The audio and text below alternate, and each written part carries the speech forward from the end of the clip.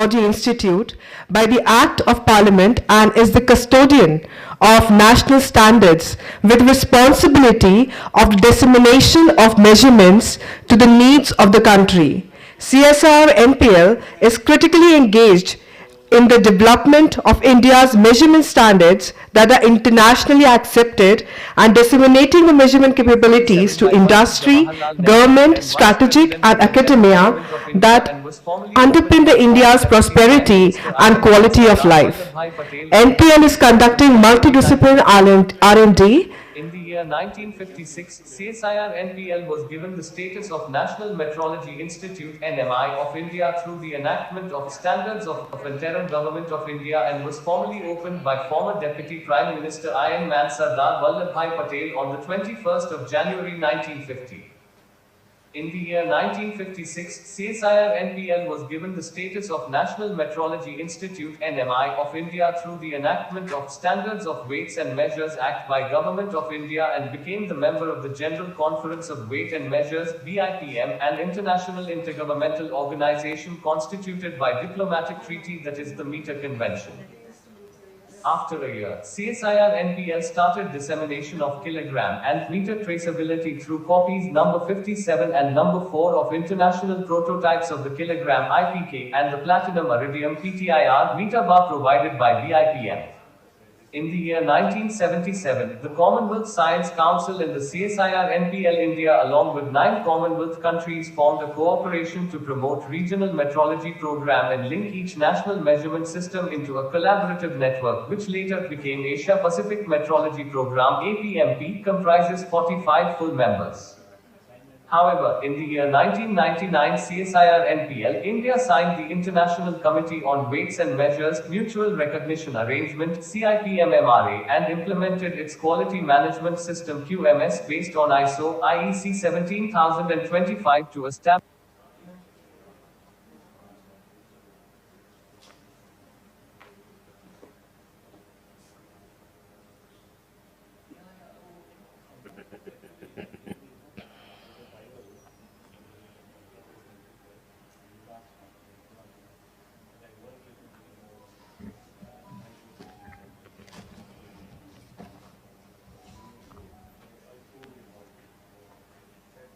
establish the international measurement equivalences for barrier-free trade. As of now, CSIR-NPL has registered 236 calibration and measurement capabilities (CMCs) in Key Comparison Database (KCDB) of BIPM France and successfully participated in more than 196 international intercomparisons organized by BIPM and APMP to enhance its measurement capabilities and global visibility. This helps to support more than 4,000 calibration and test services annually to various industries, strategic, academia and government agencies directly and more than 4 lakhs users India through secondary and regional laboratories. The services are also extend for the users of SAARC countries. CSIR-NPL voted for landmark revision of the SI units based on fundamental constants which are invariants of time and space on the 16th of November 2018 along with 60 member states in a CGPM general meeting at BIPM. This successfully replaced the artifact-based units and aptly opened up the new era for quantum world by linking all the 7 base units to constant of nature. Being ANMI, CSIR-NPL implemented to realization of SI units in fundamental constants and releases its metrology policy with suggestions for implementation of revised SI units in NCERT textbooks, syllabus of metrology courses in academia and legal metrology rules. The scientific endeavor of CSIR-NPL embarked with the invention of indelible ink which used for impartial execution of electoral process of India.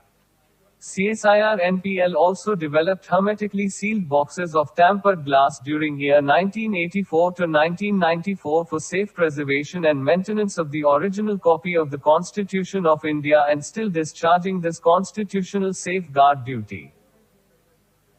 CSIR-NPL extended its expertise in creation of national facilities like National Coordination Testing and Calibration Facilities (NCTCF), which later renamed as National Accreditation Board for Testing and Calibration Laboratories (NABL), and the Central Electronics Limited, a public sector undertaking facility.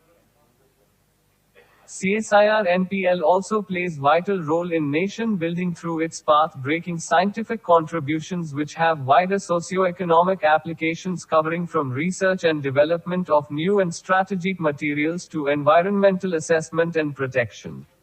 In this context, CSIR-NPL developed variety of material and related technologies which are transferred to industries. CSIR-NPL continuously upgrading its facilities to match the capabilities with other developed NMIs.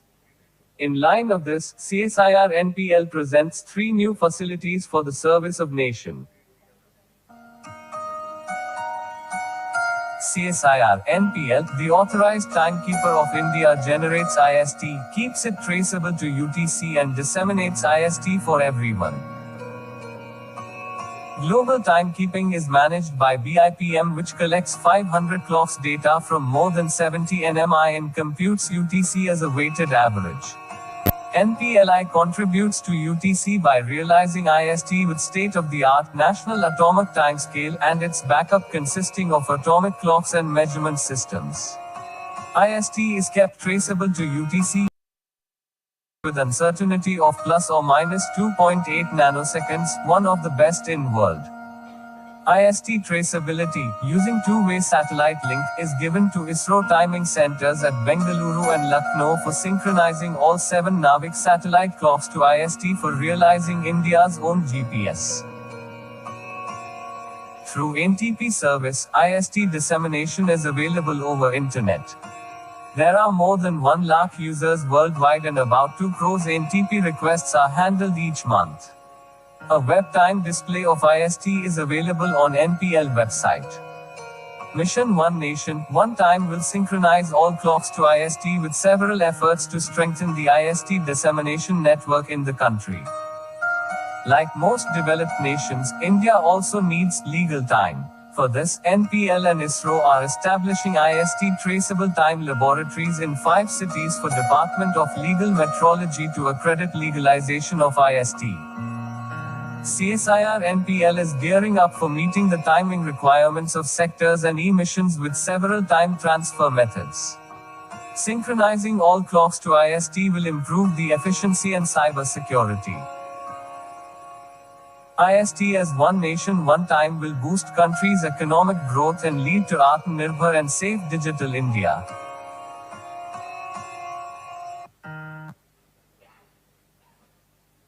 Indian reference material trademarked as Bharatiya Nirdeshak Dravya supports for self-reliance towards the accurate and precise testing for more than 4 lakhs test laboratories in India. BNDs will play a crucial role in global trade by assuring the SI traceable measurements. BND is equivalent to the CRMs of other economies. CSIR-NPL in association with reference material producers across the country has produced cost-effective BNDs in various sectors, such as precious metal, food and chemical, petroleum, cement and building material and many more. BNDs are available with other CRMs on an international COMA database. The BNDs are bound to reduce low-quality import and enhance the high-quality export-import. The internationally acceptable cost-effective BNDs will make India a hub for net export of CRMs to the world, and are poised to enhance the quality of products, creation of new job avenues and strengthen the Make in India and Atmanirbhar Bharat initiative of Government of India.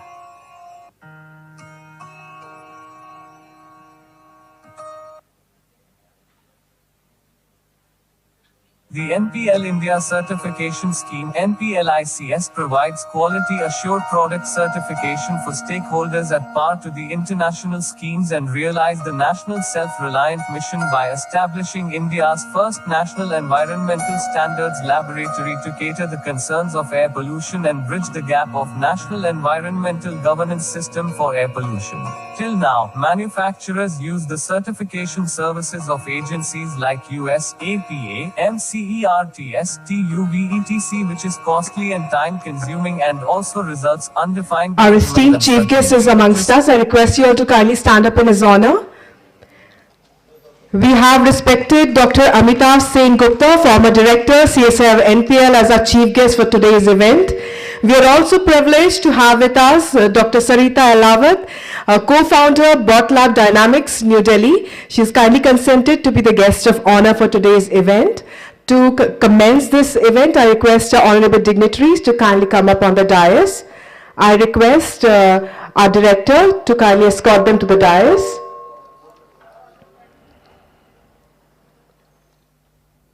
Can we have a huge round of applause for our esteemed dignitaries? I also request Dr. N. Vijayan, Senior Principal Scientist, to kindly accompany them.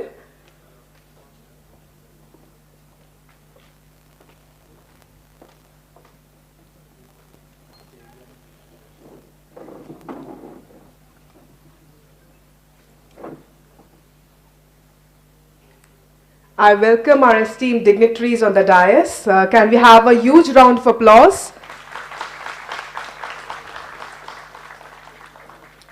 It's a day to unveil what has historically been overlooked or undervalued. It's a day to have more inclusive and equitable scientific community. It's a day on reflection of our society's commitment to embrace the best minds. It's time to celebrate and amplify the voices of women in science. I, Dr. Sharon Jyotika Paul, on behalf of the entire CSIR-NPL fraternity, extend a warm welcome to one and all on this R&D Conclave and Women in STEM. Through this wonderful platform of 1 week, 1 lab today, we are blessed with this opportunity to hear the pioneers and visionaries of NPL family and alumni testify about the role of CSIR-NPL in recent advancements in science and technology. We will also celebrate the incredible achievements of women who have broken barriers and made significant contributions in science, technology, engineering, and mathematics.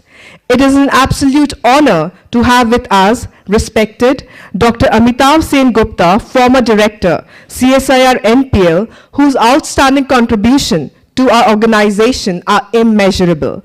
We are humbled by your presence, sir. We are also delighted to have Dr. Sarita Elawat for gracing this occasion as the guest of honor.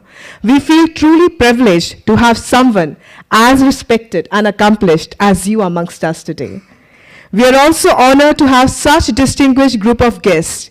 We appreciate the support and encouragement that each one of you brings to this event. I also extend a warm welcome to the revered pool of scientists, dignified alumni, delegates from various institutions, our lovely students and researchers. I hope that today's event will inspire and empower us, and especially the next generation of women in STEM. Now, we would like to acknowledge the presence of our dignitaries.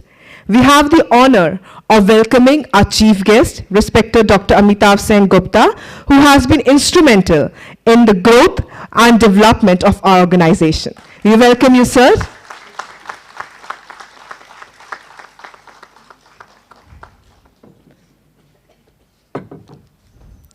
We also extend a warm welcome to our guest of honor, Dr. Sarita Elawat. We are delighted that you could grace this occasion with your presence. Thank you, ma'am. Now I humbly request our Director, CSIR-NPL, Professor Venugopal Achanta, to kindly accord a ceremonial welcome to our distinguished guest and dignified gathering. Thank you. Good morning, Dr. Sen Gupta. So it needs no introduction at NPL. One of our seniors, respected, and also who is continuously engaging with us and pushing us, helping us, motivating us throughout our programs. And Dr. Sarita Elawat comes the other end of the spectrum, young, energetic, and delivering something for the nation. And Dr. Vijayan, who is coordinating today's event, and my colleagues from CSIR family. We have seniors like Dr. Sharma, Dr. Dikshit, then we have Dr. Vishwajanani, and all my NPL colleagues, and also students.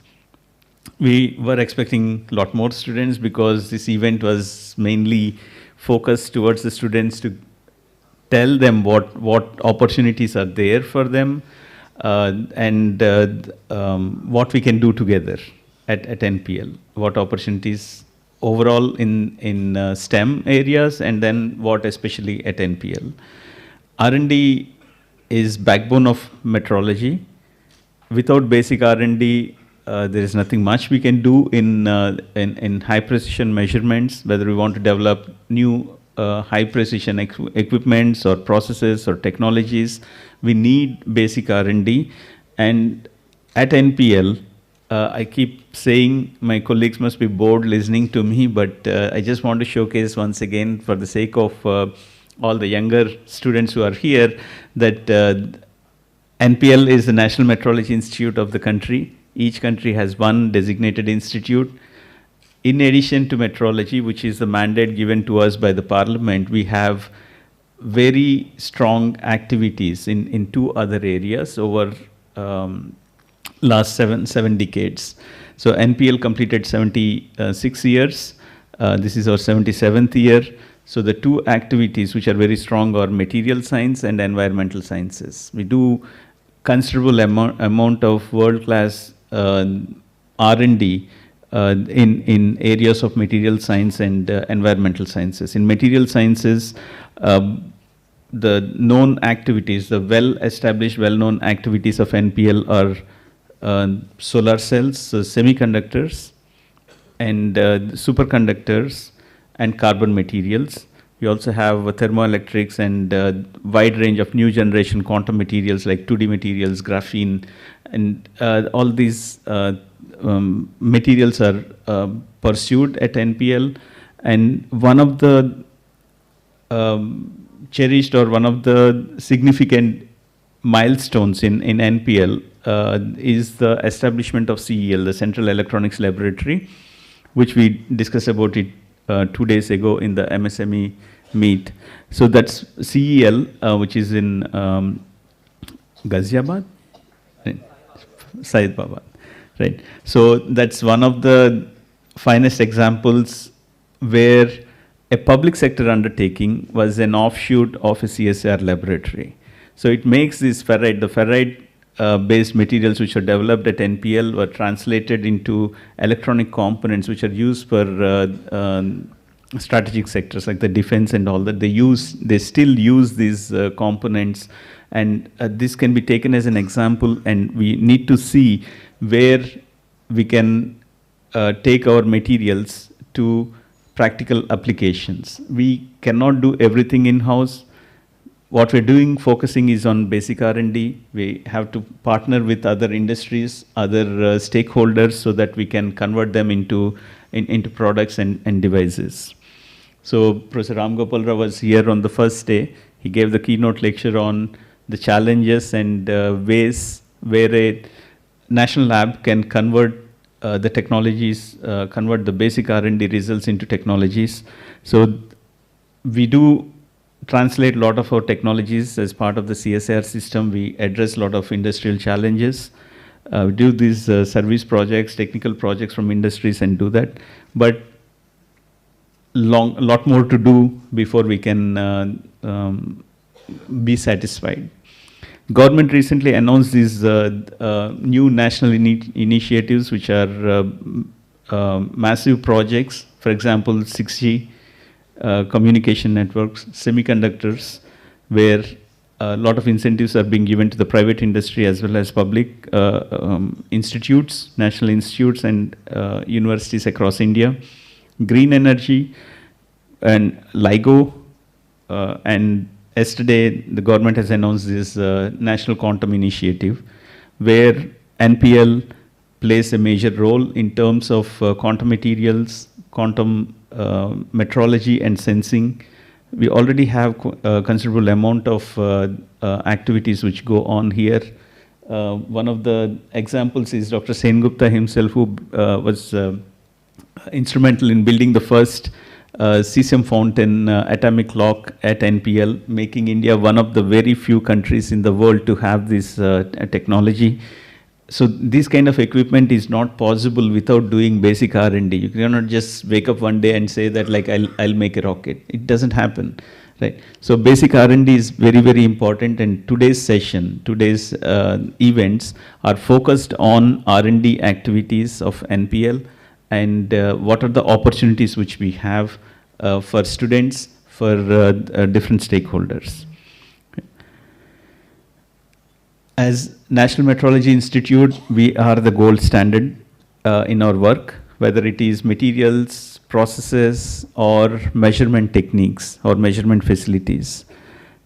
So we do have a special role within the scientific community, which we want to strengthen with these emerging areas, which government also identified, so that we are world leaders in these areas.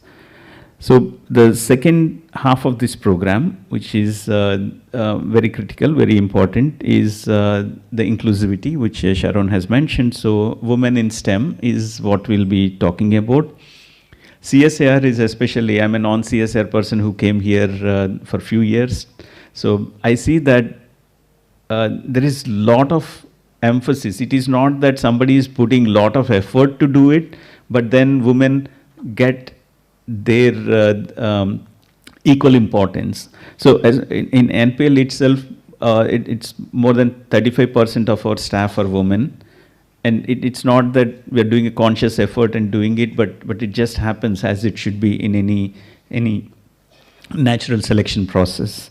Right. So today's compendium, which we'll be releasing, is a tribute to not just the NPL women contributors, but also to all the CSIR women who contributed and are contributing to science and technology and engineering and mathematics fields within the CSIR system. So I hope you'll have a fruitful day of interactions. Our labs are open, our scientists are available for students to interact with. We also have our industry partners. We have a hangar outside the auditorium. It's a 3-day event. Today is the last day of this MSME meet, where we have some stalls put up, both NPL technologies which are upcoming and translated to. We also have industry partners who are demonstrating. So I see that like an exciting mouse also is here for us. A squirrel, okay, interesting. So I heard about cows in IIT Mumbai classes. So it's like, so we have squirrels. We can also say that we are nature lovers, right? So welcome. The campus is beautiful. Please enjoy. We have peacocks to almost 40 different species of birds, and we have lots of stray dogs recently. They are all harmless. Don't worry about them. But please enjoy the campus. Please enjoy your stay. Interact with scientists and visit the labs and gain as much as possible. And we are open throughout the year. We have a small museum which started. Please go interact with the students who are enthusiastic, volunteers who are trying to explain what we do at NPL.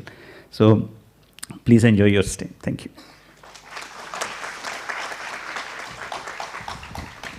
Thank you, sir, for delivering the welcome address and also for sharing the event highlights. I am now profoundly delighted to take an opportunity to introduce our dynamic guest of honor, Dr. Sarita Elawat, co-founder BotLab Dynamics, New Delhi. She is an icon of inspiration to the young aspiring women. Dr. Sarita Elawat is the co-founder and managing director of BotLab Dynamics. She is a TEDx speaker. Prior to that, she completed her postdoctoral research at the Wadsworth Center, Albany, New York. Dr. Elawat holds a PhD from the University of Illinois and an MS from the University of Rochester, New York. Dr. Elawat is also the winner of the Women in Civil Aviation Award for 2022 and the National Tech Excellence Award for Women 2022. Her interests lie in developing smart and sensitive diagnostic tools, science communication, and building of monitoring devices that can help in pollution management. She is a successful woman entrepreneur and leads a team of seasoned creative professionals at the company she founded, BotLab Dynamic, that collaborates to efficiently deliver marketing, branding, and creative needs through live drone shows in a more innovative and clutter-breaking manner. BotLab Dynamics is synonymous with drone shows, which are overwhelming and illuminating night skies on all important events like IPL inauguration, beating retreat ceremonies during last 2 Republic Day celebrations, and many more. Ma'am, we have been waiting to hear from you. I humbly request you to kindly come forward and inspire us through your valuable insights. Can we have a huge round of applause for her?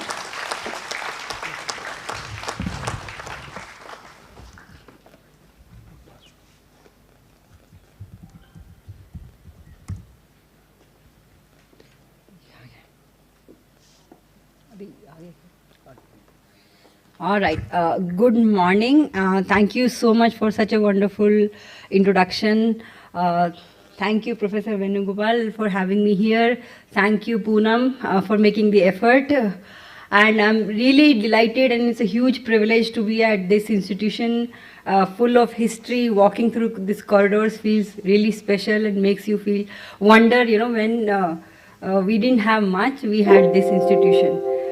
So with that, I'll get started. So I thought, so Hindi थोड़ा चलेगा बीच बीच में, guys? दौड़ेगा? अच्छा, आप लोग colleges से हो, right? So can I get just some idea, आप लोग कौन से कॉलेज से और क्या स्ट्रीम है आपका, बैकग्राउंड क्या है? Any one of you? नहीं, हाँ, अभी नाश्ता नहीं मिला ऐसे लग रहा है. ऑलराइट, सो सारी डीयू के बच्चे हैं? IP, okay. Alright, very good. Alright, thank you so much for coming. And वैसे अगर आप कोई भी इंस्टीट्यूशन में जाओ तो यंग जनरेशन को बहुत गाली पड़ती हैं, But I would say कि आप लोग इतने सुबह सुबह आए, so I have all the good things to say about you. So I hope you can stay throughout the talk. So what I'm going to discuss today is why it is so much exciting to build hardware. So when we talk about hardware, what does it mean? I guess none of you here needs introduction. What does hardware means? Computers, your smartwatch, your phone. But when you think of it, India is not a leader in building hardwares. We are very known, very well rather known for software solutions across the world. And so this is going to be a journey of why we started building hardware in India when the ecosystem was limited. And that's why I have named my talk for today, Fun and Frustration of Building Hardware Technology in India. So what I've done is I've divided my talk into simple structures. So I'll share very briefly about what is bot lab dynamics, why it exists, how did we land up working on drone swarm technology. So instead of working on a single individual drone, why it makes sense to work on hundreds of drones. And I will also be very happy to share with you our current project of a nano drone that we are making for Indian defense, and why it's exciting and challenging at the same time to be building drones, right? So I'm going to play a short video clip. It's really not a promotional video, but just to give you a sense who we are, what we do, how we do, and what it takes to put these drones in the sky. I don't know इसमें volume है कि नहीं, but I can maybe give you live commentary. So we are a startup.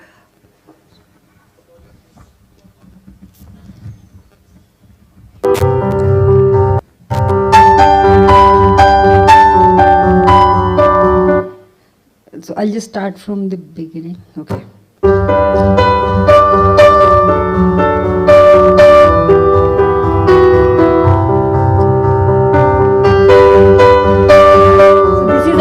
At IIT Delhi, and now we have a team of 80 plus engineers, and most of them are engaged in R&D most of the time, and you can see the team working, building, preparing drones.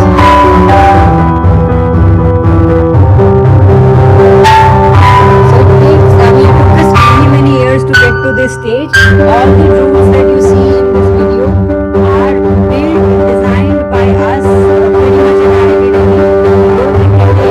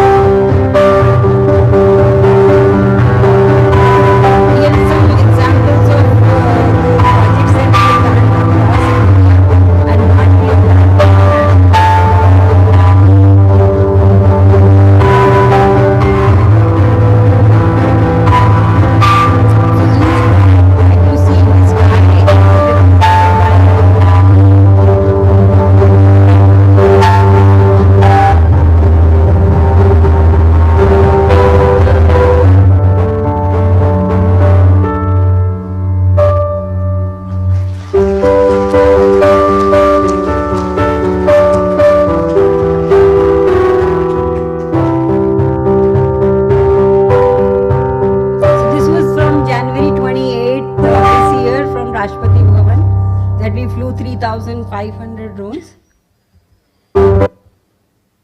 So it was not this fancy all the time. When we started back in 2016, it was a very humble beginning for us. Three of us started, me, Tanmay, and Anuj, and we had a very small room of around 200 square feet at IIT Delhi. We started from the incubation center that IIT had set up, and initially we were working on all kinds of drones.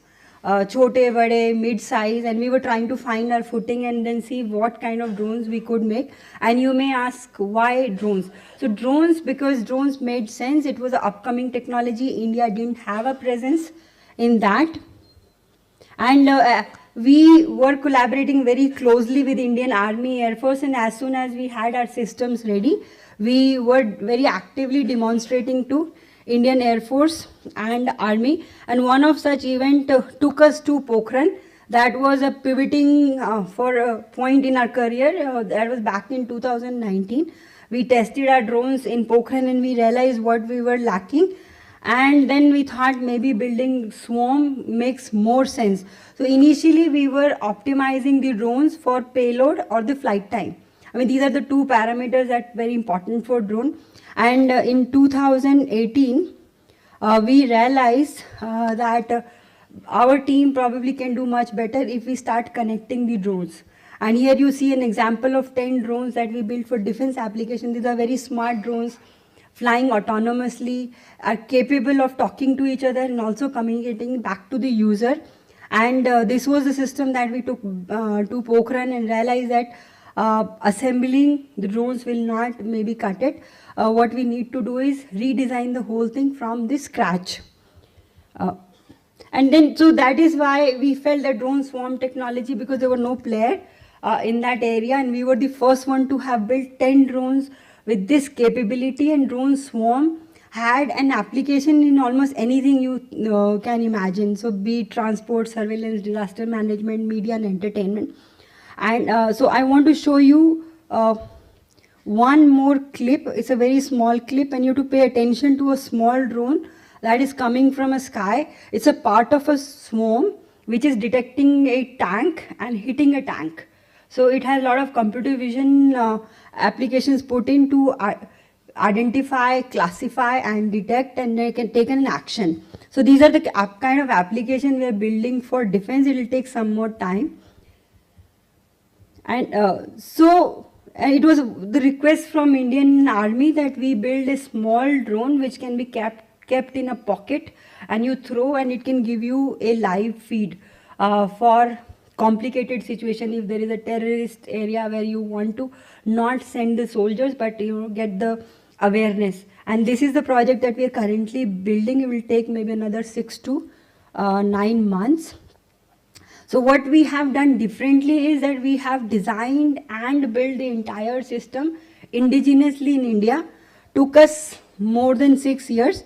So when we talk about drones, 3 components are important for drone. So flight controller, which is the brain of the drone.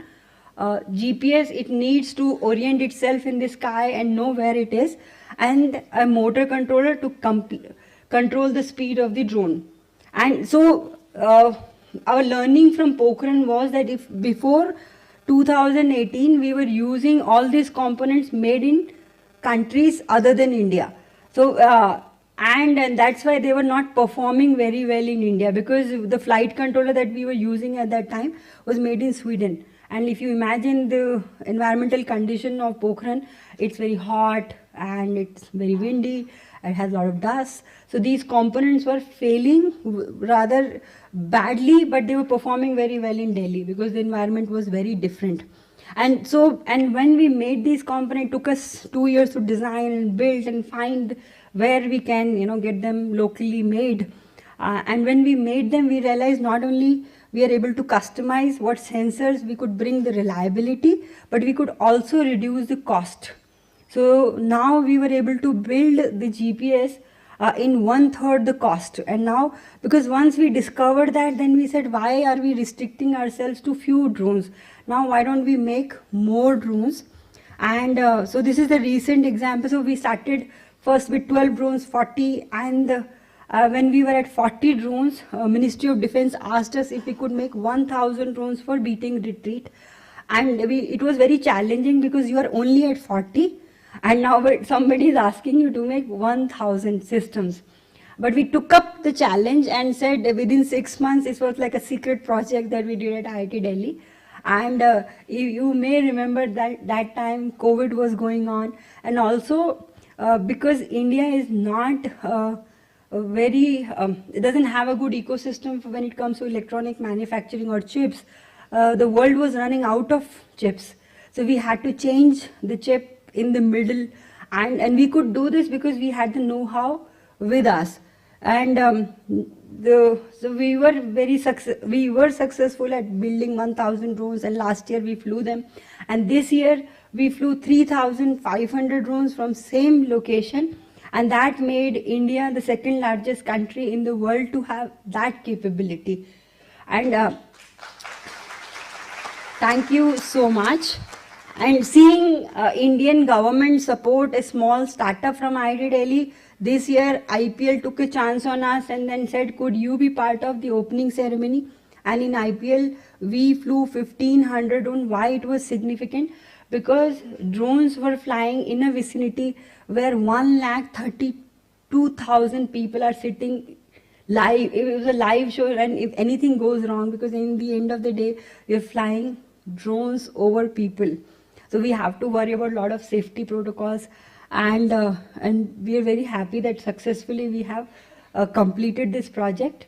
And so you've heard a lot of how much fun it is to build drones, but now let me draw your attention to some challenges that we still have at India, though the situation in last 5 years is, since last 5 years is getting better, and probably moving forward, if the pace is maintained, India would be known for electronic manufacturing too. So when you start building hardware, the limitations are, we have very few facilities where you can do effective prototyping. Prototyping means when you make the first system and can test it. And that's why I was asking you, आप लोग कौन से college से हो? So पहले मेरे को लगता था funding is the biggest thing. But now what I'm realizing, once we have arranged funding, the more than funding, the challenge in India is we do not make good engineers. Even in IIT Delhi or none of the IITs, a lot of engineers are going for IT jobs, IS job, bank job, but the engineers which can code on hardware are very few. And what we have to do is, no matter who we hire, where we hire from, we have to train them from 6 to 9 months, and then they are ready to work with us. So if you ask me to rate availability of skilled engineers, is lack of availability is the topmost in the challenges. And because of that, the progress is limited. And that is why our lab is mostly focused on R&D all the time. And now, so once you have, and I was mentioning to the director in the morning, the testing facilities are limited, testing fields are not there. India has an aspiration to become the leader in drone, and the government is pushing very hard. But now if you want to test a drone which can fly 200 kilometers, so, or 100 or 50, there are no designated area anywhere we can go and test these drones, because you really need to test to say my drone can fly continuously 50 kilometers. So that's why Indian Air Force and Army are opening up their bases to us, and they do not charge us anything, and they've been hosting us time to time, and we take feedback from them. But I think that's not a sustainable model. If we are thinking of becoming a drone leader, we really need to think of certification, testing areas, and so क्या होता है ना कि you can get funding, and I think ये सबका ही रोना है. I mean, no matter who, there is no funding for R&D. India is one country which does not believe in failing. We want something to be ready yesterday, but as sir was mentioning, that anything that has an application today has to be researched before.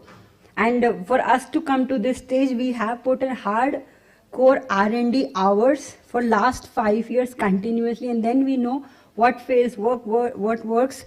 And so these are the challenges, and why it's important to be working in this area is, and let me draw your attention.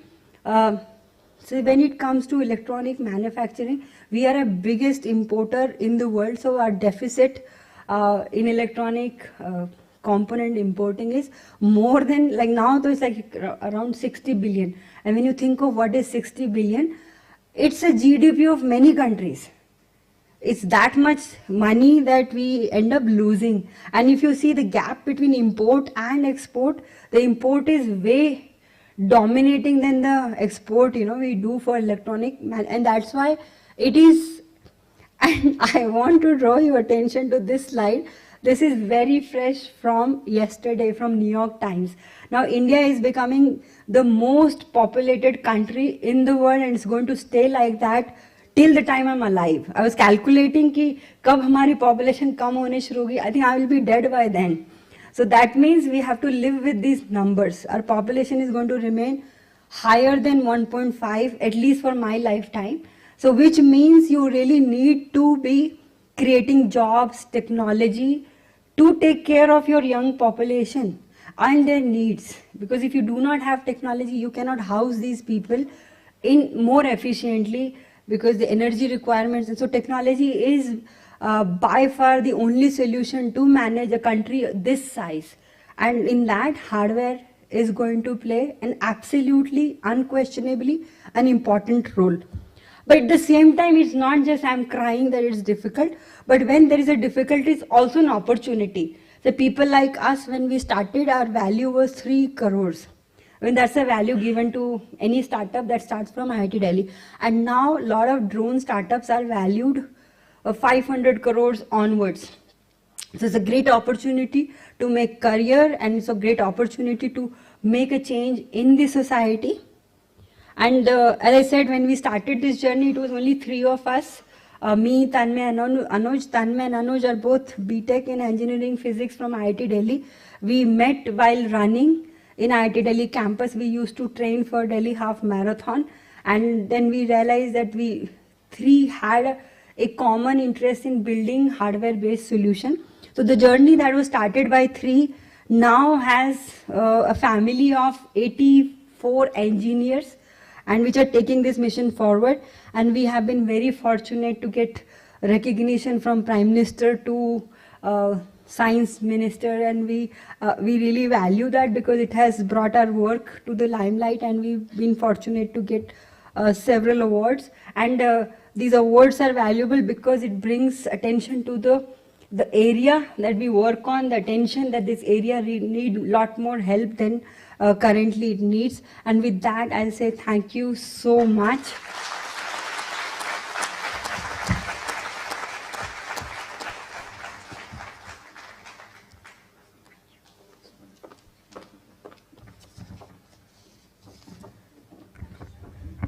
Thank you, ma'am. I was actually stuck in amaze, and I think you all would agree that we just wanted her to keep speaking and continue inspiring us, isn't it? You all agree with me? Yes. Thank you so much, ma'am, for sharing this journey of such a fascinating technology and how the execution of an R&D into a business module. And I'm sure everyone here is motivated, and not only us, but the nation is blessed by this technology. So we really appreciate it. And ma'am, truly, your strength and resilience inspires us a lot. And this is our willingness that may we be able to use your legacy and your experience to fuel our own journeys. So thank you so much. Can we have a huge round of applause for her?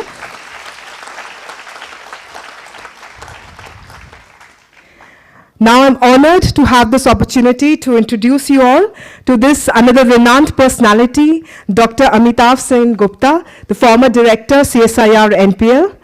Dr. Amitav Sen Gupta received the MSc and PhD degree in physics from the University of Delhi.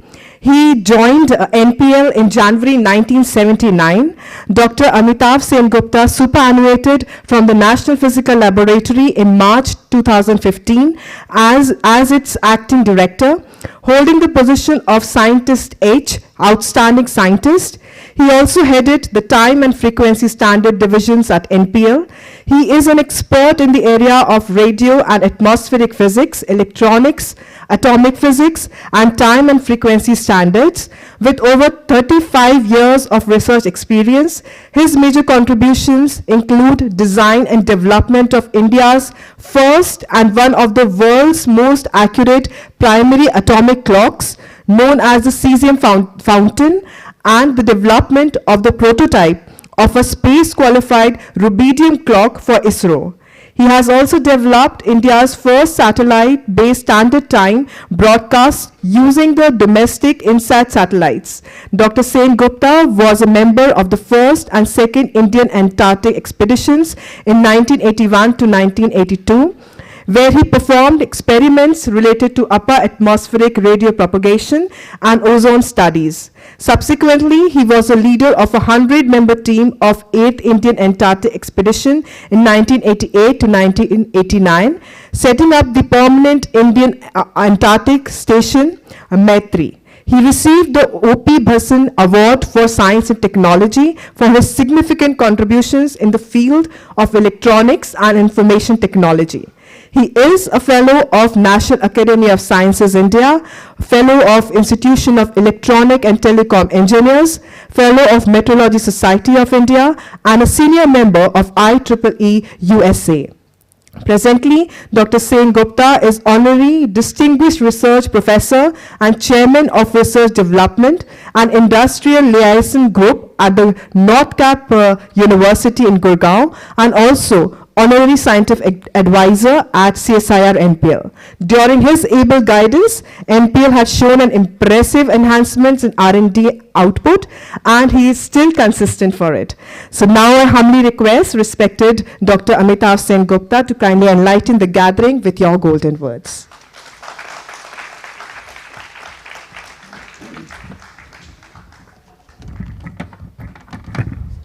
Are the videos playing? मुझे collar mic चाहिए collar mic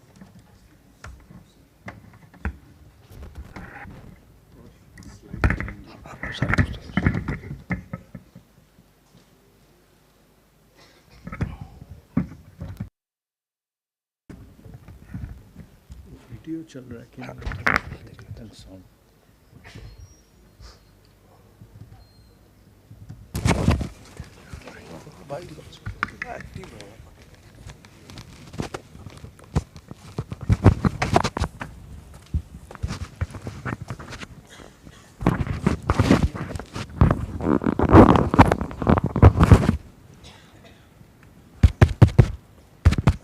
hello क्या चल रहा है ना sound भी this is a video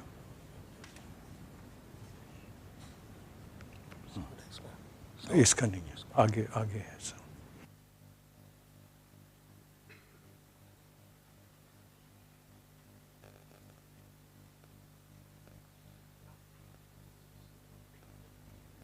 Krill are small shrimp-like crustaceans. No. The Antarctic krill can Fine. be found in greater... Huh?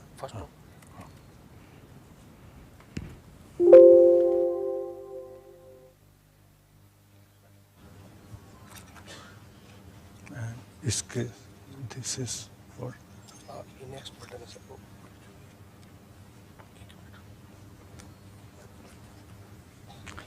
well, while he sets this up, let me get started. Good morning and thank you, Professor Gopal, Dr. Sarita Alawad. We just heard the wonderful talk by you, and we all, including myself, are inspired by this. Wonderful work.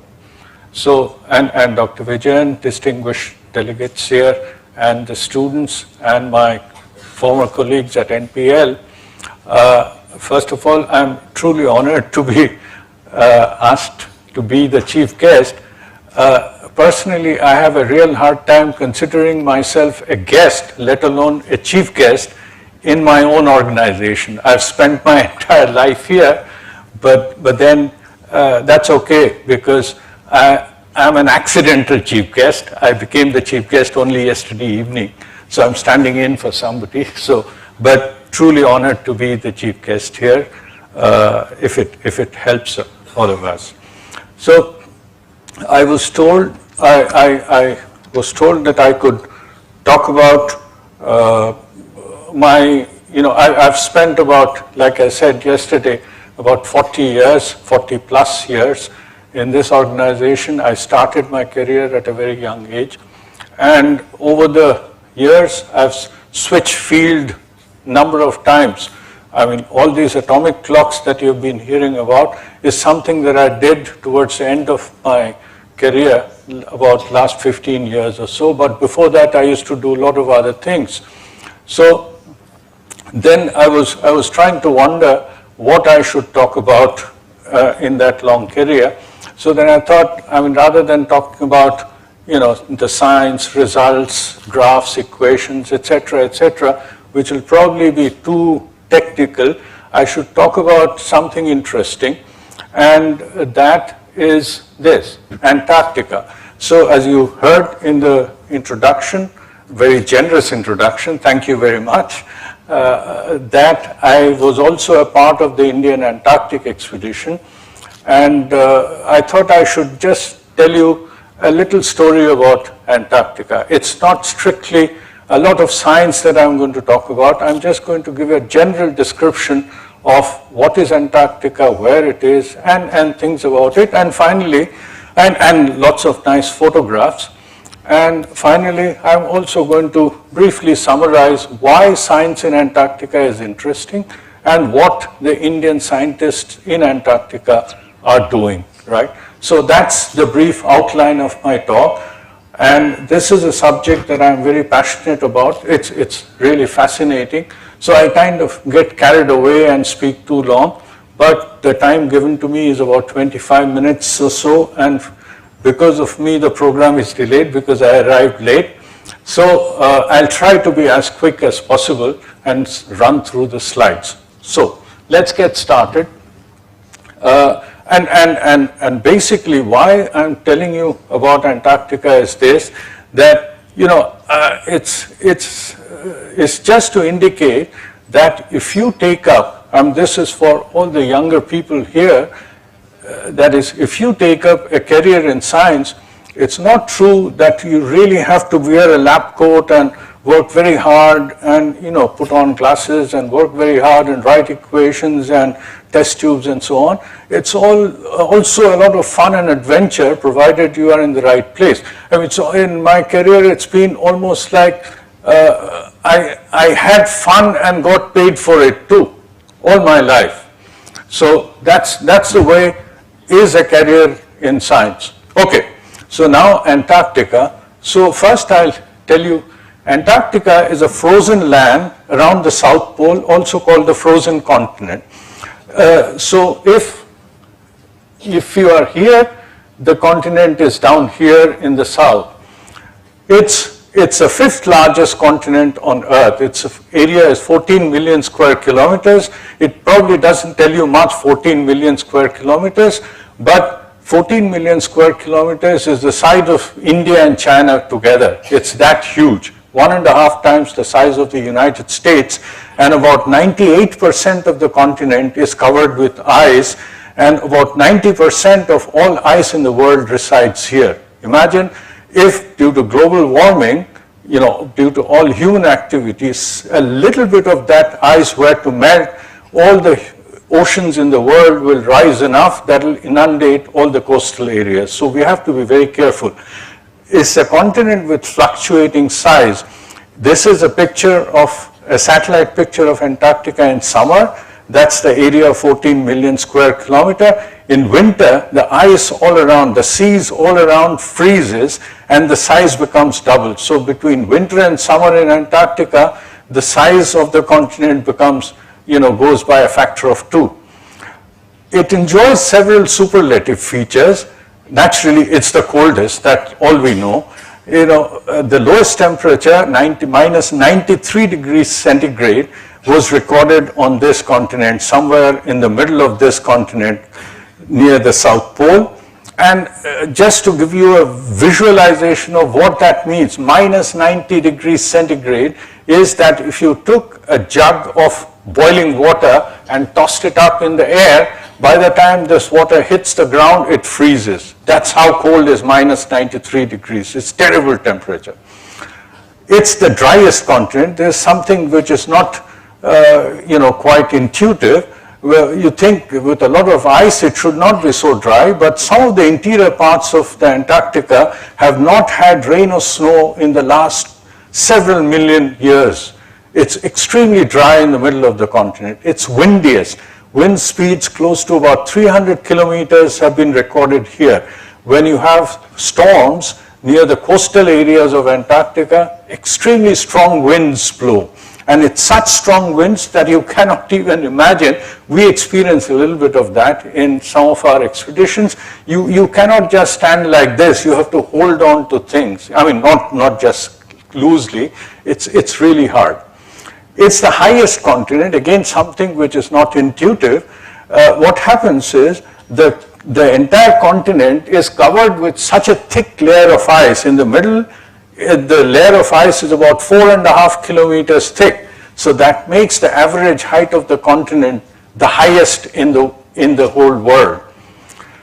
It's the remotest continent, the nearest landmass. All other continents like North America, South America, Asia, Europe, etc., are all close to each other, joined by land. But the nearest land from Antarctica is about 1,000 kilometers away. It's an island in the middle of nowhere, surrounded by oceans all around. It's the emptiest. There is no native population in Antarctica. The entire continent, which is the size of India and China combined together, has a net population of only approximately 4,000 people in summer, maybe slightly more than that, and about 1,000 people wintering there. I mean, it's an extremely empty continent, no natural flora or natural human habitation, right? It probably has most beautiful views, and the camera doesn't capture much of this view. I mean, it's so beautiful that I cannot capture this in my camera. Antarctic krill are found in abundance. Krill are shrimp-like creatures, and they're found in such abundance that about 379 million tons of krill are found in the Antarctic waters. And I don't intend to read all of this, but the krill is very rich in protein. It's supposed, if we can harvest it, we cannot harvest it right now because of the remoteness and the technological difficulties. But if and when we do, it'll solve human beings' source of proteins, right? Perhaps sometime in the future. This is how the krill looks like. Krill are small shrimp-like crustaceans. And they're found in huge abundance. We fish them. The Antarctic ice cap in the purest waters on Earth. Okay, a little bit of history, geological history. I'm showing this because of a certain reason. A long time ago, all the continents were connected together in the form of a large continent called the Gondwana land, or the supercontinent.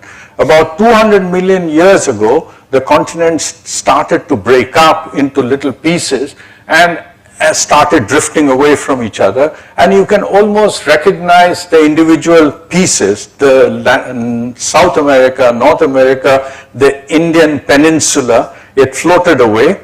There it is. Oops, you can't see my pointer, can you? This one probably works. Yeah, so you can see the Indian peninsula floating away from here, and then it would hit the Eurasian plate, and then that's how the Himalayan mountains would come up. Now, this picture is very interesting because you see this triangle, which is the Indian peninsula, was actually connected to somewhere in Antarctica, the western Antarctica. The east coast of India and the west coast of India, they were connected to the African continent, the east of African continent, and the west coast of Antarctica. So geologically, these places are similar. So this has geological significance. That's why it makes Antarctic geological explorations very significant. Okay, who owns Antarctica? This is a very interesting question. Nobody owns Antarctica, although 7 countries think they do. Nobody disputes that claim, but nobody accepts that claim too. You know, these 7 countries are United Kingdom, Argentina, Chile, Norway, New Zealand, France, and Australia. Each one of them, claims a part of the whole place, but nobody disputes that claim, nobody accepts that claim too. The Antarctica presently is governed by a treaty which was first signed by 12 countries in 1959, which sets aside Antarctica as a scientific preserve, establishes freedom of scientific investigations, and bans military.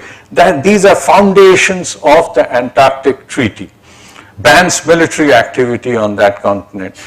India is also a signatory to the Antarctic Treaty, and there are about 50 plus countries who are signatories to the Antarctic Treaty that stipulates that the area is to be used only for peaceful purposes and no military activity. There should be freedom of scientific investigation and cooperation. There should be free exchange. You cannot do anything in secret. Whatever you do should be available for inspection by others in cooperation with the United Nations. The treaty does not recognize, dispute, or establish territorial sovereignty claims, prohibits nuclear explosions or disposals of nuclear waste. Now, a little bit of the history of the Indian Antarctic story. The first Indian expedition to Antarctica happened a long time ago, about 40 years ago, 1981, 1982. I was very young, and I happened to be a member of this expedition quite by accident. Many people have asked me, hey, how come you were selected? Well, I was in the right place at the right time, or perhaps there were hundreds of other people who could have qualified to be a member. So anyway, that, I don't know if you can recognize me here. That guy here is me. I didn't have my beard, and I was one of the youngest members of the team. So we were a member of 9 scientists headed by Dr. S.Z. Qasim, who was also from CSIR. He was the director of the National Institute of Oceanography, and later on he went on to become the Secretary of the Department of Ocean Development, and so on. And we had a team of Navy personnel who flew the helicopters. So some of us in the scientific group were kind of novices. We did not have any exposure to either going on ships or cold conditions. I come from Delhi. I'm not accustomed to ice and cold and so on. So we had to be given ice acclimatization. So we were taken, and by the way, another very interesting thing is the first expedition was a top secret. It was called, managed from the Prime Minister's office, and we used to have our meetings in closed doors and under locks and keys, and each one of us felt like a James Bond. We were not allowed to even talk to our own families. My parents didn't know where I was going. They didn't care anyway. So, and then every week or so, my colleagues at NPL, I guess only Dr. Mitra knew and the director knew about all this. Rest, anybody in the CSIR system or in NPL was absolutely unaware of what I was doing. But one week I was flying to Srinagar and then doing this ice acclimatization. We were doing a lot of mountain climbing and so on and so forth. And then a few weeks later, I was going to Pondicherry, and we were traveling on an Indian Navy ship to get sea acclimatized and so on. And finally, on, I can't remember the date, I think it was 6th of November, that we embarked on our journey from Goa on a very small ship, an icebreaker called Polar Circle. This was a Norwegian ship which was very small, about 50 meters long, but really nice ship. And it had the capability of taking 2 helicopters, the small ones, the Chetaks, on board. And this 9 of us and the 21-member team embarked on the journey. Our journey started from Goa, and it was about 12,000 kilometers, Goa to Antarctica. It took us about a month. In between, we refueled in Mauritius. And I'm not going to go through the entire nuances of the journey, but the first few days were very nice, you know, I mean, nice, beautiful sunset on the Arabian Sea and so on and so forth, nice clean waters. But as you come down south, in the zone between 40 and 50 degrees latitude, you find that the entire ocean, there is very little landmass. So the waters in this area are extremely turbulent. There are a lot of cyclones and so on, and this zone is called the Roaring Forties. And this is the kind of waves, and the sea waves, and that's your ship. And it's quite scary. One of my colleagues at that time, and it takes about 2 days for us to go through this zone, about 40 to 50 degrees south, Roaring 40s, Furious 50s, and so on. Now, one of my friends at that time, and we were all terribly seasick at that time, very, very difficult time. So, one of my friends asked me, "Hey, तुम्हें swim करना आता है क्या?" मैंने कहा, "मुझे नहीं swimming करना आता, मैं दिल्ली से हूँ." और मुझे स्विमिंग करने की जरूरत नहीं है, अगर पानी में गिर गए वो डर से मर जाऊंगा मैं. So anyway, but afterwards, as we crossed the Roaring Forties, the water became quiet. The icebergs were sighted at a distance 50 degrees south. They're very beautiful icebergs. And then you have these wandering albatrosses, very large wingspan. The wingspan of an albatross is about 12 feet. These are the largest birds on the earth. Very elegant birds, and this is how they fly for miles together behind your ship. And I often wondered whether when do these guys go home? They're all the time floating on. It turns out that they spend most of their life just floating around on the sea, and they go to land, which is New Zealand or Australia, only for a few months to breed. Rest all the time they are on the ocean.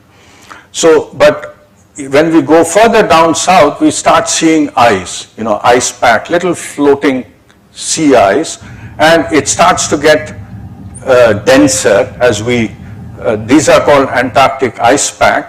And then we bring out the helicopters, because the ship is not able to go any further. We bring out the helicopters from the deck, they are assembled, and then we fly and see if there are some openings in the ice pack.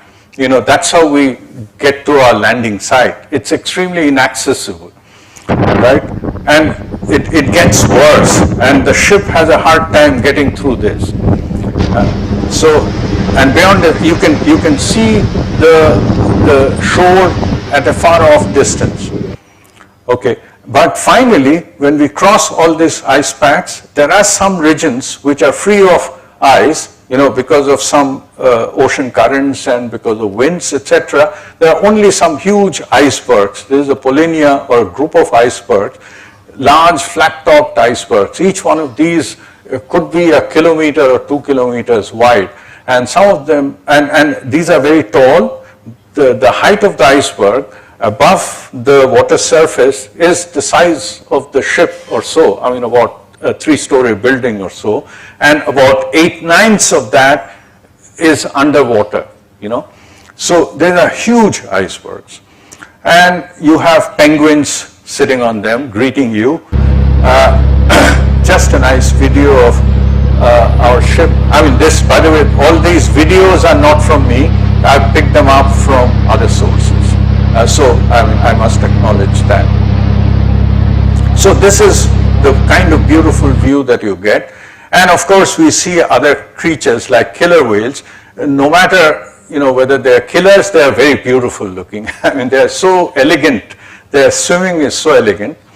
And this is a historic day, 9th January 1982. The first Indian expedition lands in Antarctica. We just went aside, and beginner's luck. I always believe in a phenomenon called beginner's luck. We were extremely lucky.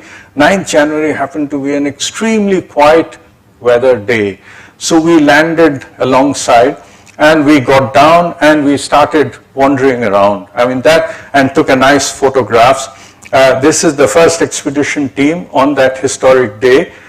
I don't know if you can recognize me.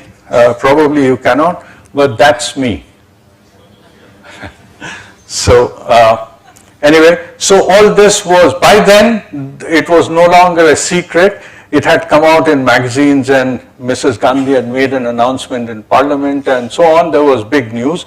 So it appeared in on the covers of Illustrated Weekly of India.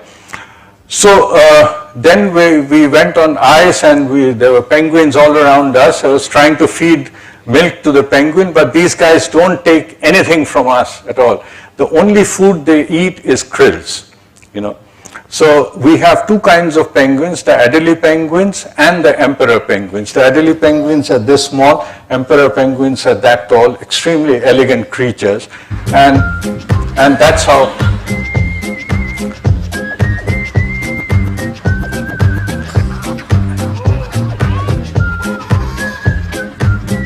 These guys cannot fly, they just walk, tuck, tuck, tuck, tuck, like that. So it's real fun, you know, they're all around you, but you cannot touch them. Anyway, so we also see seals, and we start setting up our first Indian base camp. We didn't have any buildings or anything. This was truly an adventure. So we had carried some Indian Army tents, so we set up a camp. Not all 21, I think 8 or 9 of us set up a camp, and we started living in tents, you know, in the middle of nowhere, wilderness. And it was very cold, and we used these snow scooters to travel around, and we set up our small experiments in the tents, etc., all very primitive. Then, as I said, I went back a second time in the next expedition, and in the second time we were better prepared. Our CBRI in Roorkee, you know, they had constructed a station for Antarctica. So we set up that thing, but that is where there was no experience, so it was very ill designed. In 1 year, in the third expedition, it was all gone. So, well, this is an interesting picture I thought I should show you. In Antarctica, you have 6 months of daylight and 6 months of darkness. So the sun does very weird thing. Normally here you are used to seeing the sun rise in the east, go overhead and go to the west. In Antarctica it doesn't do that. I mean, you are in such high latitude, the sun rises in the east and goes all around you and goes to the west. It goes all around you. It's so disorienting. And this is a picture of me standing at 12 o'clock midnight. And that's the sun behind me there, midnight sun. So then in the third expedition, and these are not my pictures, I was not there in the third expedition, we start constructing the permanent station called Dakshin Gangotri. This was a bought out station from a UK firm in semi-knocked down condition, and this was constructed in the third Indian expedition in 1983-84, and it was a 2-story building, very nice station, 2 blocks, and you normally enter from the ground floor, but I went back in 1988-89. I was leading the 800-member 8th Indian Expedition Team, as was said in the introduction. I went back a few years later, and by then this Dakshin Gangotri station had gone down under ice. I mean, this is a very simple physics phenomenon. On ice, if you keep a hot object, namely a station, it's heavy, it slowly starts to sink. And it would sink till the time it had just sunk completely. After that, it doesn't go anywhere. So the entire station is under ice. You see this hatch at the top, and you see in the next picture, that's where we enter the station from, right? We don't enter the station from the bottom, we enter station from the top. So, but inside the station, everything is intact and people work in the labs and so on. So this station was abandoned in 1988-89, not because it had stopped functioning, but it was very risky. Should there be an accident inside the station, it would be very difficult to evacuate people and so on. So this Dakshin Gangotri station was abandoned in 1988-89, and we started oh, by the way, that's a group photograph with me in the middle. By then I have beard. That's me with the Dakshin Gangotri team. So, by the way, I mentioned that I went back a third time, 1988-89, leading a 100-member team. and the scientists amongst them were only a few, about 20, 21 scientists, and rest of them were from Army, Navy, and Air Force, all those colonels and everything, and they were having a hard time, being led by a 35-year-old mundane civilian like me. So, but then I think we worked together and did a good job. So we used a much bigger ship in the 8th expedition because we had to carry a lot of things for constructing the Maitri station, the permanent Indian station. And we surveyed a permanent location which is not on ice. Remember, I said in the beginning, 98% of the continent is covered with ice. There are about 1 or 2% which is not covered with ice, and this was one such location. Even in winter, it doesn't get covered with ice. This is permanent location, and it has some lakes which become liquid water in summer. That's our source of water, and we start constructing our station, and we carry all the station equipment, all the station material by helicopter from the ship, and the construction begins briskly, and finally the Maitri station comes up. And just a perspective of this is the Maitri, and this is the lake, and this is our source of fresh water. All the drinking water, all water for any use of the station comes from this lake. Now, and this is my last day at Maitri. I've never been to Antarctica since that time. I think it was March 1989. With the wintering team that we left behind. The guy in white there is me, so easy to identify. So then I took a few more pictures from the helicopter of the Antarctic station, the Maitri station. See, I just want to show you, this station has a main wing which is 2-storied. This is for accommodation, and there is one wing here and another wing there. This wing here houses all the generators, electric generators, for powering up the entire station, and this wing here are kitchen and bathroom and those things. And there is a small module here which is extra, and I just take a minute to explain why this is done like this. See, one of the things that happens in Antarctica is that it's extremely cold, very, very cold, so nothing degrades. There is no degradation of any waste, so particularly human waste.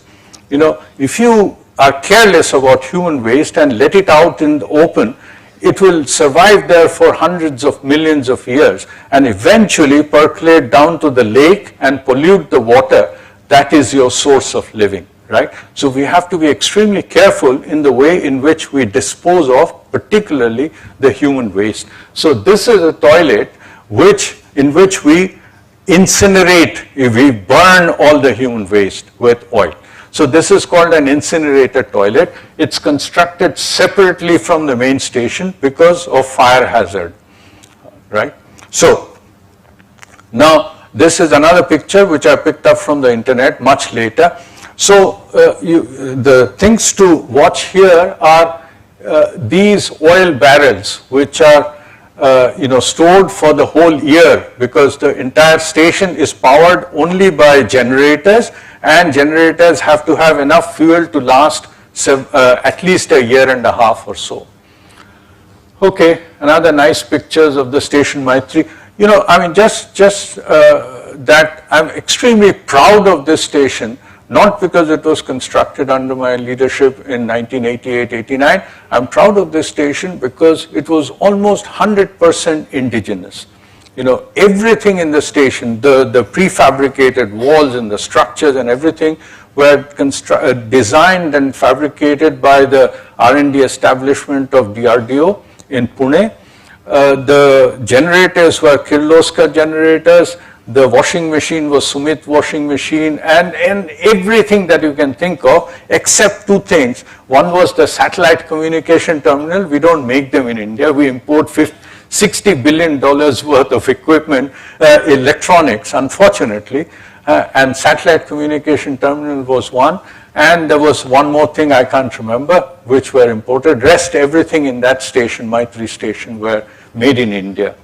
So we did some science, and this is our friend from NPL. Many of you, the old timers would recognize him, Prabhat Gupta, doing some air sampling studies in the 8th expedition. We measured the ozone levels in Antarctica. I still remember the numbers, 4 ppm or something. And over the years, Prabhat told me, about 25 years or so, the ozone levels have gone up, quite significantly, even in Antarctica. And then we also did some radio communication studies.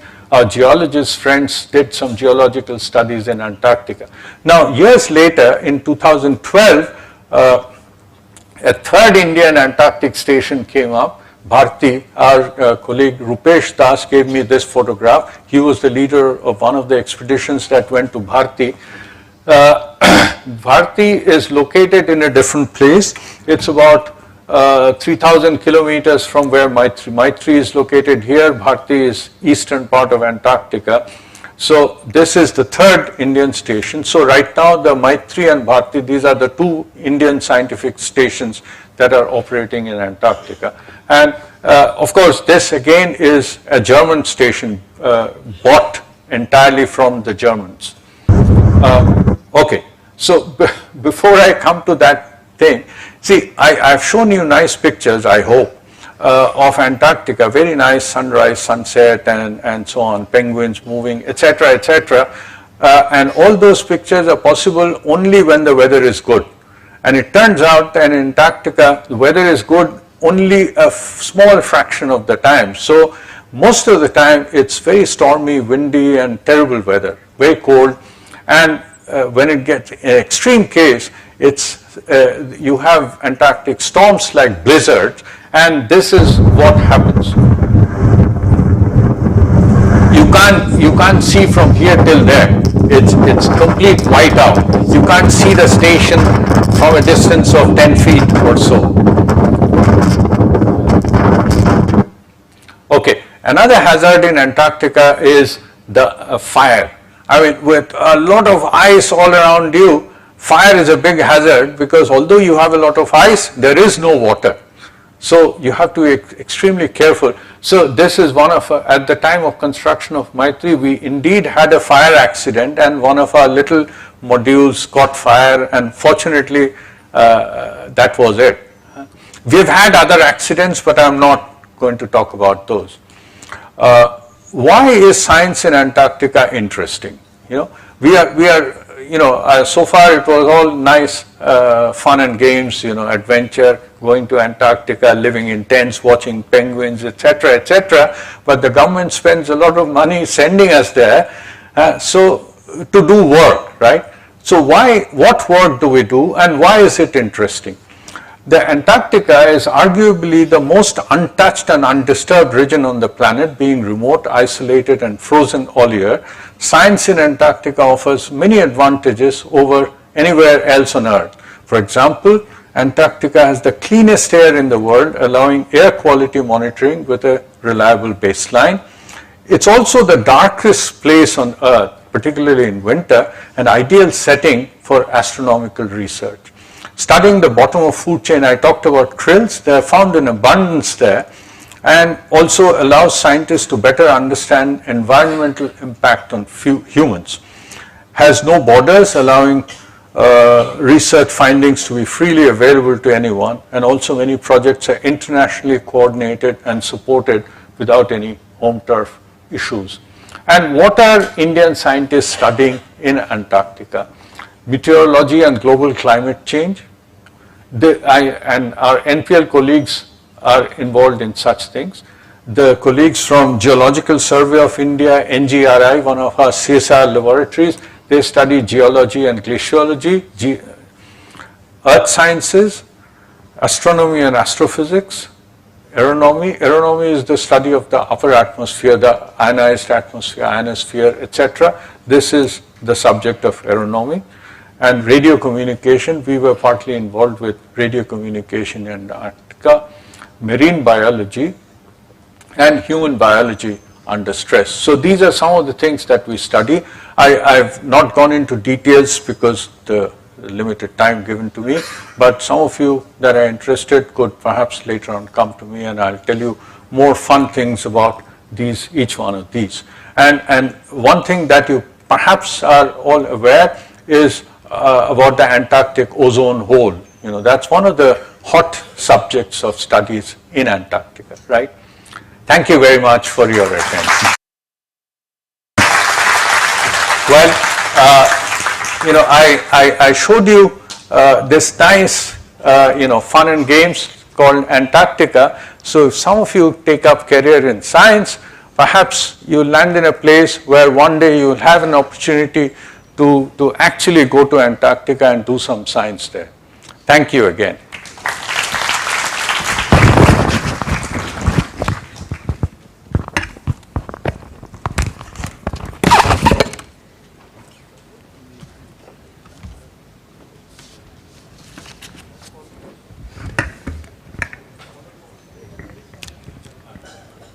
Thank you, sir, for sharing these pearls of wisdom and for making the R&D appear so adventurous to the young aspirants here, and also for transporting all of us to Antarctica through your beautiful video snippets and photographs.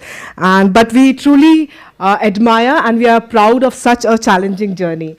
And thank you so much, sir. The talk was really very enriching to us. Now I humbly request our Director, CSIR-NPL, to felicitate and honor Dr. Amitav Sen Gupta by presenting him a shawl and memento as a token of gratitude. We are very grateful for your time and knowledge that you have shared with us, sir. Thank you so much, sir.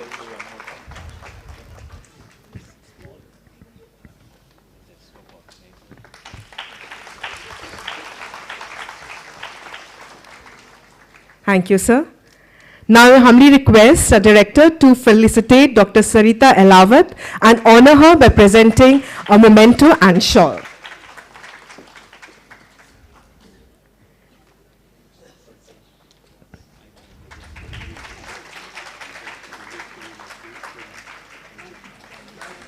Thank you, ma'am, for being an incredible part of today's event. Thank you, sir, for doing the honors. Thank you. Now the time has come to witness the milestone of today's event, that is the signing of MOU. This MOU signing is a testament to the shared visions and values between the two organizations and an onset of a new era of cooperation and success. NPL is collaborating with 3 prestigious institutions in Delhi: NIT Delhi, Galgotias University, and Miranda House Delhi University. The scope of the MOU agreement includes short and long-term scientist and faculty exchange. Training of all students and faculty will be as per the HRD norms of the respective institutes. Collaborative research will be carried out under the outreach program of the respective institutes. Other mutually agreed educational or research or field programs will be formulated by a joint committee from either party. Joint project proposals to R&D funding agencies will with clear mention of separate budget distributions. Now, to commemorate these great partnerships, I would first invite signing authority from NIT Delhi, Professor Manoj Kumar, Head of the Department Electronics and Communication, Engineering Department, NIT, to kindly come up on the stage. I also invite the signing authority from NPL, Head HRD, to kindly come up on the stage. Also, the other NIT members and the HRD team members from CSIR-NPL kindly come up on the stage. National Institute of Technology, Delhi. It is an autonomous institute which functions under the aegis of Ministry of Education, Government of India. It aims to provide instructions and research facilities in various disciplines in engineering, science and technology, management, social sciences and humanities for advanced learning and dissemination of knowledge. The mission of this institute is to produce human resource, those who are creative, competitive and innovative with high intellect and ethical values. It is imparting holistic education along with inculcating high moral values in its students. Let us all put our hands together again as the MOU between NIT Delhi and CSIR-NPL has been successfully done.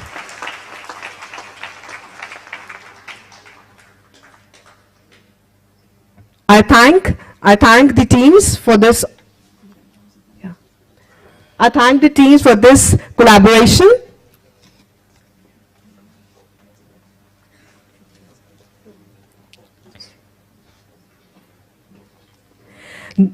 Now I invite the signing authority from Multidisciplinary Research Center, Miranda House, that is Principal Miranda House, Delhi University, to kindly come up on the stage, as will the other team members from Miranda House.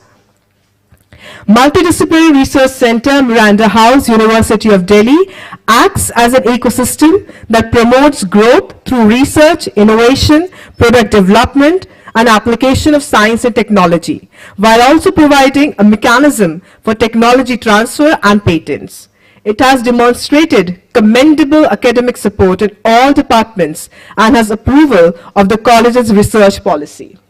The center takes up research areas which have cross-disciplinary challenges and creating a shared cross-departmental vision in different thematic areas like bio and soft materials, optoelectronic and surface science, material processing and device fabrication, chemical kinetics, machine learning and design, thinking, environmental epidemiology, etc. It has its registered office at University of Delhi, Delhi.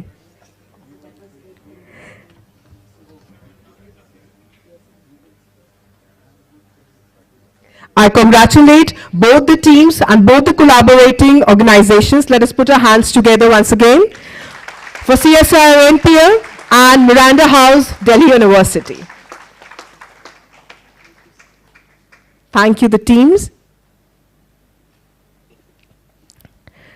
Now I invite the signing authority from Galgotias University, Dr. Munish Sabrawal, Professor and Dean, School of Computing Science and Engineering, Galgotias University, and the entire team from Galgotias to kindly come up on stage.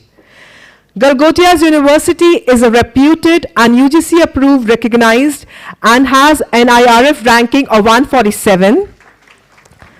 This university has missions of establishment of state-of-the-art facilities for world-class education and research, collaborate with industry and society to align the curriculum and involve in societal outreach program to identify concerns and provide sustainable ethical solutions. I congratulate both the teams from CSIR-NPL and Galgotias University for this fruitful collaboration. Let us all put our hands together.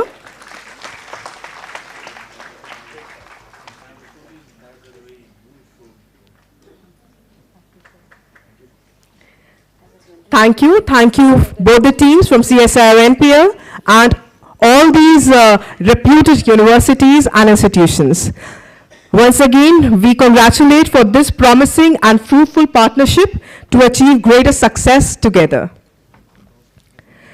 Now, we are thrilled and proud to announce the release of compendium CSIR Women Achievers in STEM.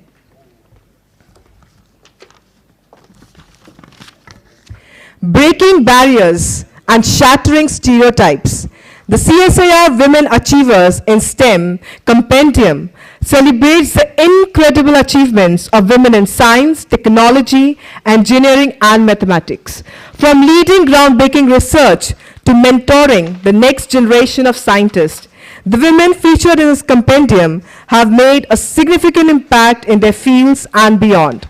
Through this compendium, we hope to inspire and empower women to pursue careers in STEM and continue to drive innovation and progress in this field. I request the compilation team to come up on the stage. We really appreciate their time and efforts in creating this asset and this gem for CSIR. The motivation behind this is our beloved, respected DG, Dr. N. Kalai-Selvi, who broke forth the 80-year-old history of CSIR by being the first-time woman Director General. And there are other eminent and inspiring women present in headquarters and throughout CSIR-NPL labs who have played an instrumental role in creating this compendium, CSIR Women Achievers in STEM. There are several inspirational books on women, but to the best of our knowledge, this is the first of its kind of compendium comprising the phenomenal contribution of women in CSIR. The compendium has been released. Let us all give a huge round of applause as this treasure has been released to appreciate and motivate women in STEM. I thank the dignitaries on dais for doing the honors. Truly, women in CSIR have made incredible strides in STEM, and their hard work and dedication that will be reaching to young women through this compendium will encourage and inspire them to pursue careers in STEM as well as excel in them. The actual number of women achievers are much more than the few featured in this compendium, and this is a tribute to the CSIR women. Can we have a huge round of applause once again? Now I would like to call on Dr. N. Vijayan, Senior Principal Scientist and Convener of R&D Conclave and Women in STEM, to propose a vote of thanks.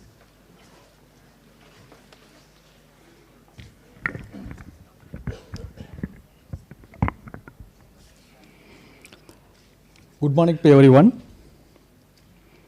I would like to express my sincere gratitude to our director, Professor Venugopal Achanta, as well as our esteemed chief guest, Dr. Amitava Sengupta sir, and our guest of honor, Dr. Sarita Galwat, for gracing us with their presence. Their immediate acceptance during their busy schedule and taken time to attend the event is truly appreciated, and we were really honored by their presence. Your inspiring speeches and valuable insights have truly been the highlight of the event, and we were grateful for your presence, sir. It gives me immense pleasure to express my gratitude towards each and every one of you for attending the R&D Conclave and Women in STEM under 1 week, 1 lab program. It is an honor to have such a diverse group of participants from various academic institutions such as school, colleges, universities in and around NCR. On behalf of the organizing committee, we would like to express our heartfelt thanks to all the speakers for their immediate consent, and I hope your vast experience and contributions to science will inspire all of us to strive for excellence in our respective fields. Your expertise in your respective fields will motivate the young dynamic minds and definitely will enlighten all the participants. We are grateful to you all and for your time, took out for your busy schedule to join us and going to inspire us with your wisdom and expertise. Not only that, I would like to express, and I am thanking my nodal officer, Dr. Ritu Srivastava ma'am, and our organizing committee members, Dr. Poonam Arora, Dr. Daya Soni, Dr. Abhishek Sharma, Dr. Anuj Krishna, Dr. Megha Singh, Dr. Kirti Dyagi, Sri Dinesh Singh, Dr. Amil Bharadwaj, Sri Gaurav Gupta, and volunteers for their tireless efforts in planning and executing the event.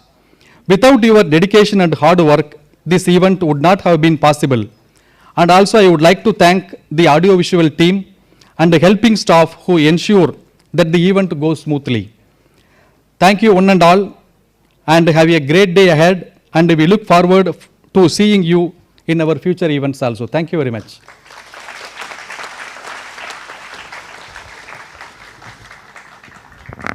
Thank you, sir. Now we have come to the close of this segment, but we have a much more informative and learning time ahead. So we will disperse for a short tea break, and I request you all to kindly be seated back in the auditorium by 11:35 so that we can resume our sessions. I once again thank you all and our esteemed dignitaries for the benevolent contribution to this event. I request the volunteers to kindly escort our dignitaries to the VIP lounge. And I request our dear participants that there is a quiz competition that has been organized for you all. All those who are willing to participate can write down their names in a slip that is arranged on the registration counter and drop it in the box there. We'll meet after a short time.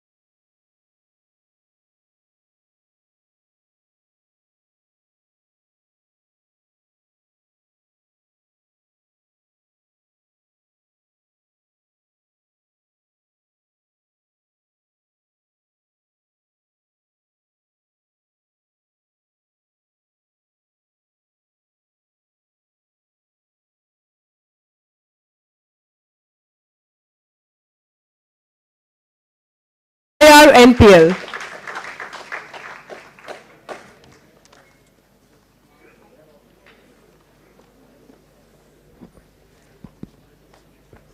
Hello.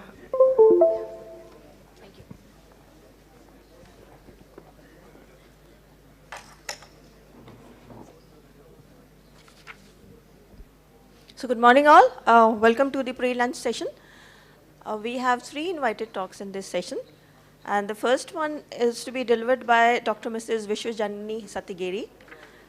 Dr. Vishwajanani, a brief introduction ma'am, is the current scientist H and head of the TKDL, which is the Traditional Knowledge Digital Library Unit. And she looks after a lot of Indian systems of medicines, Ayurveda, Unani, Siddha, and etc. And previously, she had been associated with matters pertaining to strategic planning, resource planning, monitoring, and providing decision and policy insights. She has also been associated with new drug discovery research at Ranbaxy Limited, Ranbaxy Laboratories, Delhi, and Smart Analysis Private Limited. She has a PhD from Indian Institute of Science, Bengaluru, and has a postdoctoral experience from National Taiwan University and University of Illinois at Urbana-Champaign. And she has a number of publications and 22 patents to her credit. And obviously, she is a multidisciplinary person, so it will be a privilege to listen to her. Over to you, ma'am.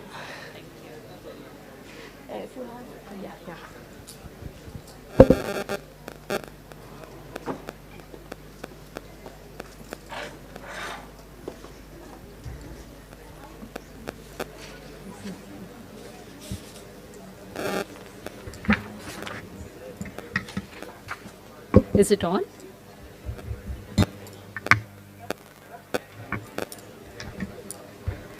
Okay. Good morning, everyone. Thank you, Professor Gopal, for giving me this opportunity, and thank you, ma'am, for the wonderful introduction. I think after a very exciting morning session, especially the very captivating lecture by Professor Sengupta and as well as Dr. Sarita, I think whatever I'd be providing, it'll be more of information, It's all about, what Professor Sengupta mentioned is about his one particular journey from the CSIR. What I'll be covering is about the various facets of CSIR. What do we do? What are the areas? What are the opportunities for students, both school and colleges, and as well as the researchers as we move higher into our career? So I'll start off with what is science, because I think here this entire R&D conclave is to kind of inculcate what we say is a scientific temper. So who is the father of the scientific temper and what is science? Very often, when we are children, or perhaps even with our children, when they ask very pertinent questions, we feel very proud. We kind of make it a big scene because we even inform our relatives, friends about, how intelligent or how apt the question was by the kid. Okay, and that all points to about observations, the thought process that goes into our mind, and to kind of bring about something, very logical at the end, to say that, we are able to connect things together. And that is all science is about: observation, experiment, measurement, and the formulations of laws to describe the facts in general terms. And why did India think it was important to bring in the scientific temper? Let's go back into the history with the first Prime Minister of India, who took over the country at a very difficult stage when we were gaining independence from the colonial rule. And at that point of time, we were still kind of stricken between, what's right and what is not right. And we had to ask very difficult questions to see how do we move forward. So he very aptly said, it is important to search for truth and new knowledge, the refusal to accept anything without testing and trial, the capacity to change previous conclusions in the face of new evidence, the reliance on the observed fact and not preconceived theory.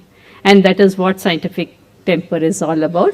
We are the only country where scientific temper finds place in our constitution. And as per the constitution, it says to develop scientific temper, humanism, and the spirit of inquiry and reform. So it's all about inquiry, the inquisitiveness that we have to bring us to a point of creativity and human advancement. So the CSIR is one of the publicly funded and the oldest scientific organizations in the country, formed prior to India's independence in the year 1942. There have been several other scientific organizations that took birth after the CSIR. The CSIR is across the country with about 37 laboratories. We have a scientific and technical workforce of about 7,700, and all working in very different areas, covering almost over 25 different subdomains, if I may say. Right from aerospace to chemicals to earth system sciences to ecology, environment, engineering, housing, metrology, information technology. Large part of our research is interdisciplinary because there's close collaboration between the different CSIR labs across the country. So to kind of, I'll not go into the details because of the short time, but it is just to kind of give a flavor as to what we do in the CSIR. I did mention that we work in 25 or plus odd areas of research. So what does it all, deliver? It's about technologies that can be used for human welfare. It is about, bringing in intellectual property rights to say that, here India can stand against many other competing countries to say that, our intellectual power is as good as yours, and to say that these are all interventions that can be used for societal goods, for industrial goods, and as well as the strategic goods. So we have a technology showcase portal that kind of tells you about what we do in the CSIR. I would urge all of you to please look at it. It provides you the success stories, the societal interventions, the industrial applications, the patents that we hold, the technology videos as well, and whatever are the opportunities that we have in the CSIR. Further, as I said, it is not just about the industrial research and the MSMEs, we also target the societal interventions. In fact, this is a very creative portal that we have created in the CSIR, where the public at large can interact with the CSIR scientists to pose their problems and see if in case we can provide solutions to that. And this particular portal is on the MyGov platform, and it talks about the different S&T domains such as agriculture, disaster management, energy, environment, farm machinery, and all that I have listed on this slide. I would urge all of you to please look this up as well. While I talk about the modern science and technology, CSIR has a great connect, organic linkage with our traditional knowledge. Since our very inception, or even prior to the inception, we have been working on drugs and pharma, all related to plant-based and herbal products. And since then, we have been working very closely with the AI systems of medicine and related activities. Just to give a flavor, we work on medicinal plants, new varieties, more higher productive varieties, value-added products such as essential oils from the aromatic and medicinal plants, herbal drugs, and the newly regulated phytopharmaceuticals.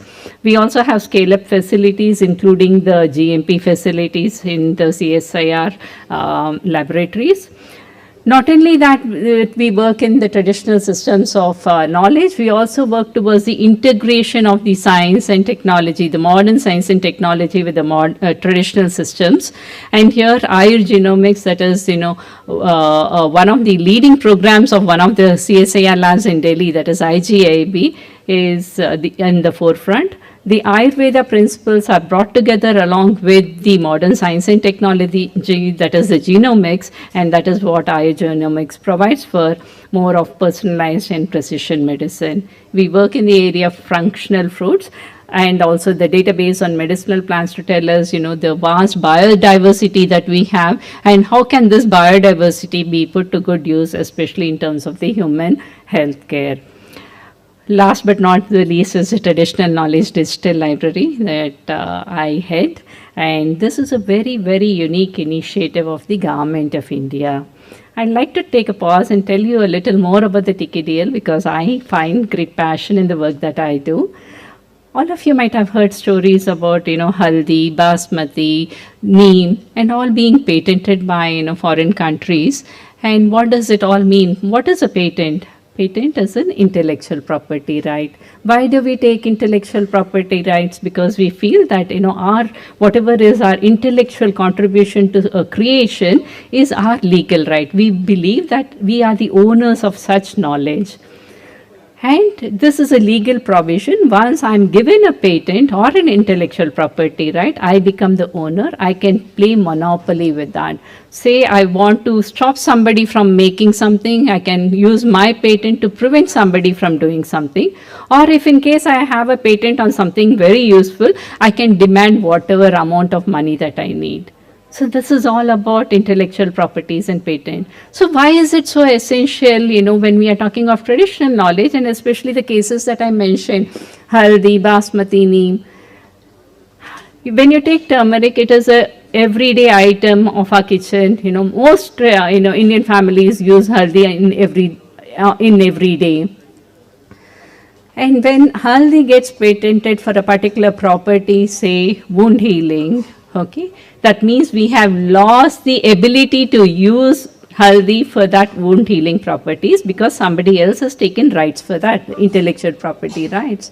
So to prevent such thing from happening, what the term that is used is misappropriation. To prevent patents from being granted on traditional knowledge, which is a heritage for all the Indians across the country, the government of India established the Traditional Knowledge Digital Library, and based on the wherewithal of that time, the expertise that the CSIR had at that point of time, the responsibility was given to the CSIR. This TKDL started off in the year 2001 as a collaborative activity between the CSIR and the Department of Indian Systems of Medicine and Homeopathy, now the Ministry of Ayush, and the collaboration still continues. It is a value-added database. It's not a mere translation or digitization of scanning of the information that is there in the traditional text. The whole problem why patents were being granted is that much of our traditional knowledge is in our own Indian languages, and much of it is not understandable even to us because they are in texts such as Sanskrit and other regional languages, and to a large extent they are codified in themselves. Many of the Ayurveda texts or the Siddha texts, when you go and read it very carefully, they only describe a particular plant by its flavor or by its fragrance or by the roots, and they don't actually say that this is the plant, tulsi or ginger or whatever, okay? So it's very important for us when we want to prevent patents from being granted on traditional knowledge to identify all this. So the TKDL activity is an interdisciplinary activity. We have IT experts because it is a digital library. IT is the backbone of this particular initiative. In addition, as I said, we work in the Ayurveda systems of medicine. So we have Ayurveda experts, Unani experts, and all the other systems of medicine. We also have botanists and taxonomists to help us decipher the plants that I had mentioned. And not the least, but the last would be the language experts, because as I said, language is a very important part in which our traditional knowledge is actually codified. Okay, and many of us in today's context do not even know those old languages. Much of these old languages have lost its essence today. So we have language experts to help us decipher the information. So this interdisciplinary activity is what constitutes the TKDL. And today I'm very proud to say that, the initial target when it was initiated in 2001 was a mere 14,000 Ayurveda formulations, thinking that once we cover this information, we'll be able to prevent patents from being granted on our entire traditional knowledge related to traditional medicines.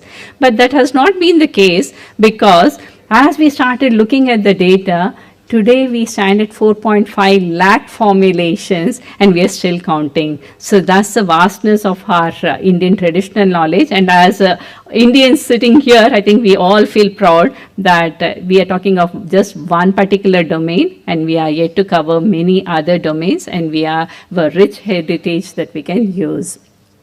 This particular database has been used only by the patent offices worldwide until very recently, again with the very clear objective that we have to prevent misappropriation of Indian traditional knowledge by way of IPR rights. And here, as we move forward with greater understanding over the time, we realize that this knowledge can be put to good use. And how can it be put to good use? By furthering on R&D and innovation, and as well as trade. The TKDL is a huge repository, as we keep mentioning, and this can be used by even many MSMEs to make new products, to kind of expand their product portfolio and ensure that we have commercial gains from it. The only point where we come in way is when somebody tries to gain patent and we say, no, a patent cannot be granted because this is Indian traditional knowledge. It belongs to all of us, the Indians sitting here. We have, so we also file third-party observations and pre-grant oppositions, which is again a very technical term. Say you find a patent application which has any relevance to our traditional knowledge. It's not just the TKDL. Any one of you can go file any objection to any patent application from being patented. So this is what we do, and in so far we have got positive outcomes in about 309 cases, and based on the litigation costs that we actually avert, this can amount to almost like 2,500 crores of savings for the country by this TKDL. While the CSIR has been working on the TKDL for very long, and also on the validation and R&D related to traditional knowledge, what becomes very important in especially the contemporary times is about the global competitiveness. Of late, or maybe in quite recent years, we have seen that people are moving away from traditional knowledge, just calling it as superstitions or blind beliefs, and not actually gaining advantage of our traditional, of our inheritance. So in this context, what we felt is that our traditional knowledge, which is again scientifically validated, needs to be communicated to the public at large, so that we are able to impress upon them that our traditional knowledge is still very relevant today. So as a crowdsourcing mode, we have initiated this swastik, that is communicating scientifically validated traditional knowledge practices to the society. One of my sister, which is just next door, is leading this particular activity. We gather information from across the country from all experts who have validated traditional knowledge scientifically, and we communicate it to the public on all the social platforms. And this particular, we have a great reach. Almost about 48 million people have subscribed to the swastik on the MyGov portal. And we also run, a lot of quizzes and many other competitions for even students and even the public at large on this aspect of swastik. I would urge all of you to actively participate in this. In addition to all that I have talked about R&D, the human resource development activity has been key to the CSIR, because as I mentioned, the very prime aspect of our constitution is about building scientific temper, and we felt that human resource development is actually as important as actually doing R&D in the laboratories. And we have, all of you might be aware of the UGC CSIR fellowships for the JRF, and in addition to that, we have several doctoral fellowships and very many postdoctoral fellowships. We also have the extramural research to university researchers and others. And this is, just a glimpse of the work that we do here and the activities that we do at the CSIR.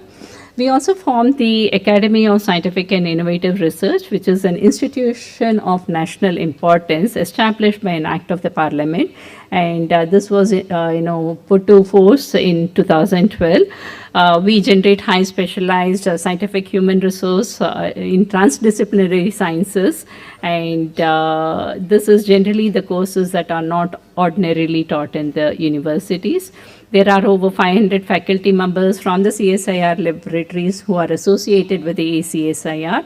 There are about 6,000 students who are enrolled in various programs of the ACSIR. We also offer joint PhD fellowship programs, and NPL is a great participant in the ACSIR activities. While the R&D that we do, as I mentioned, we target the industries, we target the society and all that. What about the scientists themselves? So kind of to bring in a holistic perspective to many aspects of the activities that are done in the CSIR, we also in the year 2009 we had boosted a national effort on scientific entrepreneurship scheme. So here what we do is that scientists are permitted to have equity stake in scientific enterprises and as well as spin-offs while they are still in professional employment. And we also have permitted scientific establishments to invest knowledge base as equity in enterprises.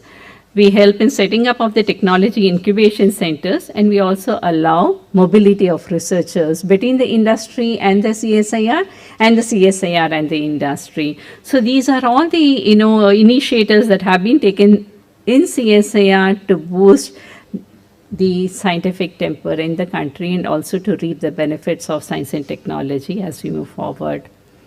They say catch them young. So far what I have covered is, when researchers have matured and they have come to a particular point in life where they feel that science is what they believe in. But it is also important to kind of, catch the students very young, because very often, as you see, students try to move away from the scientific stream as they move higher in the classes, even in schools. You can call it whatever, I think many of you might have watched the Elephant Whisperers recently, right? Okay, and what do you actually see?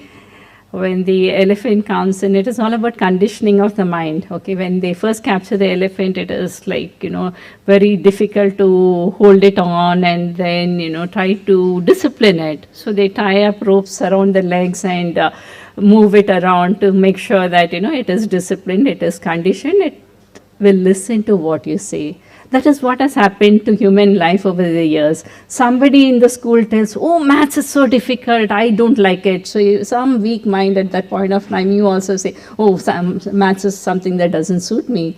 Similarly is the case, where they say science and technology, biology is no good, physics is no good. Look at IT, they are earning so much money, they have cars, they have houses. So that is how life has gone, okay? So interest in science, the core subjects like physics, chemistry, biology, maths, they have all been coming down. So we felt that it is important to capture the students when they are still young, and that is how the Jigyasa program took its birth. It is to connect the students and the scientists to kind of invoke and imbibe and inculcate the interest in science. And all our CSIR laboratories are open to school children and as well as the teachers to kind of, have a walk-in through the facilities of the CSIR. So to understand what is done in the CSIR and try to invoke the curiosity in the children to continue along the science streams. So far we have close to about 5 lakh students and about 50,000 teachers who have benefited from this program. I urge all of you to please participate in this program as well. I thought, while we are talking of the R&D Conclave and also that today's program covers, women in STEM, it was important to touch upon this aspect as well. So I'll take a little detour. And why is it that we are talking about, equality, gender equality, equity, and, all kinds, why is it important? So as per the All India Survey of Higher Education, when you look at student enrollment in higher education, it's almost like 50-50. Male is about 51 and female is about 49. And if you look at the teachers, they are a little higher percentage of males, 57%, just about 43 in the female. But when you look at the students who have enrolled in STEM, of the total, only 23% of students have enrolled in STEM. This is not to say that other subjects will not be of relevance, but to say that, the curiosity, the jigyasa that we have in us, needs to be maintained. We cannot be conditioned by, just the competitiveness or materialistic aspects. We also need to fulfill our own desires and, our interests. So, ma'am, can you please conclude now? Yes, yeah, we'll do that. Sorry. A couple of more minutes, sure, please. Yes. So we felt that, it is very important to have, a little more, impact or involvement in the science. And if you look at the PhDs, it is much lesser. 56%, although the, gender equality is kind of there, 56 male versus the 43% female. If you look at the CSIR statistics, it's really very poor. Just about 18% of the women, of the total employees are women. And the scientists and the technical staff are much less. And it is not until 2013 that we had a women in a leadership position at the laboratory level. It is only after close to about 80 years of the CSIR existence that we have a CSIR DG. And if you go back to the Prime Minister's Mann Ki Baat statement in 2018, he says India's heading towards women-led development or not just women development. So I think now we are looking forward for the women-led development. We help women in terms of the skills. It could be various fields, be it advanced pharma and biotechnology or vermicompost or even leather goods. We also have women incubators that are being supported at the CSIR labs. This is just to kind of give a glimpse. I talked about the scientific entrepreneurship scheme where even women scientists have participated. And I would like to give an example of Dr. Anuya Nisal, okay, that is there on the left side of the slide. This is Dr. Anuya Nisal from CSIR-NCL. She started a startup she was an incubator at the NCL Venture Center by a startup called the Biomed Innovations that targeted material science from natural silk proteins.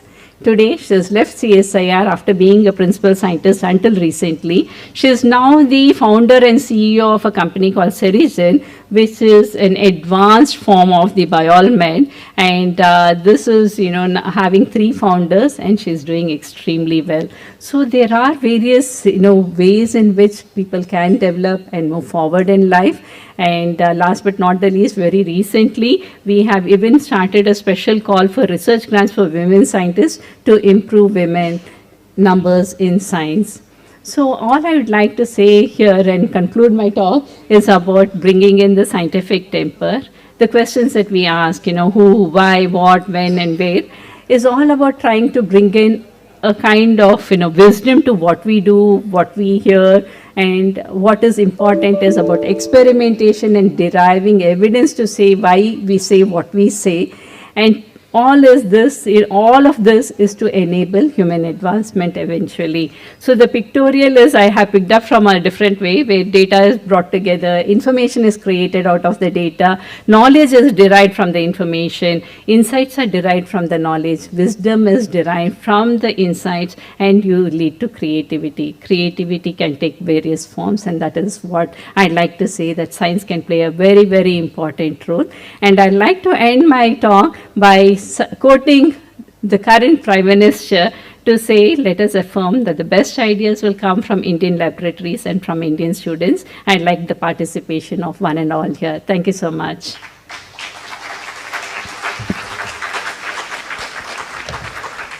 Thank you so much, ma'am. That was very invigorating, informative, and I'm sure it has given some direction to our young minds who are planning to pursue career in science, as well as especially in digital, the traditional knowledge. And I'm sure some of the young students here who are used to these traditional medicinal use at home will be encouraged to take it up as a career also. So I have time just for one question because we are already short of time. So does anyone have any question among the students especially? Yeah, there is one.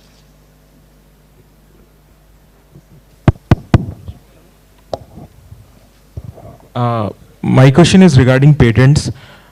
Suppose a patent is granted on traditional knowledge.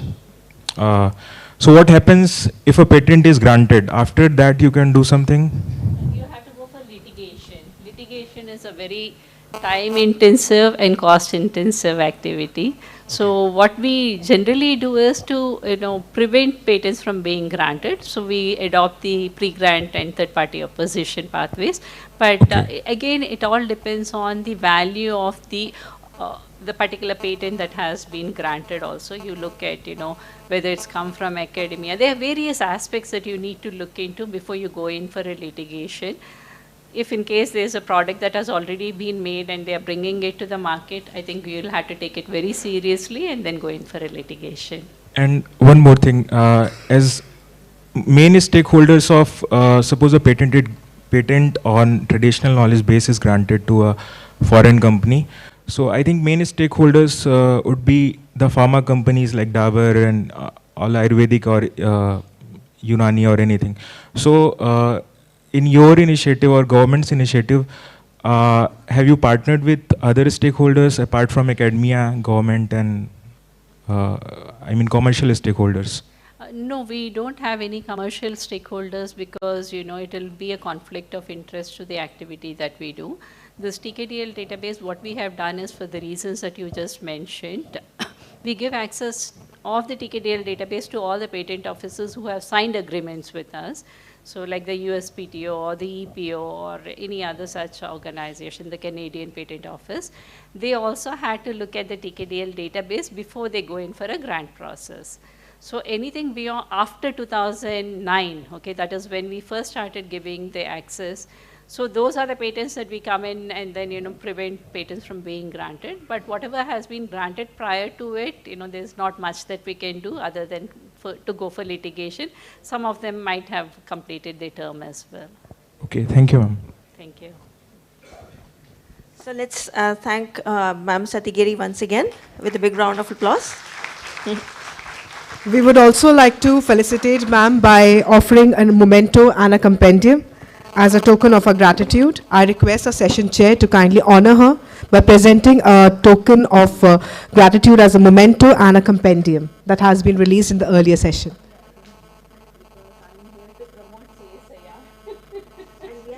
That's just a gesture of appreciation, ma'am, for your time and the valuable information that you have provided to the students here.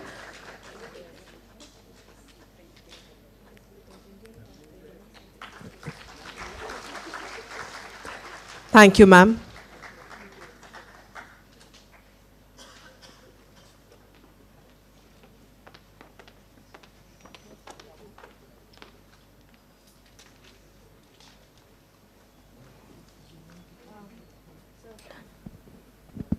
Taking the session forward, I would request the speakers to please limit their talk to 15 minutes because of paucity of time. So, I've been asked by the organizers, sir, I'm sorry. But of course, this is your home turf. You're free to do what you wish to do. So our next speaker is Dr. R.G. Sharma. He's an ex-scientist from CSIR-NPL only.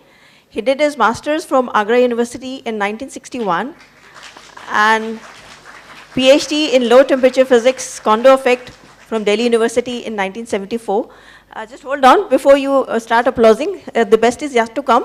Can you imagine that he retired from NPL in 2001 and he is still active scientifically, and he will give you the elaborations on what he has been doing for last 21 years. He is a specialist in low temperature physics and superconducting materials and cryogenics. He has more than 59 years of research experience, and that is very rare to find. And of course, he has a number of awards to his credit. MRSI Medal in 1996, NPL Merit Award in 1977, A.N. Chatterjee Memorial Award in 1977. And he has been a visiting scientist at a number of international universities. So if I restart reading all of them, I think we'll be cutting down his talk time. So without, and obviously the most important thing is that he's working as an emeritus scientist and METI MRI project advisor, IUAC in New Delhi for last many, many years. So he will give you the details. So over to you, sir.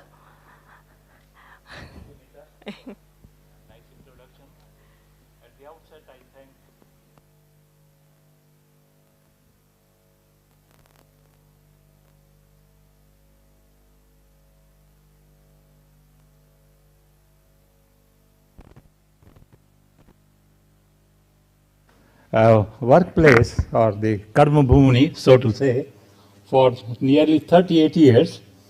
And then after retirement, my center of gravity shifted to IUAC, where I have already completed almost 22 years, and it has been a pleasure all around. Whether I was in NPL or IUAC made no difference. So, I had joined this prestigious division of low temperature physics, it was called at then, and this was the first place, NPL was the first place in whole of Asia to have acquired this helium liquefier as early as 1952. There was no other machine in Asian countries, including Japan. And architect of this division were Professor Sir K.S. Krishnan, founder director of NPL, and he had invited David Schoenberg from Cambridge, who was the director of the Mond laboratory there, and he spent 1 year at NPL, established this division, and carried out very famous Dewars-Alfvén effect studies on Fermi surface of bismuth. And any dignitary or head of the state visiting Delhi will surely come to NPL, and this will be the first place that he will be shown here. It was really a pride possession of NPL, and this is how low temperature research started in India in 1952. And we used this machine for about 29 years without any break.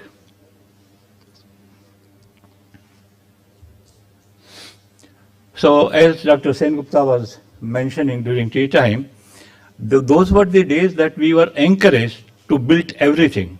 For every measurement we had built cryostat, so doing calculations for the heat transfer to the sample area, because 2 liters of helium used to last 8 hours, you can imagine, and it was the heat transfer calculation that were very important. So there was no PMS or MPMS, we used to build all cryostat, only measuring instruments like ammeter and voltmeter and potentiometer, those were our, no digital instrument or nothing. So what I say, I mean, we started basic physics, low temperature physics division was meant for it, and we continued working on this for several years. And for example, we worked on the very dilute magnetic alloys, Kondo effect, and carried out all types of transport properties measurement from 1 Kelvin to 300 Kelvin. So the 1 Kelvin was the lowest temperature at which we used to work. So here I have just shown, this is just the best known material, superconducting material, conventional material, even today is niobium-13 intermetallic compound, also called A15 superconductors, which are being used in future accelerators and fusion reactors, tokamak magnets and tokamak toroidal and colloidal magnet and so on. So we were working on these materials. The first generation material, niobium titanium, BARC was working, and we selected niobium-13, the most advanced material, and we could make very long lengths of that uniform multifilamentary wires, you can see here. So what I have shown here in this slide to the young, our researchers, that you can build, instruments by yourself. This is a arc melting furnace I built in 2 days time after getting the components from the workshop, and I solder each and every part. That was my habit, to solder everything myself, because it will never leak. And those days we did not have MSLD or even vacuum gauges. So the best thing was to make a system so perfect it will not leak. This is that furnace where I used to melt niobium. That is, melting point is 2484 degrees Celsius. So this is assembled in 2 days time, and we made lot of materials, and all the components were just taken from here and there. You go to NPL campus and you can find all sort of things of your use, and you can use them. So this is the ingot, and with this ingot we made this wire 0.3 millimeter, and these processing facilities we created in NPL workshop. We did not buy again machine. I mean, there are long story. I can give some long lecture on that. So the tradition was that you built your system because it doesn't take time. In 2 days you are ready with the material and you can go ahead with your work. This was the first superconducting magnet, 7 Tesla, high homogeneity, 6th order compensated, that I built at NPL in 1974, and this was given under some MOU to BHEL Hyderabad, R&D. They had a program on superconductivity, which they abandoned, as we do many times. So this is the India's first magnet which was built at NPL. For me it was second, because the first magnet I built in Kapitaz Institute in Moscow, and I continued with that tradition. This is the machine I used for the winding. It was, again, I did not buy it because it was lying with somebody. I used it. Then, so this is the magnet which, so why did we make a magnet? Because all our materials have to be characterized for the critical current density at high magnetic field. So we built this, I call it 7 Tesla, but that is all when you operate it at 4.2 K. If you operate at superfluid region, that is 2 Kelvin, then you can go up to something like 9 Kelvin, 9 Tesla, but we were all the times, it's a standard practice to operate them at 4.2. So the field we used to get was 7.8 Tesla. So we once, Dr. Rai Chaudhary said, Sharmaji, why anybody should import these 7 Tesla magnet, you can build them. I said, yes, we'll do it. So we made a large number of some 7 or 8 magnets. You can see some of them here. And then this is that magnet. So what happened, our materials were, because they are advanced material, they can carry large current. So the alternative is, because current supply we had was limited, so the alternative is to go to higher fields, where it can carry low current. So then what we again thought, that we will make a 12 Tesla magnet, that is the wire, niobium 13 wire is extremely brittle, you cannot handle it. So commercial wire is available in a preformed wire. So what we do, we buy the wire, wind a magnet. The magnet as a whole is heat treated now. That's a very cumbersome process, but it has to be done, carried out in inert atmosphere. Then niobium 13 is formed in situ inside the magnet. Then handling of this magnet is very critical, and it has to be impregnated, because micro movement in the winding during the operation will burn this magnet, even though it is dipped in helium, in milliseconds. So for that we have a quench protection system which had been working very beautifully. So what we did, so we went in for niobium 13 magnet. We made 4 such magnets, and 1 magnet was given to IG Kalpakam. Of course, they paid 10 lakhs to NPL in those 90s. So this is that 11 Tesla magnet. This is here, and this is the radiator shield and the support system. Then in the vapor phase, we keep the dump resistors which protect the magnet against burning. And in fact, looking at such magnet, one visitor said, it looks like a cottage industry. So, and then some job came from IPR, because nobody, was ready to make this. This was a large magnet, almost little, the inner board itself was, 255 millimeters. So the outer diameter was very large, and I never, to be very, it is sensitive. Even though we made more than 14 or 15 magnets in NPL, I never bought a winding machine. I always had been using a lathe myself. And so this lathe was brought from the junkyard. It was disposed of. So we made some modification so that this large diameter may be accommodated on this. And this magnet was very widely used in IPR, Institute for Plasma Research, for characterizing their conductor for toroidal coil. Then after this high temperature superconductor phobia, a lot of money was given the first year, 18 crore, on those days, 87, for less than, that was only, I think, for 7 or 8 months.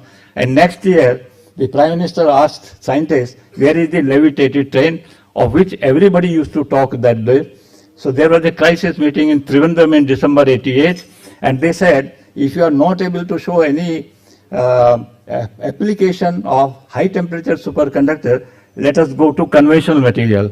So for conventional material, they had no place to go except to come to NPL. So out of many proposals, I made this proposal. This is high gradient magnetic ore separator, where you can purify the mineral of magnetic impurities.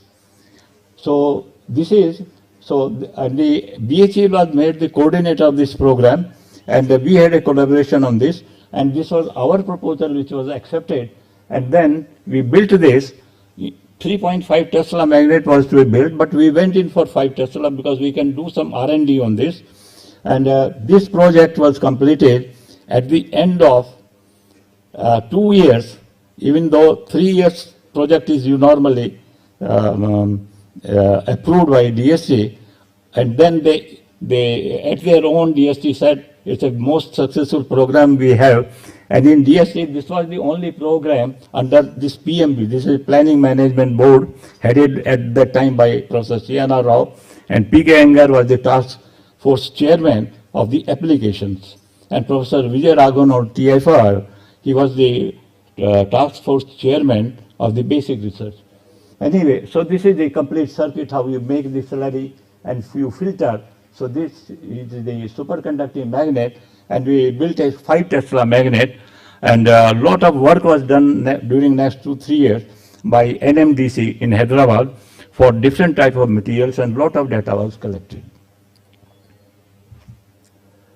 Then BHEL also took up under the same scheme 200 kVA superconducting generator. So we opted out of this project saying that we are not engineers, we are physicists, so it is your problem. So after a year and a half, they again came back to NPL that since the rotor is superconducting, there your expertise is needed very much, so they gave us consultancy for some money. NPL got good amount of money at that time. And this is the rotor which has been tested, taken out of the helium cryostat. This is the cryostat we carried to BHEL Hyderabad, this cryostat along with 2 vessels of liquid helium, because at that time BHEL did not have a machine. So we took helium from here and 2 of our technical staff, and this was a runaway success, this 200 kVA generator, and inaugurated by Dr. P.K. Iyengar, who was DAE chairman at the time. So this was again a very successful program, and so we also made, actually, this is just Professor Arup Rai came and he said, Sharmaji, this is a 3-inch diameter, this is storage vessel, why don't you use a magnet inside? So probably within a month and a half, we built a mini, we used to call it a baby magnet, and I handed it over to, say, Happy New Year on 1st of January, some particular year. And so this is the magnet which can be cooled down inside the device itself, and experiments like Hall effect, resistivity, magnetoresistivity can be carried out. Similar magnet then after 2001, we again made, they had a 4-inch storage vessel, and we made a 7 Tesla magnet here, which can be operated again very quickly. There is no need to pre-cool the cryostat and so on, which is time consuming. And this is Soman Kar, who wrote a thesis with me on a cryo-free magnet. I will come to that. So these are the men, and now he is one of the top-ranking superconductivity expert. Probably I can learn a few things from him because they are all computer experts and so on. So this was a project actually given by DST, and the condition of that PAC on low temperature physics and superconductivity, the comments of the chairman was that somebody must take it because cryo-free magnets are going to be very popular. Only condition is R.G. Sharma should be involved in it. So we took up this project, and this was again a very, very successful program. This was India's first cryo-free magnet, and I think it is still the first because nobody else has made this cryo. People try to buy it, and in large numbers. So you don't need liquid helium for operating this magnet. This is a room temperature board here, and later on we put a VTI, that is variable temperature insert, inside to vary the temperature. And this is the machine outside, which you can compare with even a commercial machine. So this was built at I think 2010. This was the Virgin first run that we had successful in the midnight. We were all there. These are the just picture of the same, the inner part. Here you see we have a hybrid current lead. I mean, room temperature to 77 Kelvin. The current leads are optimized copper leads. And below 77, this is high temperature superconductor current lead, which doesn't have a resistance, and therefore Joule heating I square R is 0. So that is how you can save, lot of heat you can prevent from going to the magnet. So the magnet is cooled through solid conduction. There is no liquid helium in it, and this worked very well. And these are the other, the magnet is tested in a test debar at IUAC before putting it inside this cryostat, inside this. And this is, you can see the cooler here, and this works beautifully well. And then this is Datta Soman, my student, and this is me. So the whole system went very well, and I'm very happy to say, maybe it is the grace of God, no project ever failed, and no project exceeded the limited time given to us, ever. Then came a request from DST again. We never submitted a project to DST at our own. We were asked to submit it. Somebody in IISc Bangalore, Professor Matthews in Instrumentation Division, he built an NMR spectrometer using a 400 megahertz frequency, proton frequency. So 100 megahertz corresponds to 2.535 Tesla. So he had a spectrometer, but was using an electromagnet which he borrowed from IIT Kanpur. Professor Rajgopal was the director. He said, Dr. Sharma, why don't you make a superconducting magnet for him? It will be all Indian effort, after all. We asked, we went through, and initially we felt that we had never worked on this because there are stringent conditions with these magnets. The homogeneity inside the magnet, now here, it's a very, very complicated system. We took up the project and completed again within 3 years period, which was allotted to us. So what you have is, there's a solenoidal magnet with 6th order compensation with the outside notch. Then above that, there's another former, you cannot see here, where you have circular correction coils, which will eliminate the higher harmonics, which are, we call, X square term and so on. Then there is a third former here, what you see, and here you see these are superconducting windings. So they are called swimming coils. The homogeneity of the magnet has to be within 5 ppm in that area. In fact, better than 5 ppm. And to make those corrections, so you get rid of the higher and higher terms, X square, X minus Y. There are large number of forms, and the homogeneity goes up. So these are very complicated. They are not circular windings. They are almost, saddle shaped. So it was complicated that, and it's not a, talking about myself. Each and every magnet in this lab was wound by me on a lathe. Sir, there are people sorry who, to interrupt you, sir. Can you please... Meeta, show me some favor. Okay. Yeah, I have made a very short brief thing, but let me just go. So this is NMR, and this is Sarkar, and this is Renuka, who Sarkar now is head of a cooling and engineering division at ITER, that is International Program on Fusion Reactor, International Thermonuclear Experimental Reactor. And this lady, who both, they took PhD with me, and then we put them on NMR magnet project because we have to pay some money to them. And both are very well placed now. Renuka Rajput is a senior magnet design engineer at Jefferson's lab, and she is participating in the electron-ion collider, of which the foundation has started in May last year. And she is the main magnet designer, so I feel happy. So NPL has a contribution in ITER as well as in this way. This is called as discovery machine. When it comes up another 20 years, it will take, but this is a major decision of the Department of Atomic Energy. So this was the complete system. This is the spectrometer which was brought to NPL, room number 36B, by Dr. Matthias, and this was all tested. Again, as luck would have it, the first run was successful, and the expert was one Chandra Kumar from IIT Madras. So what happened? The outcome of these efforts helped us in getting a project from the Ministry of Electronics and Information Technology for making an MRI. This is being tried for the first time in the country. And there are 5 institutions, Samir is the coordinator, but the heart of the machine is what you see here. This is a superconducting magnet with the same stringent condition. What is that condition? The homogeneity in a now, the NMR sample is 5 cc.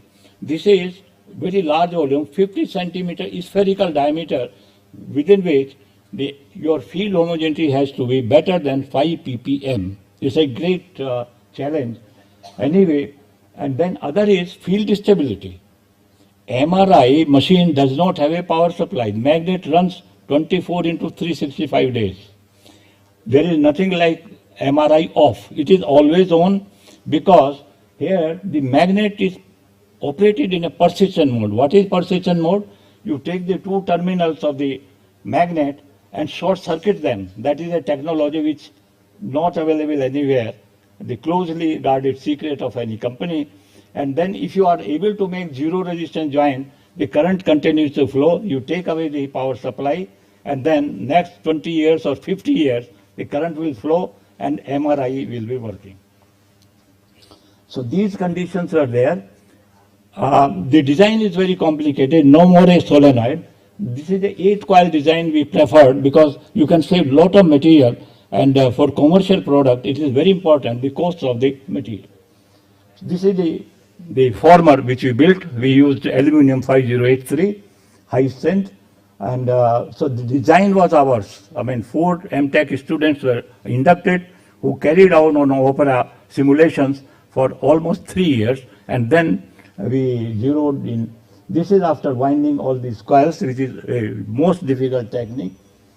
And these are, Professor Gopal had seen this when it was being assembled at IUAC. And you can see the large number of components which were separately tested, each part. And then there's a persistent, this I told you, the joint has to be very, very perfect, have zero resistance. And the other is, because only then there will be temporal stability.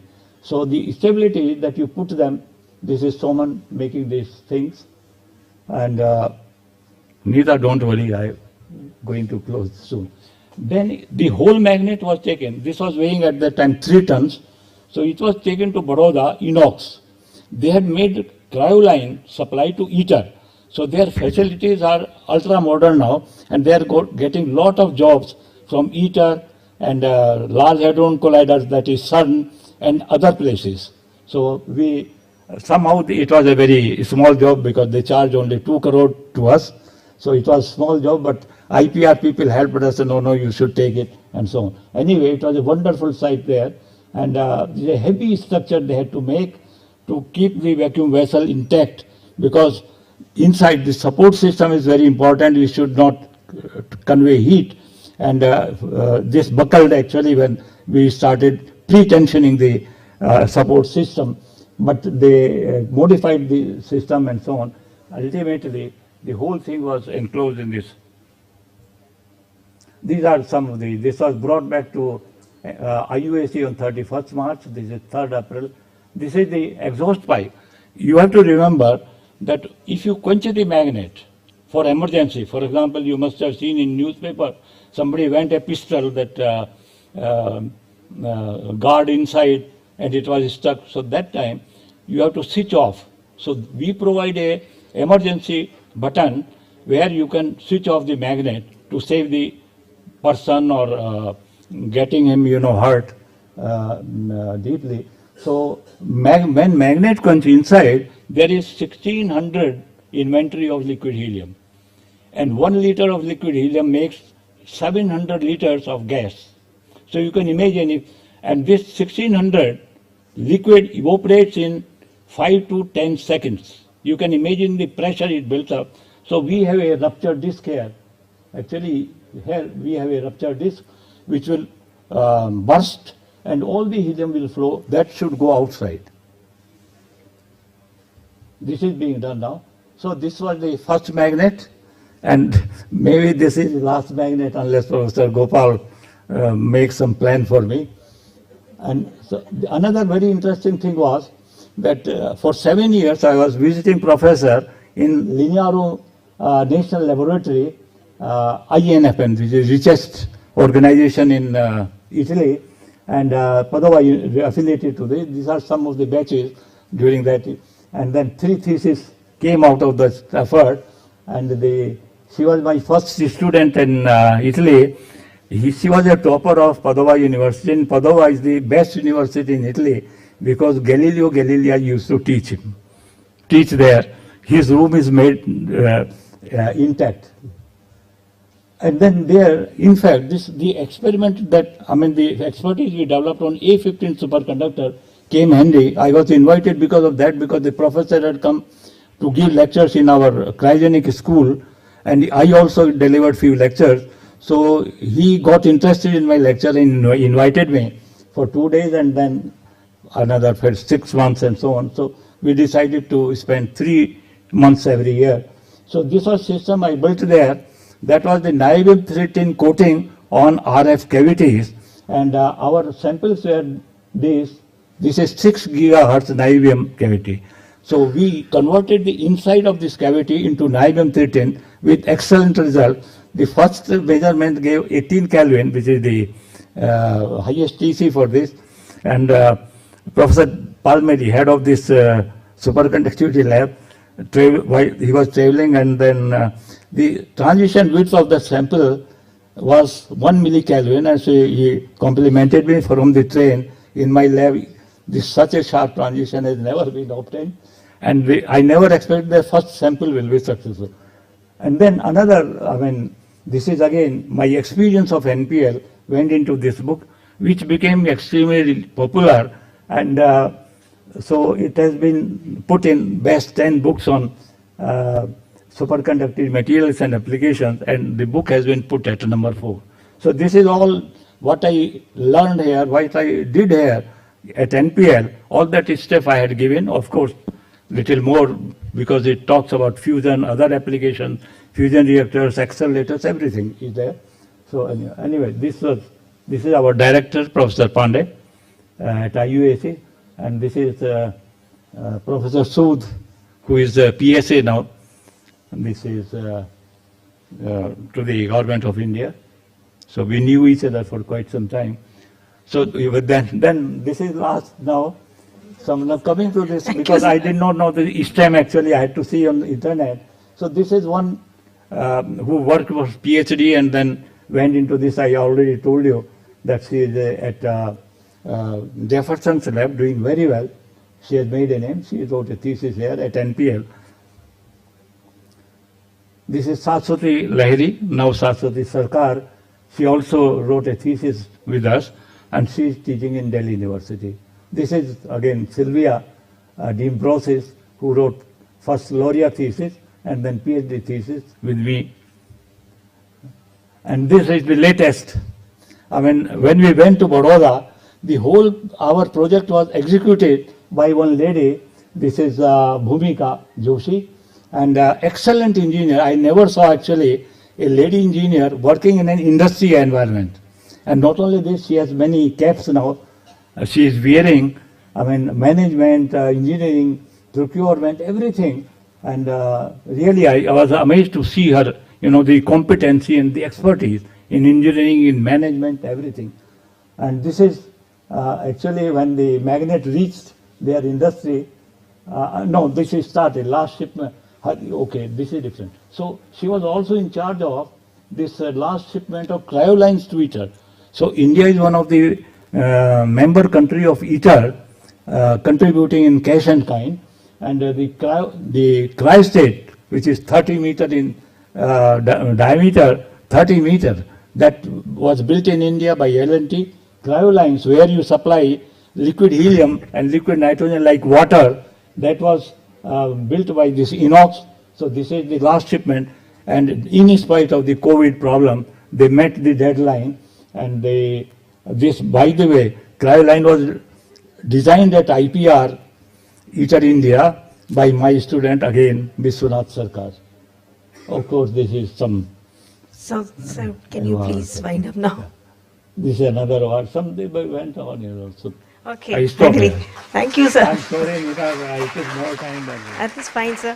But anyway, I didn't give any detail. It was a privilege to listen to you, and I do hope NPL can take some advantage out of your vast experience. I gave the title, the National Lab of Opportunities. Yes. And these opportunities are limitless. Here in NPL, this is my experience. So I ask these young people, come forward and carry on the work which we have left undone. And I tell you frankly, I am never satisfied with the work we had been doing, because each one of these things could have gone to industry. That did not happen. That is where we are lacking. DST, when we submitted a final report, and NMR, you see, no acknowledgement, no good or bad, no remarks.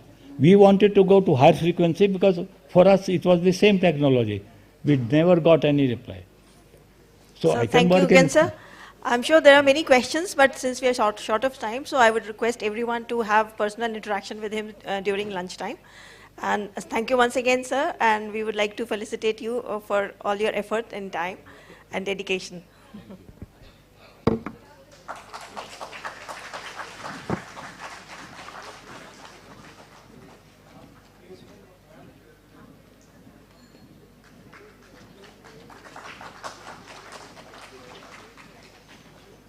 Today reminded me that I appointed her when He's the one who appointed me to NPL.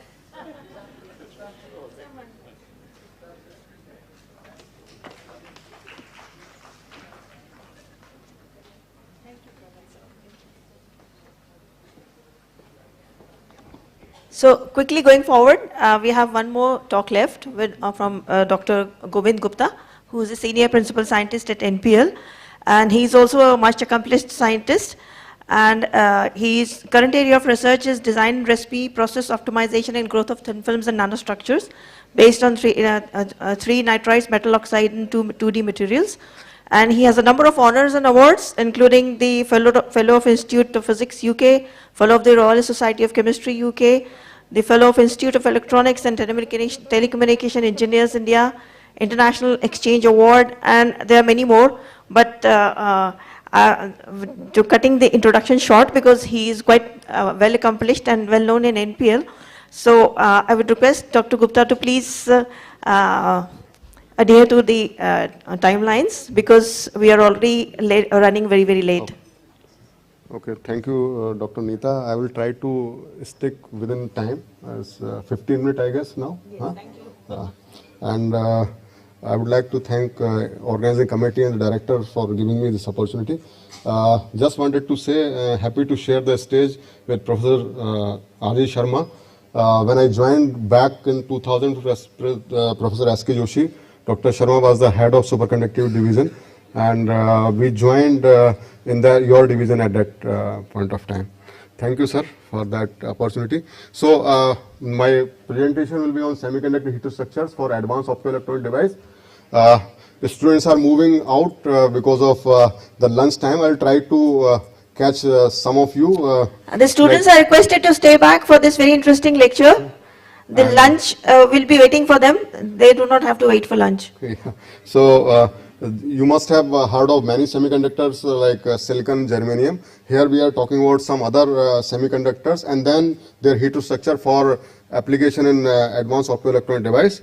Now I am just taking one example of optical wireless communication, which is optical short range communication. Is unguided optical light is used to carry signal, and depend upon their range, like ultra short, short range, medium and long, or ultra long range. Different kind of optical wavelengths can be used, and there are applications in military space and inter-satellite deep sea link. So there are numerous applications of this optical wireless communication. Now, recently, this is Mitsubishi Electric developed world first laser communication terminal integrating space optical communication and spatial acquisition system, where they have optical receiver for use in laser communication, terminal LCT, and they have used a kind of optical fiber communication and other application. The core point here is the core component is the optical detector, or we can say a photo detector, which is a key device in the front end of the optical receiver that converts the incoming optical signal into electrical signal, or known as OE converter. So a semiconductor photodetector, commonly referred as a photodiode, are the prominent type of photodetector used in optical communication because of their size, speed and high detection efficiency.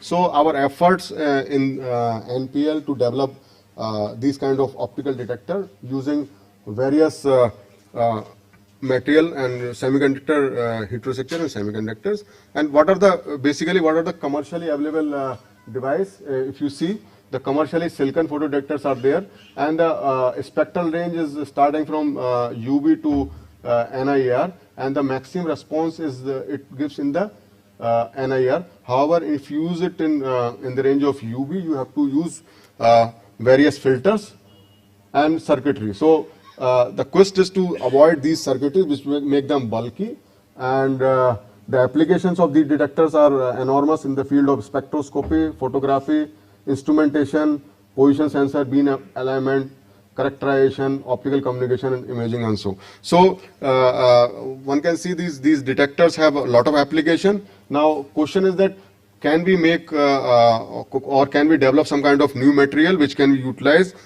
for better efficient devices in different optical range. So now if you are going to make the device, then you have to test, and then performance of the device can be tested on the basis of these parameters like quantum efficiency, responsivity, spectral response characteristics and response time. And on the material development side, if you are material side to fabrication side, you have to see the detector should have high responsivity, low noise equivalent power, robust, reliable, high responsivity and so on. These are the parameters by which one can evaluate the fabricated device and their performance. Now, over the period of time, there are a number of materials have been developed, starting from oxide to nitride to other 2D materials. I will not go into the detail of these materials. There are different techniques to develop these materials. Now, we will be focusing on some of the material where of our interest is like nitride semiconductors, which is having the beauty of band gap tunability, which one can tune the band gap from 0.7 electron volt to 6.2 electron volt while using indium as a one material group third and nitrogen. Then you can make indium nitride will have one band gap of 0.7 electron volt, while on the other side aluminum nitride will have the band gap of 6.2 electron volt. To grow these kind of material, there are several techniques like molecular beam epitaxy or metal organic chemical vapor deposition. So for that purpose, what we are doing at CSIR-NPL, this is our overall research activity. We are growing epitaxial film of third nitride thin film nanostructure, heterostructure by plasma assist molecular beam epitaxy. We also grow metal oxide thin film nanostructure by using different techniques like sputtering, thermal and CVD. Develop metal chalcogenide and van der Waals heterostructure, and then trying to integrate these materials to have different heterostructures. Fabricate device for different optical region, and using new approach to light matter interaction and quantum device. That is our overall activity at CSIR-NPL. So for fabrication of nitride based detector, we are growing the nitride film using molecular beam epitaxy, plasma assisted molecular beam epitaxy on different substrate, silicon and sapphire. We can go up to 3 inch size. This is like a multi-layer structure which we have grown on. There is a TEM image of the grown layer structure where you can see these atomic arrangement of the epitaxially grown gallium nitride film on sapphire substrate. Now, over the period of time, we have grown large number of film and number of publication we have, number of paper we have published to learn the process as well as to define various process parameter, their conditions, because these materials are not having any native substrate, so different substrate are being used, and then because of the lattice mismatch, lot of defects are being generated, so these dislocations are creating hindrance in the transport. So we have tried to understand the growth process, and then during the process of learning, we have published a number of articles in peer review journal. And once we have grown, we try to characterize these grown films using different characterization techniques like IV characteristic. Then we have extensively analyzed their electronic structure using X-ray photoelectron spectroscopy and ultraviolet photoelectron spectroscopy. And these are some of the publication in this area where we try to understand the impact of dislocations or defects which are present on the surface, on the surface states as well as on the charge transport, how these dislocation or oxygen vacancy which are available and nitrogen vacancy which are available on the surface are trying to or they are behaving in the transport behavior. Now we have utilized some of these grown structures for the growth of, for the development of photo detector, optical detector. These are some of the early results which we have, where we have used polar gallium nitride grown on C-plane sapphire substrate, and then analyze the impact of substrate orientation, their barrier layers. We have done the electrode engineering to understand what is the impact of those work function of the different material in the transport. And then the non-polar gallium nitride on 11-20 substrate, where the device is showing quite a stable response in the applied bias condition, different applied bias. Then we have utilized silicon as a substrate to grow different film or structures, and then fabricated those device from starting from nanostructure of gallium nitride to thin film and to nanoflower, which is dislocation assisted. These are dislocation which we were by controlling the epitaxy, we have grown nanoflower structure to have large surface area. This large surface area will have more light matter interaction, ultimately giving better photocurrent and stable photocurrent. Here we are also observing there is a change in the photocurrent at zero applied bias, which is going towards the cell power behavior of the device. So no additional bias or circuitry is required for such kind of device, and this device is quite stable. Then we have used different recipe to enhance the photocurrent by utilizing nanoplasmonics or gold nanoparticle, where these light interaction with the gold nanoparticle will lead towards a hot electron generation, ultimately enhancing the photocurrent, which is leading towards the enhancement of the photocurrent and ultimately leading to the better device performance in terms of performance parameter. Now,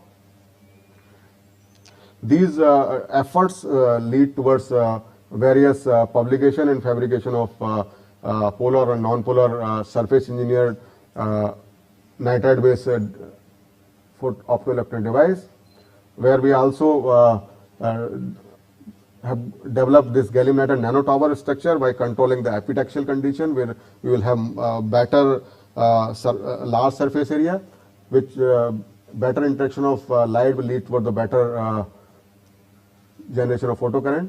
And there are some other structure like self-driven UV photodetector with the gallium nitride nanoflower, and then honeycomb structure which we have developed. These are leading toward these publication.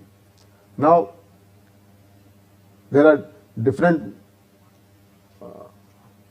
material like heterostructure, like using zinc oxide with gallium nitride, which is having almost similar of band gap, then utilizing gold nanoplasmonics or zinc oxide nanorod, gold nanoplasmonics or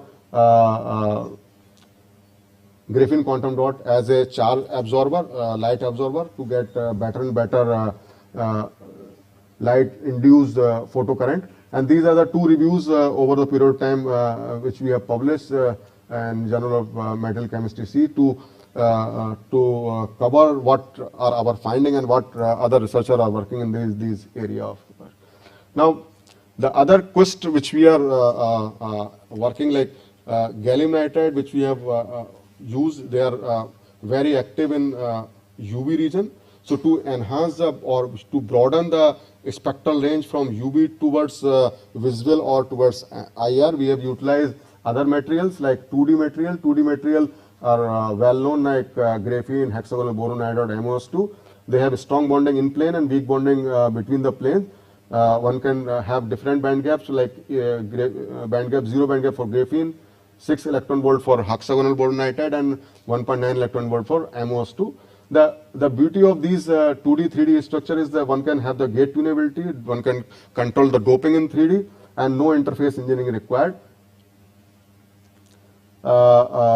And I'm just giving an example of MOS2 where if the bulk is indirect band gap, and if you reduce number of layers, the band gap increasing and then begin the direct band gap.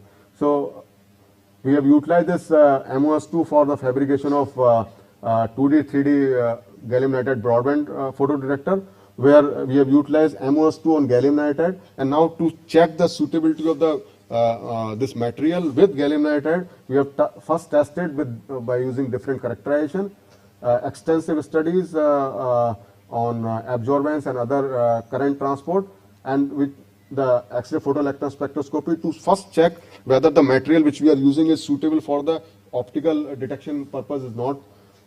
Then the band alignment is showing the type 2 band alignment is formed, which is leading towards the which is basically required for the photodetector. So this work is published in Applied Electronic Material. Then we have fabricated, tested and evaluated the performance. The bare device is showing response in UV, while this 2D, 3D structure is active in up to 850 nanometer from deep UV to 850 nanometer. The performance of the device is tested. These are the different performance parameters like responsivity, external quantum efficiency. All are extensively enhanced by integration of this MOS2 with gallium nitride.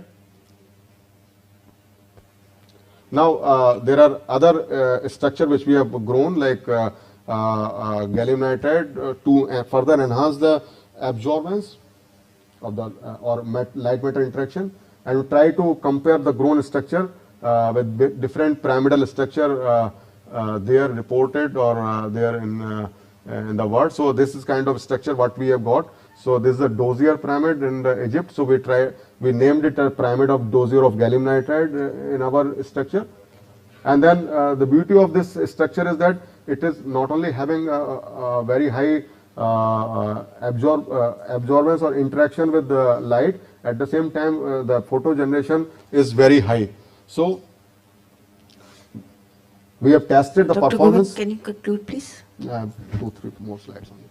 So this device is not only working efficiently at room temperature as well as higher temperature under 250 degrees centigrade. So any application which is where the high temperature is being there, then in that case the device is quite stable. The performance is quite good in terms of performance parameter, responsivity, directivity and noise equivalent power. I'll move on to the other one. Then we have utilized this pyramidal structure to grow MOS2 by using sputtering as low cost technique to have cocoa pump like of structure. And then we have from UV side to broadened, we have broadened the spectral response from UV to almost NIR region. This is around 1000 we are getting the spectral response. And the device is quite stable up to 250 degrees centigrade with all performance parameters which are significantly enhanced with the presence of two-dimensional this MOS2 tangential metal dichalconide. This is all the other performance parameter with the applied bias, applied optical power, varying optical power. There are other nitride based heterostructure which we have developed, gallium oxide, gallium nitride for deep UV. Deep UV range, deep UV to UVC to UVA, it is tapping. Then TiO2 and SNSE, which is covering the UVC to SWIR range. So these are the nitride heterostructure based optoelectronic device which we have developed. Recently we have also analyzed this polarity switching and enhanced photo response in AG-NPL nanoparticle with the non-polar gallium nitride, where bare device is showing photocurrent in one direction. By incorporating the silver nanoparticle, there is a polarity switching. So one can see there is a switching in the device performance. Now this is our future work which we are targeting, like artificial neural network based neuromorphic vision sensor, where these two-dimensional material based device can be utilized to mimic these neurons, and photosensitive 2D MEM transistor based on the 2D materials. For we are trying to utilize the potential of these grown 2D material by which we are growing by CVD and other, and utilizing our expertise with the fabrication of device. Now I would like to acknowledge all directors of CSIR-NPL, students, my colleagues, NPL and my collaborators, all funding agencies and all other agencies for supporting the research, encouragement. Okay. Thank you. So, thank you, Dr. Govind.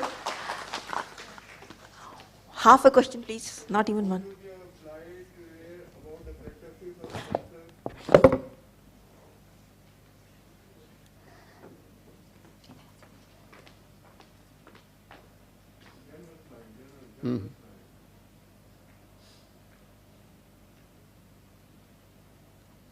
This one.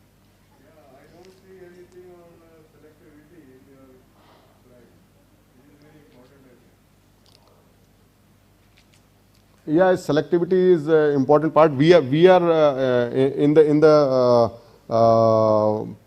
research work what we are proposing or we are reporting. We are always give a kind of ratio of the main band to the other band. Now, since we are talking about the broadband means you have to select UV or one optical wavelength to other optical wavelength. So it will be giving response to all. Okay. So, thank you, Dr. Gupta. Can you please step forward Yes. for felicitation? Thank you so much.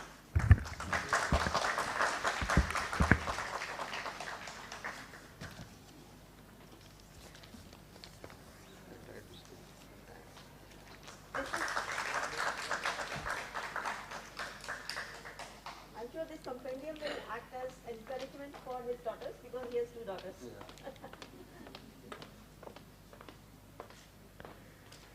We would also like to honor our session chair, Dr. Neeta Dilavar, by presenting a shawl. I request Dr. Ritu Srivastava to kindly come up on the stage and honor our chair by presenting her a shawl. Thank you, ma'am, for proficiently conducting the session. I tried.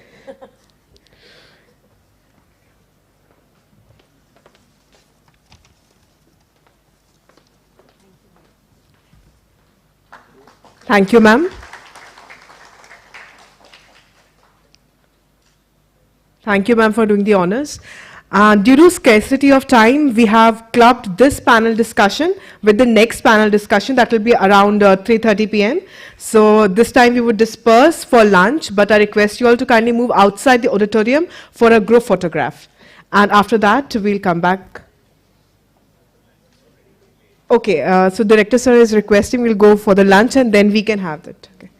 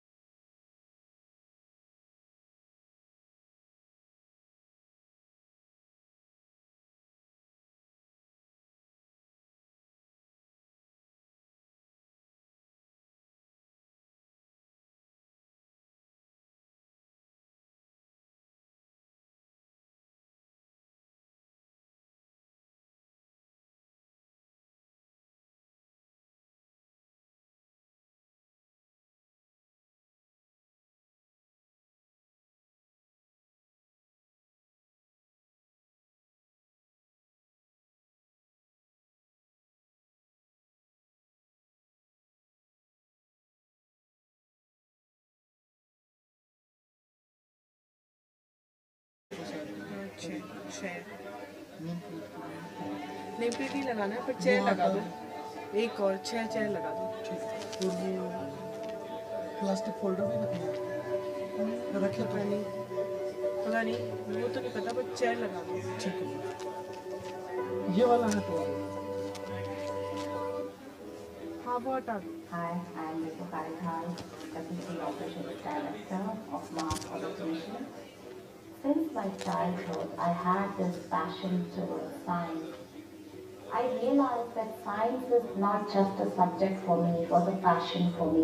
When I got the intimation letter from ISRO, my parents showed their utter confidence in their daughter and sent me here.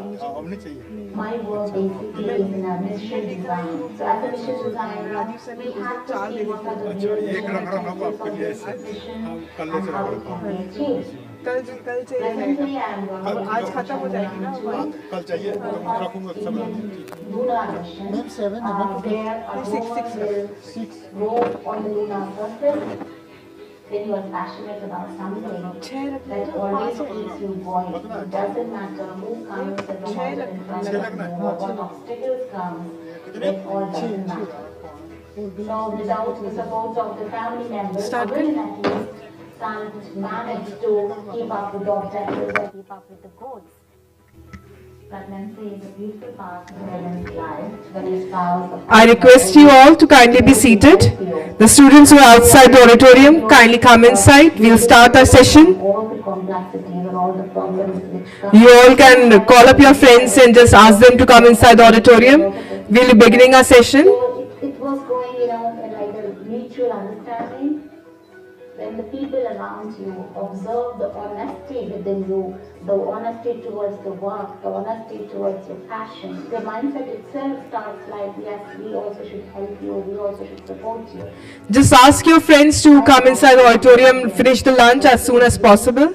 And We are beginning our second session for today. about any problems, but don't give up.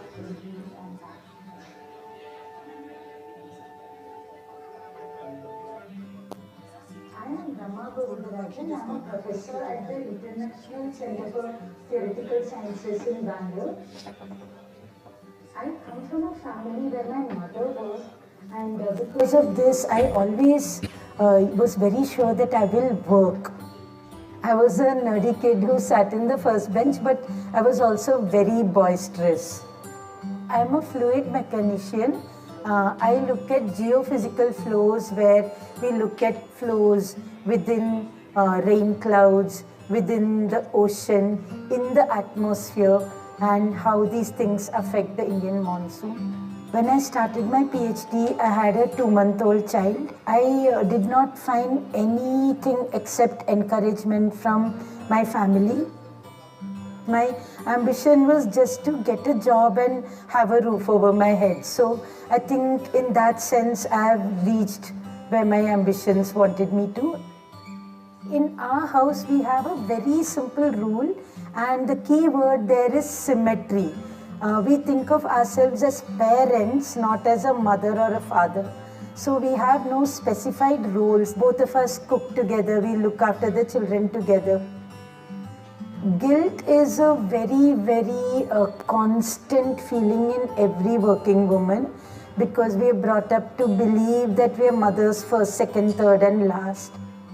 I remember a case where we were doing some scientific discussion. They couldn't do that derivation, and I walked up to the board and did that derivation.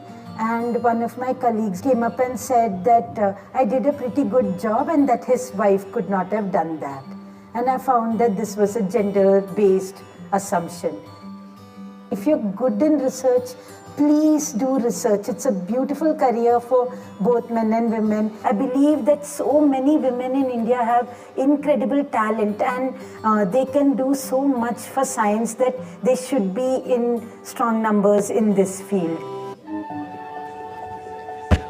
I request the audiovisual team to please stop this video. Hi, I'm Vidita Vaidya. I'm a We'll resume it later. at the Tata Institute of. So I welcome you all to the second session of today's event. I request you all to please be seated. The session today, the second session is focusing mainly on the role of women in STEM, and we will have an interactive panel discussion at the end of the session, so you can prepare your questions and be ready for the interaction. And at the end of this competition, we also have a quiz competition set up for you, so it is going to be very exciting and a fun one. And without much ado, I would like to call on the chairperson for this session, Dr. S.R. Takate, Chief Scientist, CSIR-NPL, to conduct the session as the session chair.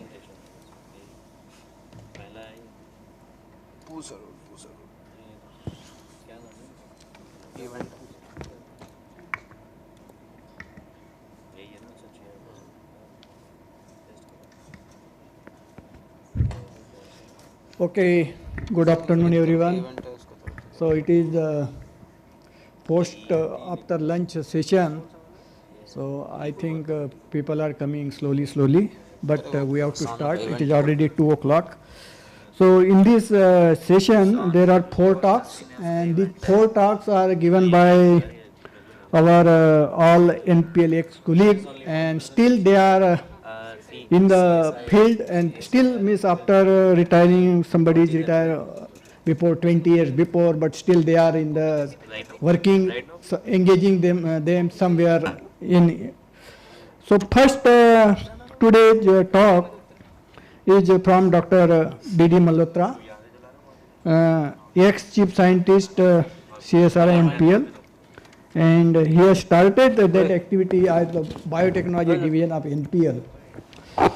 So from at present he is working as a professor, emeritus professor in Delhi Technological University, Delhi.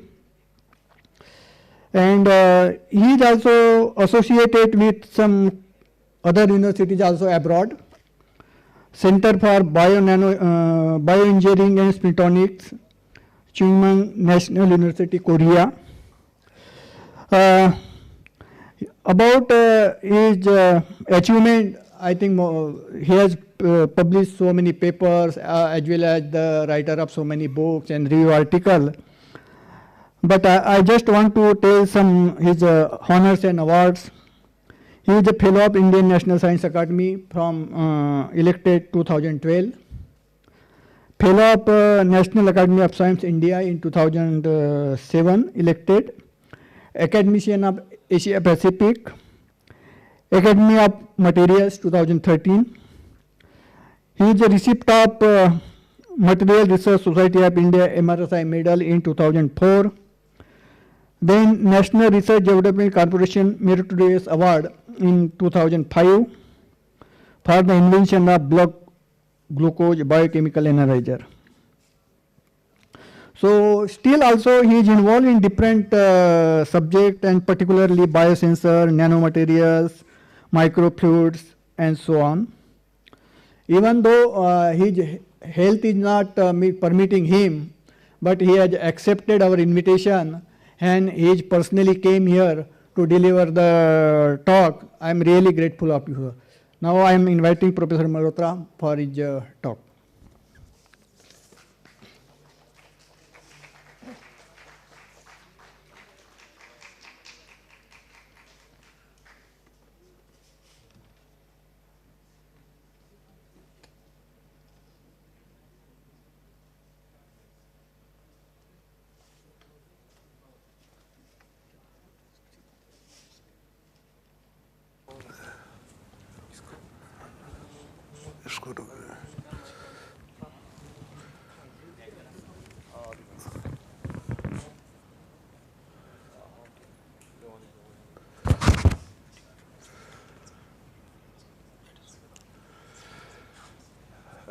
Good afternoon all.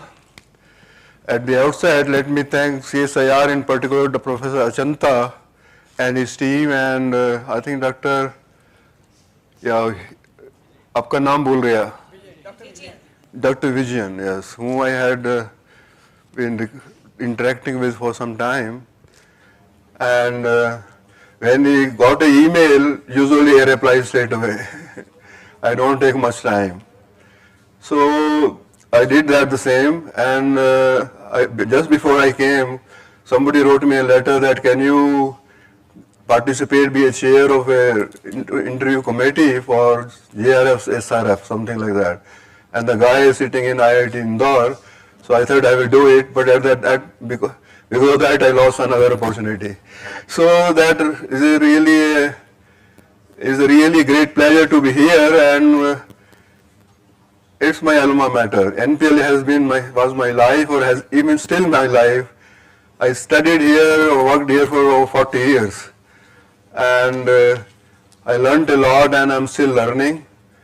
And I am grateful to all those with whom I interacted, and a lot has been. What I'm going to do today, in the next 25 or 30 minutes, is to tell you how did the work that I even do today originate with me, or with my life at NPL.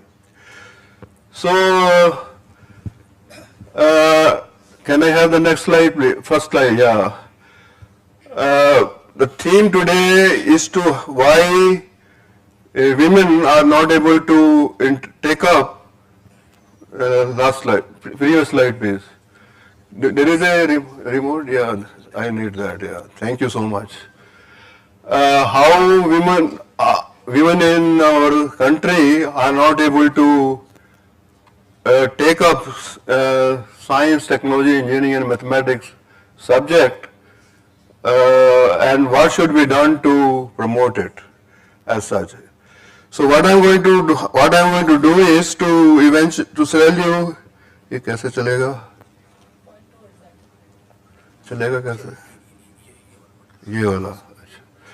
So I'm going to give you a very brief introduction to what I'm going to say in the next 25 minutes or so, and how did biomolecular electronics at CSIR-NPL start. And in fact, I must thank all the directors, including Professor Chanta, to get this program going in our laboratory. Then,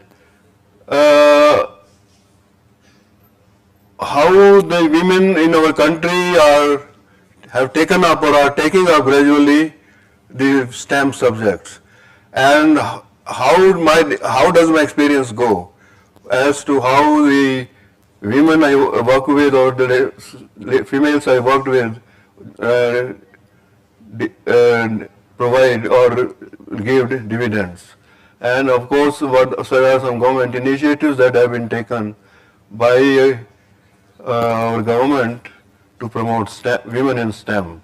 And at the end I will make some concluding remarks.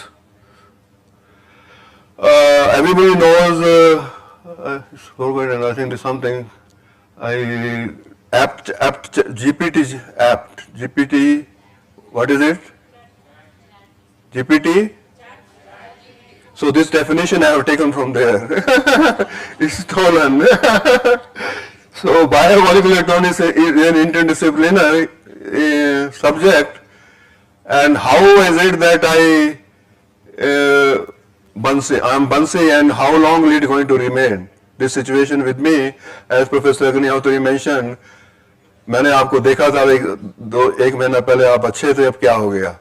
So in other words, what I want to say is that we need to understand how the memory that we all carry can be promoted, and how can it be strengthened. And then it involves, of course, engineering, physics, chemistry, biology, and it is all interdisciplinary. And what we are looking for, I think Professor Shanta is aware of how to get organic TFT transistor, organic transistors or bioorganic transistors, or FET or whatever. So all that is contained in our brain, in our system, or I believe, though I don't understand it completely, how is it that, how many sensors each one of them carry in our systems I'm 73 years old now, but I still have a mission in my life to do what I want to do in my scientific career. So transitions are important, switches are important, and then of course bioelectronic devices are important. This is what biomolecular electronics is as such. This is NPL, you know about it. I don't have to spend any. बंद हो गया फिर. Okay. So my journey at NPL started in December 1973. 1973, when I graduated from Delhi University in physics, and then I took voluntary retirement at NPL on 18th October 2011. And not that I wanted to leave it, but the circumstances were such that I wanted to work. And even after achieving 61 or 62 years of age at NPL, I thought I should continue to work, and I spent around 11 years at Delhi Technological University. And in fact, the work that I and my colleagues have been doing, were doing at Delhi Technological University, I think is available in literature, but I will try to speak about it in a few minutes. So women have been very important. They have contributed a lot, and the first person who will see her picture is Professor Sanna Purni, who joined National Physical Laboratory as a research associate in a project that I had from European Community on conducting polymers as such. And then and there is another person whose name I should take is Manju Gerard.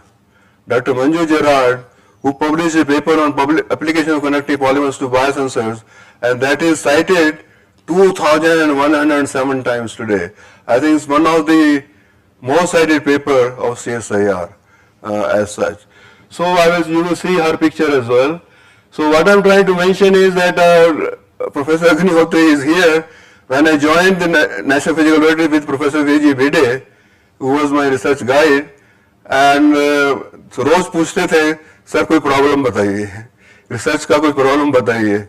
She every evening बोली मुझे कुछ पता नहीं है, कोई आपने आप ढूंढिए. So then the work started, and he said that okay, you will do glass transitions and liquid crystals. And I started it, and then these days you have all the facilities here, but that time there were not many facilities. Even X-ray recorder was not available. So what I did, first thing I did was to fabricate a system at NPL, lab workshop, for differential thermal analysis. So some of the results of phase transitions I got, there Professor Bede said nothing doing. That result is being, probably he used to go to various people, and then EPR, electron pyramids resonance, Professor Gupta was there at that time, वो बोले कि वहाँ भी आ रहा है 64 degree पे कुछ. And I was doing only literal readings with micro voltmeter, and the results were confirmed. Then he said, go to Delhi University, do in physics department, Perkin Elmer आता था, differential scanning calorimeter. So all those results were confirmed, and then Dr. Bide started believing me. And then that is how my thesis was made. Then I went to UK to do positron annihilation in liquid crystals, and stayed there for 3 years in glassy polymers. And then after I wanted a job, and to get a job you must do something original. So started the work on conducting polymers at National Physical Laboratory. So one paper I just told you, we published at that time Progress in Polymer Science. And then of course this paper I mentioned earlier in biosensors, bioelectronics. So then eventually I got married, and then I started the work on, as I mentioned, on conducting polymers, and then conducting polymers. Then I got a job at NPL in 1986. Something I written here, and in 1986, then Professor Joshi joined, S.K. Joshi, and Dr. Joshi helped me to get some projects on European Community European community, and then somebody from Department of Science and Engineering approached the NPL and said that we should do something on molecular electronics. So that molecular electronics, मैंने कहा मैं नहीं करता हूँ, बहुत हो गया, मैं नहीं करना चाहता. How many times shall I change the field? Then no, karo. Then somebody, Mishra from DST said that, okay, you should, he was in Japan for some time, said let us work on biosensors. So biosensors, kaun karega? I am a physicist, I want to do what I had been doing so far. So then I used to approach somebody near a neighborhood at night, Dr. Tulsiani, भी मुझे कुछ biology पढ़ाई है. And that is one reason that I joined DTU, to Department of Biology, to learn biology.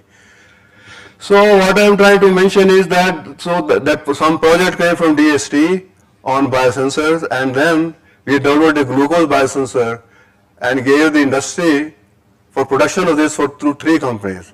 And one glucose biosensor that we developed, I have it in my hand, which was developed at NPL. We gave it to 3 industries. One industry is Pulsatum Healthcare Private Limited, and they are still in the market. If you all have video, your thermometer, the mobiles, go to Google and find out, look at it, pulsatum.com. The guy still acknowledges the NPL, National Physical Laboratory.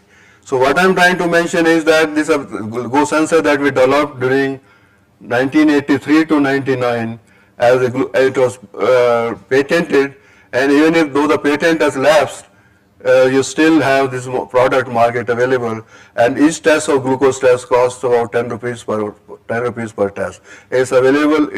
The data that you get is the best in the world as such. So then, apart from glucose biosensors that was developed, we worked on LB, language biology films. I think professors available here, who is Sumana? Yeah, you are here. Yeah, very good. So we have language biology systems up here, and I have started that, self-assembly monolayers, nanomaterials, and apart from glucose, we have done work on lactate, cholesterol, kya nahi kiya humne. And but the only thing is that commercialization of only glucose sensor has happened. So there used to be questions from what after glucose biosensor. The trouble is, the main reason is that enzymes that you use, glucose oxidase is a stabilized enzyme, known till date. Others like cholesterol oxidase, cholesterol esterase, and are not so stable. So that is the reason they are not commercially available worldwide. So in other words, there is more scope. In the sense, हमारे body में भी तो cholesterol sensor है, all glucose sensor है, but till today we do not understand how the glucose sensor works in our system. So in other words, I need sensors to be put into my system, which will give me more accurate information, or at least better information. At least if you are talking about smell, I want a better nose than that of a dog, as such. So what I am trying to mention is that this is important, and a lot has been done and needs to be done. This is a sensor that I was talking, and it is basically miniaturized electrochemical cell, and pulsatum.com that I was mentioning just now, you can go to the Googles and find it out, and it's available. And I think test is about 10 rupees per test, and it's comparable to the best in the world. We give it to 3 companies. One is Gamma Instrumentation, second is Pulsatum, and third is Transgenics, based at Ahmedabad. Only one progressed commercially. And when you want to give a product for market, don't give it to one company. Please give it to more than 3 companies, more than one company as such. So then, if some of you who are interested in how the glucose sensor works, glucose is which you want to, इसमें वो है क्या? Pointer नहीं है इसमें शायद, pointer इसमें है, चलिए कोई बात नहीं, no, never mind. So if the glucose you want to get it estimated or determined, you must use glucose oxidase, which is a protein or enzyme which is in the oxidized state itself. So when it interacts with, they interact with each other, you have glucose oxidase in the reduced state and gluconolactone or gluconic acid as a product. So you can determine glucose contained in a test specimen either by measuring just before I come to that. So the glucose oxidase which is in the reduced state reacts with the reduced mediator which is organometallic ferrocene or ferrocene carboxylic acid, which is also in the oxidized state. So they oxidized mediator reacts with reduced glucose oxidase which is in the oxidized state. So in a nutshell, we get some electrons, and these electrons, the more the number of electrons are, more glucose you get. So similarly, you can get glucose lactate determined or cholesterol oxidase determined. So this is how it works, measures as such. So then next I come to STEM now, and STEMs are important, and it involves science, engineering, technology and mathematics, and then there are 43% of this presentation have been helped by tremendously by women, and I should give my regards to not doctor yet, Niharika Gupta, who helped me. So in other words, what I wanted to tell you is that 43% females really work on are from STEM, and then she was talking about year-wise. So 2017-18 to 2019 is still increasing, and we produce one of the best. But the trouble is that only 14% of them are employed as scientists, engineers, and researchers. So I am aware of IIT Bombay. So I have been in some of their committees, also in IIT Madras sometimes. And the trouble is that in TFR, you haven't had a woman director as such. So more needs to be done, and 3 out of 53 chairs are held by women at IIT Madras as such. And so more needs to be done for women, at least if not 50%, at least I believe 30-40% is required. In fact, ideally it should be close to 50%. So why do we have this gender gap? And gender gap is most important reason is that the bias. औरतें हैं तो उनको बच्चे संभालने हैं, उनको काम की जरूरत नहीं है. So which I don't believe, I don't agree. So you can give them projects for a few or whenever they want it. And now you can also work from home as such. And in fact, my son who works in USA, he was here last year, and he worked for more than 2 months from home, and which I think is great. And the information that you see on this page is that we have taken it from Dr. Prajal Shastri, who is in the Astrophysics Institute of Astrophysics Bangalore. So what I am trying to mention is that this gender gap has happened, unfortunately, and needs to be corrected. So another thing that I want to mention is, yeah. So there are some women who have made history, and I personally know Chandranima Shah, who was the first woman president of INSA, Indian National Science Academy, and then all of us have heard of Tessie Thomas and Ritu Karidhal, who was a part of Chandrayaan mission, and also Tessie Thomas, the missile women of India. So what I am trying to indicate is the fact that in spite of these hardships, women are exploring various ways, various areas, avenues to be to do what they want to do. So I think I was in S.N. Bose Institute, and I late Dr. Kamal Ranada, who was the president of for Women, Scientific Work Association. Coach he hoga founder member, okay. So then Indira Hinduja, who is a known gynecologist, obstetrician, and Gagandeep Kang, who is next door in Faridabad, and who is the executive director of Translational Health Science and Technology Institute. Some of the institutes originated when Dr. Bhan was the secretary of DBT, and I happened to be one of their committees. And so that is how THSTI, and there is another regional institute, Asia Regional Institute, was founded in Faridabad as such. So what I am trying to mention is that they have made history, they have worked hard as such. I think I have listened to Gagandeep. Gagandeep Kang is a FRS now, I think. He's a fellow of the Royal Society as such, and is a good researcher as such.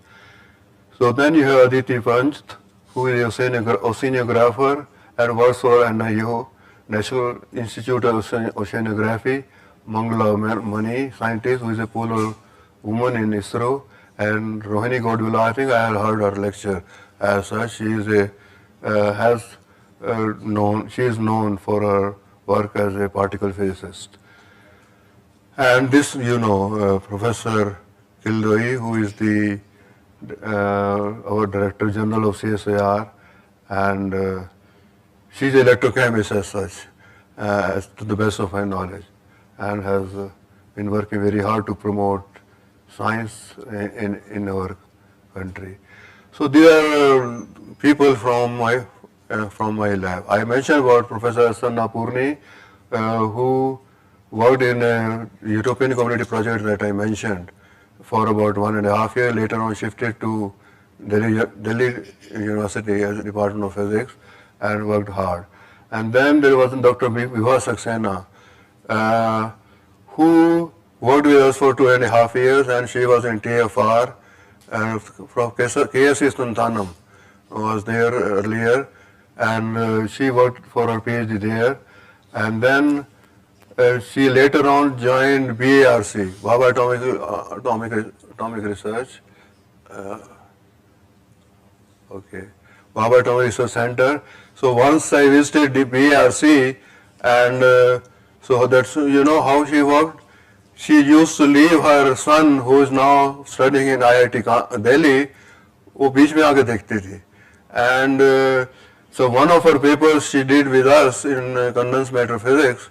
Condensed matter physics is cited 300 or 400 times as such, and she did that work here and here.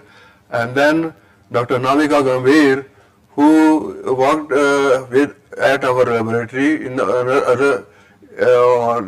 she's a biologist, and she's now a scientist G at Department of Biotechnology in Ministry of Science and Technology, and has done well. So Seema Sood, I should mention, from All India Institute of Medical Sciences.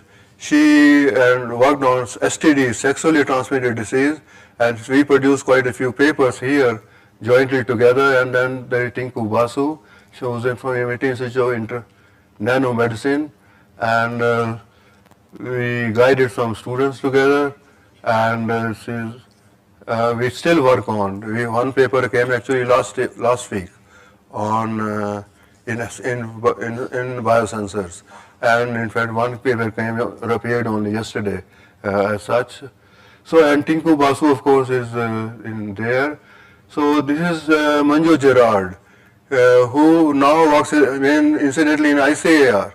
She is from PhD from here, from our laboratory, and she is the first author of a paper, 2,107 citations on application of conducting polymers.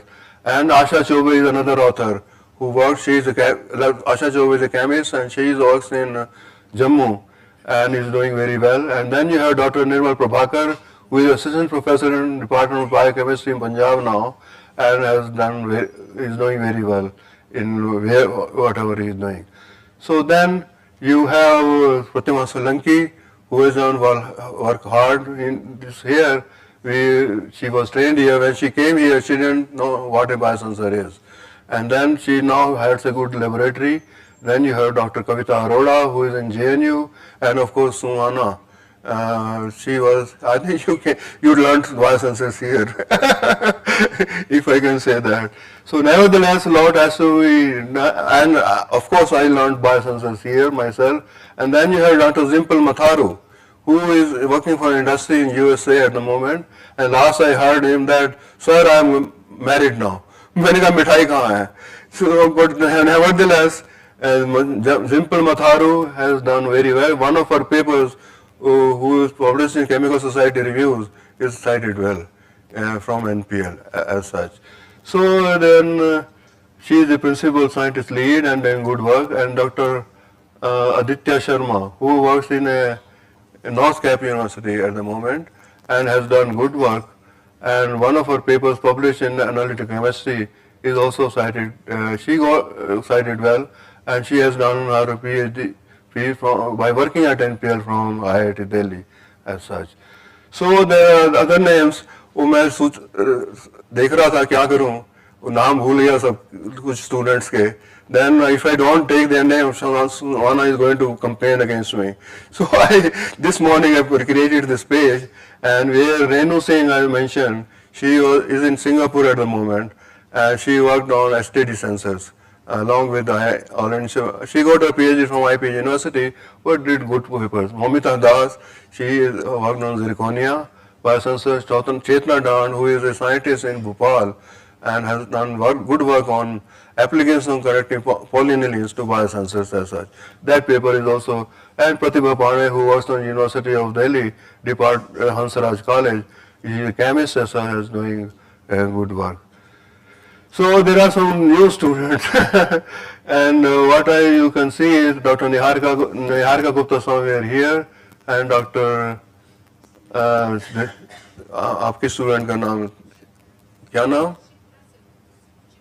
Shipra Solanki. Her paper was accepted yesterday on sustainable energies and technologies available. It's a review paper as such. If you have time, I would urge everybody to read this. This is on nano-bioelectronic generator as such.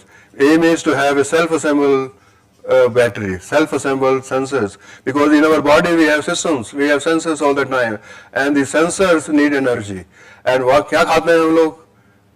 Lassi, roti, and उस रोटी लस्सी को कौन convert करता है electricity में, so that our sensors get going as such. So I think it's a good work, work which should, I would like to read it again more I read, more I understand. And then there is a student called Shine Augustine, with whom yesterday I am one of the editors of Talenta as such. So one new issue was started yesterday on Talenta Open. And if you are interested, you can submit some papers here. You may be given some free publishing there. So I myself, Shine Augustine, and the third person is Dr. Suveen Kumar, who graduated with me from Delhi Technical University. That paper, some of you, if you are interested, you can get into it. So what I am trying to mention is there is another girl, Dr. Amarjit.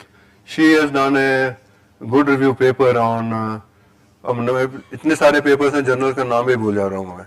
So what I am trying to mention is that that paper, if you have time on, is also worth reading. It's read by Niharika Gupta and Amarjit Kaur and of course myself. So a lot to be done, and so I have given you some examples of what can be done here.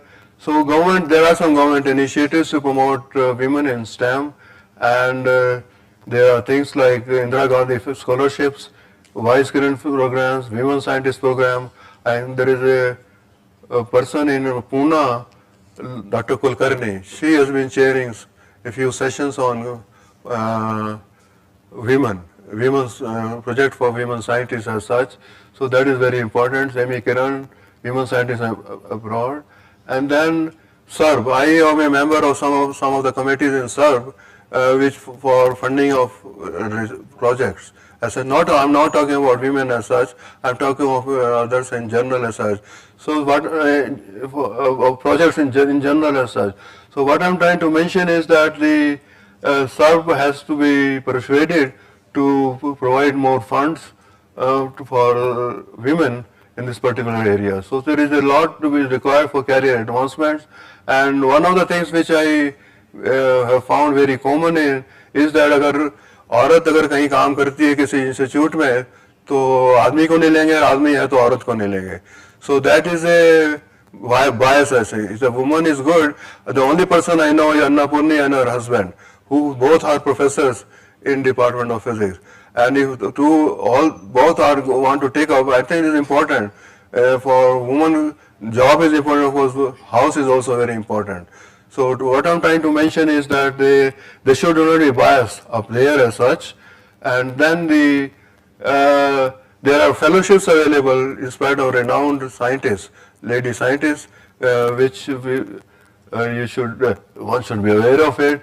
One is of Bibha Chaudhary, Dr. Bibha Chaudhary as a physicist, Raman Parimala, anthropologist, and organic chemist. There is quite a few. So there are quite a few for opportunities available for this particular area. So then I think I am going to the end. So what I am going to mention is that women as such have made huge contributions to our science in our country, but more needs to be done. And then there is also a considerable say promoting women to take up leadership positions in STEMs. So these are some of the resources that I have taken, and the questions I will be pleased to address. And what I want to mention is that I see some very young people at the end of this row. If you are interested, why should we take biology or biotechnology as such? So there is a video. There is one here. Can you play a video, please?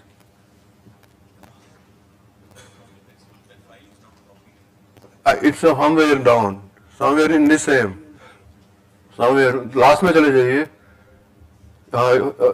देखो अभी गया आया था ना अभी. और पीछे नहीं और आगे जाओ, आगे जाइए, आगे जाइए नहीं और आगे और आगे और आगे और आगे और आगे जाइए.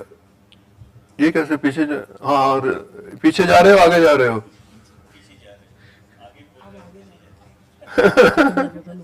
नहीं है और हाँ ये वाले इसको चढ़ाइए.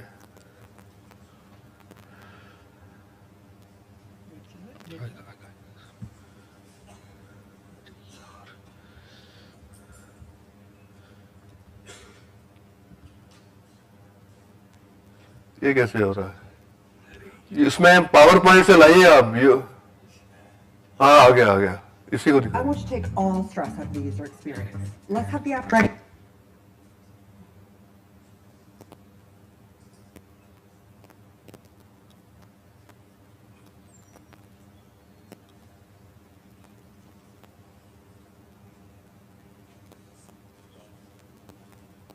नेट डाउन होगा. अरे ये प्लेट आ गया.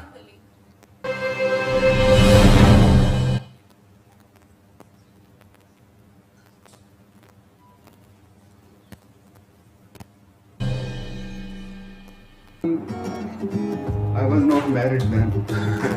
I was not married, and then I also wanted to find a job. And no one will marry you until you have a job.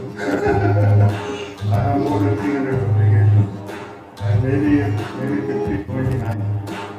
Biotechnology, no biomaster can tell you whether to believe a girlfriend or boyfriend or not. Who is thinking more about? Yeah, sure. You can play it down later. Thank you. Any questions? Questions are never foolish. Answers can be different. Yes. Okay, thank you, Professor Malhotra. Thank you. For all overview about your research activity as well as promoting women in science, technology, and everywhere. I think you have promoted women in all your career. Announce karna.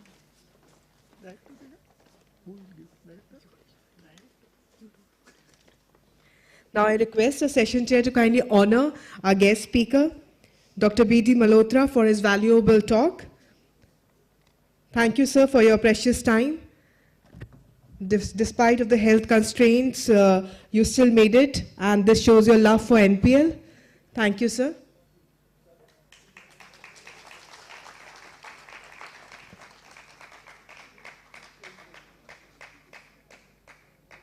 We would also like to give you the compendium that was released in the first session. Thank you so much, sir.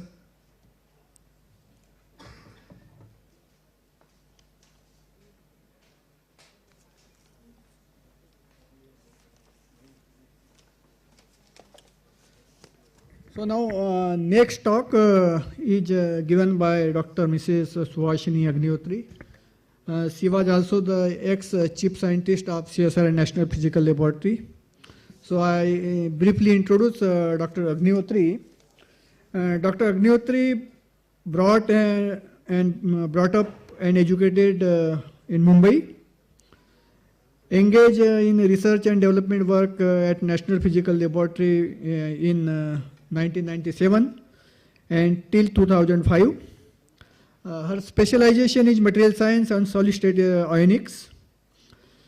She worked on different type of materials, liquid crystal, oxide for solar thermal coating, transparent conductors, thermistors, high temperature superconductor, electrochromic materials, electrolytes, liquid, solid, gel polymerics. She also worked on the devices, liquid crystal and electrochromic display devices, thermistor, energy efficient, electrochromic windows. Also, she is also involved in developing some systems. She has published more than 100 research papers in different scientific journals, as well as she has written one e-book on electrochromics. She having a popular article in English as well as in Marathi. And she guided many MSc and PhD students during her stay in NPL. She have some awards. She got a group award by NPL in scientific and technical achievement in 1981. Bharat Nirman Award in the field of science 1990. One of the top 20 Indian scientists in the world in the field of energy, listed by Stanford University 2020. Now may I request Professor Dr. Agnihotri, please deliver his talk.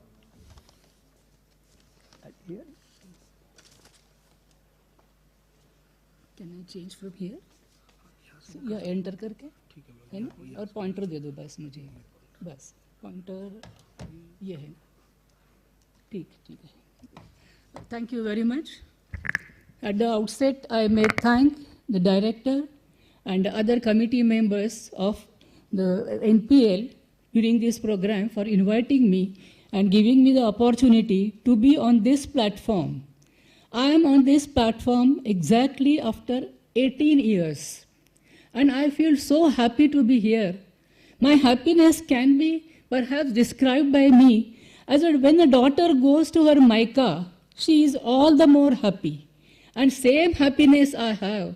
So with this note on happiness, let me start my presentation. My presentation will be in two parts. As I have been asked to do that, the one part will be my R&D journey, and the second part will be women in STEM. So let me start my first part. And as Dr. B.D. Malhotra said, we also come from the same group earlier when we joined NPL. When I joined NPL, I first joined a very small group here, which was called as Display Devices Group. You know that display devices are nothing but the output device for presentation of information in the visual form. The work done at that time in the group was trying to develop and make prototype display devices. As described here, they were based on liquid crystals. So liquid crystalline materials, studies of these materials and trying to prototype devices made on them was some important project going on that. Now some of these liquid crystal devices, I will just give you in short how do they work. They are multi-layer devices. They are 3.5 digit 7 segmented devices, and this 3.5 digit 7 segmented is on a transparent electrically conducting coated glass plate. Transparent conducted coated glass plate is very important in many of the devices. They are electrically conducting, but they are visually very transparent. At the same time, they reflect infrared radiation. So these three aspects are very useful in fabricating many of the devices. In a liquid crystal display device, the TCO coated glass plate is backed with a layer forming the back electrode. And white layer is put up there for reflection. So this mode works in diffuse reflection mode. Prefabricated, hermetically sealed device filled with liquid crystalline material, it forms the liquid crystal display device in the reflection mode. Now when you apply the electric field between the two electrodes, the voltage applied is of the order of 1 to 1.5, and the segments can be turned from black to white, white to black, depending on the polarity of the applied field. But the major drawbacks of these devices was there was very, very low contrast. Low contrast means if you take the optical density in the black state and in the white state, it was very low. Second thing, they had very viewing angle dependency. Considering these two as the major drawbacks, we tried to have some other technology to replace liquid crystal devices. And considering many of the possible solutions, we arrived that perhaps electrochromic display devices may give a very good solution to have this, to overcome the problems and to have another device. So for that, what we did, before I give you what is electrochromic devices, let me give in brief what is electrochromism.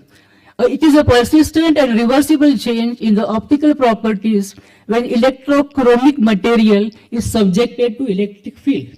So electric field, as in liquid crystal devices, here also it is the electric field. There it is only the electric field applied, but when you apply electric field here to a material, there are redox reactions taking place which results into electrochromism. Inorganic materials. There are a number of materials which exhibit electrochromism, but we limited ourselves to inorganic materials. For example, like molybdenum oxide, V2O5, tungsten trioxide was the most widely studied, and we, in all our devices, we use WO3 as our electrochromic material. Other oxides are CeO2, TiO2, others also. There are some other non-oxide materials also, like Prussian blue, which is again a very, very potential candidate in the electrochromic device. It is ferric ferrocyanide or iron hexacyanoferrate. So an electrochromic device is a multi-layer device again with primary electrochromic electrode, ion storage electrode separated by an ion conducting electrolyte. Electrochromic and counter electrode are backed by glass with transparent conducting oxide coatings for application of fold. And remember, all these they are in the form of thin film. So the redox reaction taking place are generalized in a manner here where a material like tungsten trioxide gets reduced, whereas the Prussian blue is a material which gets oxidized. And the main characteristic of these materials, they are all multivalent materials. So actually, multivalence is a very attractive characteristic of all these materials, whereas tungsten trioxide, it is because of the insertion of electrons or reduction is cathodically coloring material, whereas Prussian blue, it is extraction of the electrons from Prussian blue, so it is anodically coloring material. So in an electrochromic device, if you see that, this is a figure how the electrochromic devices work. For coloring the device, a positive voltage is applied to the transparent conducting coated in contact with the counter electrode, causing lithium ions to be driven across the electrolyte and inserted into the electrochromic layer, which is in our case is WO3 film. While the charge compensating electron is extracted from the counter electrode, flowing around the external circuit and is inserted into the electrochromic layer. So simultaneously, there is injection of electrons and the cations or some of these lithium ions which color the WO3 films into blue. So when we wanted to replace liquid crystal display devices by electrochromic display devices, the first thing which we did, that we had the similar configuration which was used earlier by my colleagues, which was 3 by 5 centimeter device.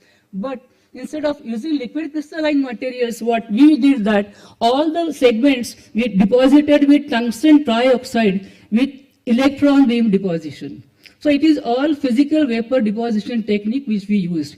Remaining other thing the same, but instead of liquid crystalline material, we use a liquid electrolyte, which was lithium conducting electrolyte, which was LiClO for propylene carbonate.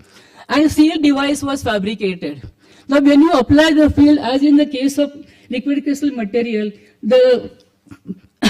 your main electrode becomes blue, and if you change the polarity of the field, then it becomes bleach. So there is bleaching and coloring of the segments which you can obtain in an electrochromic device like in the liquid crystal device. But here, the two different drawbacks in the liquid crystal device were because they were electrons operated, they were quite fast. And such materials, such displays could be used for wristwatch applications. But now here it is not only the electrons, but ions also. So the ionic motion controls the kinetics in this reaction, which becomes slow. And therefore the kinetics is not very fast. And therefore this could not be used for wristwatch applications. At the same time, there was no viewing angle dependency which was observed in liquid crystal devices. But the slow kinetics, and because liquid electrolyte was used, the life was also really short. But along with that, it shows a very most fascinating feature. It had open circuit memory. What do we mean by that? Unless and until you short the circuit or reverse the polarity, the coloration will not go away. So the coloration will remain there for a long time. And this is a very, very advantageous feature of these devices. Considering these devices now, so since we cannot use them for wristwatch applications, we thought that having got all the characteristics of these, we should think of another application. Initially, we changed the device technique from LCDs to ECDs. Now we have to consider the ECDs, their characteristics, and we thought of another application where these characteristics will be taken into account. So we identified a new technical and competitive field of application, which is nothing but the electrochromic windows. Now windows, why windows? In a window, for any commercial building or for houses, especially when in the tropical region, in the summers or during the afternoon periods, summer periods, what we need is that we want to modulate the incoming radiation into the building or into the house. How do we do that? There are various ways we have been doing. We use curtains, we use some reflecting glasses, we use fuse glasses, but all of them give a definite amount of transmission modulation. But if a user wants to adjust to his use, to his comfort level, that the transmitter radiation can be low, can be little higher, or can be exactly low, this cannot be done by the other techniques. Whereas electrochromic device, it gives us an opportunity where we can have a variable kind of transmission modulation, or it can give us dynamic modulation instead of static modulation. It can also have extended lifetime and low cost. So our all research oriented research was oriented towards this, making a feasible electrochromic window for different applications. So therefore, we tried to shift our physical vapor deposition techniques or physics techniques to wet chemical techniques. So there was a shift from physics to chemistry at this stage. And there is absolutely no problem if you take up a challenge, you try to find out a solution, and you try to learn and develop those techniques, whether it be physics or it be chemistry. Therefore, what we did was, to bring down the cost, we tried to adopt wet chemical techniques. And to enhance the life of the device, what we tried to do that, instead of using liquid electrolytes, we tried to make solid electrolytes. By solid electrolytes, the life will be enhanced. And we could use active complementary passive ion storage counter electrode, where perhaps you can get more transmission modulation in the device. So in wet chemical techniques, we developed two techniques, sol gel and electrodeposition. Now when we electrodeposit, sol gel means if you have a solution, you want to have some sort of tungsten, which will be soluble in a solvent which can evaporate fast. If you deposit a film, the solvent will get evaporated and you will get the film. So for that matter, we use first of all that spin coating technique. Spin coating technique could be used for small size the plates, maybe at the most 4 inch by 4 inch, 10 centimeter by 10 centimeter. So we use the spin coating technique for small devices. Now the materials which we developed, we processed, we try to develop different processes for making the precursor materials. Again, that's all chemical method which we developed, and we have got a material which is peroxotungstic acid, which is easily soluble in solvents like alcohol. And therefore, we try to improve upon the response by adding different additives and all that. Similarly, Persian blue, which was used as a counter electrode, we try to deposit the films by electrodeposition. But when you consider about the window, the size cannot be constrained to 10 centimeter by 10 centimeter. We had to enlarge. So if you have to upscale, then we desired dip coating. And in our group, we had designed and we have fabricated the dip coating unit. So we had two facilities, spin coating as well as dip coating technique. Solid electrolytes, how did we develop that? We gel polymeric electrolytes was one solution. Another was composite polymeric electrolytes. There was another method also where in situ photopolymerization and thermal polymerization was carried out. And the electrolytes were based on polymethyl methacrylate with nanoparticles of SiO2 and Al2O3.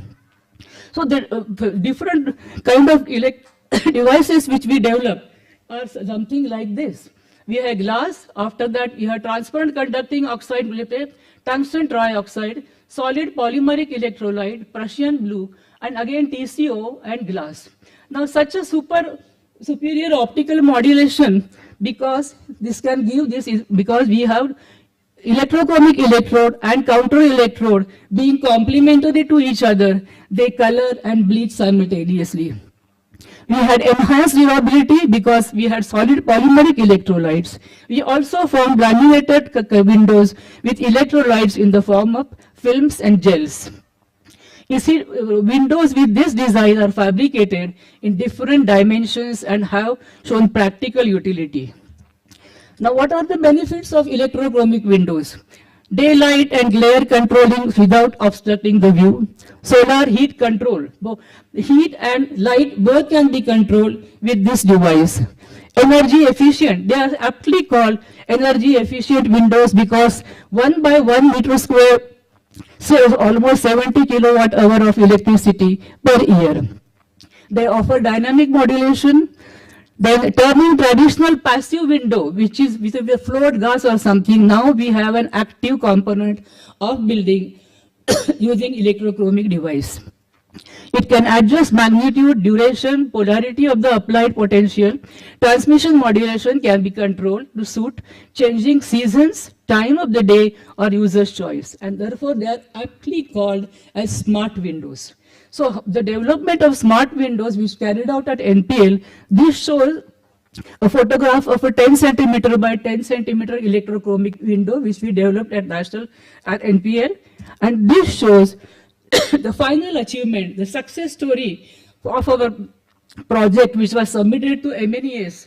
We had to just establish the feasibility of 1 foot by 1 foot electrochromic window.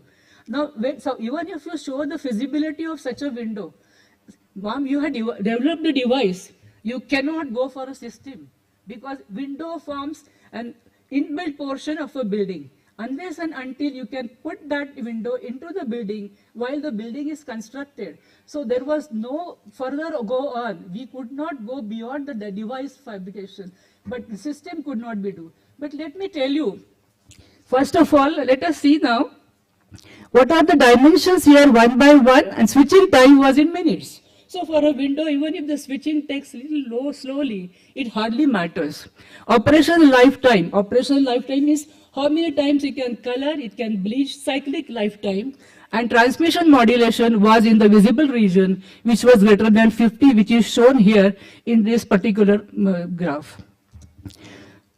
So therefore, first of all, let me see, I think even on the first day, it was mentioned in the invited talk that generally what we do by R&D, we develop device, but we never try to go for a system. To develop a system, there should be a product like what Dr. B.D. Malhotra said, that you can have a small one, you can have handy one, but for our windows, we just could not do that. So our success was only to establish the feasibility of a window which was of the size 1 foot by 1 foot. And therefore, what we could do that, we have shifted from physics to chemistry, even say to electrochemistry. Not only that, we have moved from physics, solid state physics, to a field which is now called as solid state ionics. So we have become member of the solid state ionics family, by which we have developed these electrochromic windows. So this gives me my journey and R&D. Let me go to the other part of my presentation, which is women in STEM. What is STEM? When you say STEM, it is a stick-like central part of a plant that grows above the ground and from which leaves, flowers grow, or a smaller thin part that grows from the central part and supports the leaves and flowers. It is a very, very important in plant life. Similarly, there is STEM in human life. In the present digital age, it not only supports, but rather it drives our life. It is an integral part of our life. STEM stands for Integrated Study of Science, Technology, Engineering, Mathematics. These are 4 broad domains interrelated, maths becoming the base. STEM expertise is required for almost all 75% of professions, and digital literacy is required for 90% of the new age careers. In India, there are 43% of STEM graduates, one of the highest globally, but only 28% from the workforce. The issue of underrepresentation has persisted not only in India, but all over the world. Now let us try to look at, there are many, many women in these areas. I'll take some representative women in all these domains. Women in maths. When in India, when we think about mathematics, we always think about Aryabhatta or Ramanujan. But we cannot think of any other women mathematician. 12th century saw a woman with exceptional mathematical abilities. She was none other than the daughter of great mathematician of all time and skillful astronomer Bhaskaracharya too. She was Lilavati. Bhaskaracharya and Lilavati used to have problems conveyed to each other through different rhymes. And when the problem is posed, Lilavati would give solution immediately to her father, who was her teacher. And in fact, her father wrote 4 books, where one book was named as Lilavati, where all such rhymes have been given. After that, I think most of us, we can think about Shakuntala Devi. Shakuntala Devi is all known to all of us. She was fondly called as a human computer for her ability to perform lengthy calculations in her mind faster than a computer. Next is Mangala Naraikar, which is very dear to me. She comes from the same locality where I was brought up. She comes from the same college where she was taking our tutorials in mathematics. So she married Dr. Jayant Nararikar, but there she first gave preference to her family life. In doing that, she pursued her doctorate studies. Her expertise is in making complex maths problems simple. Ramanath Parimal is a refined algebra using number theory, algebraic geometry and topology. She was Shanti Swarup Bhatnagar awardee in 1987. Sujata Ramdorai is again, her field was algebraic number theorist, known for her Iwasawa theory, which is Japanese theory. She was again SSB awardee in 2004, and she was the first and only Indian to win ICTP Ramanujan Prize in 2006. Another thing, the feather in her cap was into her 2002-03 was she recently has been given Padma Shri Award. Numa Gupta, again the commutative algebra and affine algebraic geometry, her fields, she was again a recipient of Shanti Swarup Bhatnagar Award. Thinking about women in engineering, the first woman engineer was Lalita, who was electrical engineer. Then Shakuntala Bhagat, again Shakuntala Bhagat from the same locality where I used to stay. She followed her father's footsteps, who was in that period was known to be an expert from bridge construction. She became civil engineer and she also contributed for bridge constructions. Kalpana Chawla, who does not know Kalpana Chawla? She was one from the aeronautical field. Rajeshwari Chaturji, she was the first woman faculty member as a professor at IISc, and her field was microwave and antenna. Priya Balasubramaniam was in mechanical energy. Kirtija Reddy was in BE and MS in computer engineering and from Stanford University. Sudha Murthy, again, who doesn't know Sudha Murthy? Perhaps all of us today know her as an author, as a philanthropist, but perhaps many of us, if they look back to her life, she has been BE and MS in computer engineering and MBA from, first woman engineer. There is many stories actually. Some of these women had to become rebellion to see to it that their entry in a particular field is easily possible. Sudha Murthy was one of them. So, another name which I should mention here is of Maitreyi Chowdhury. She was a chemical engineer. She was the first woman engineer to work at Indian Oil Haldia plant.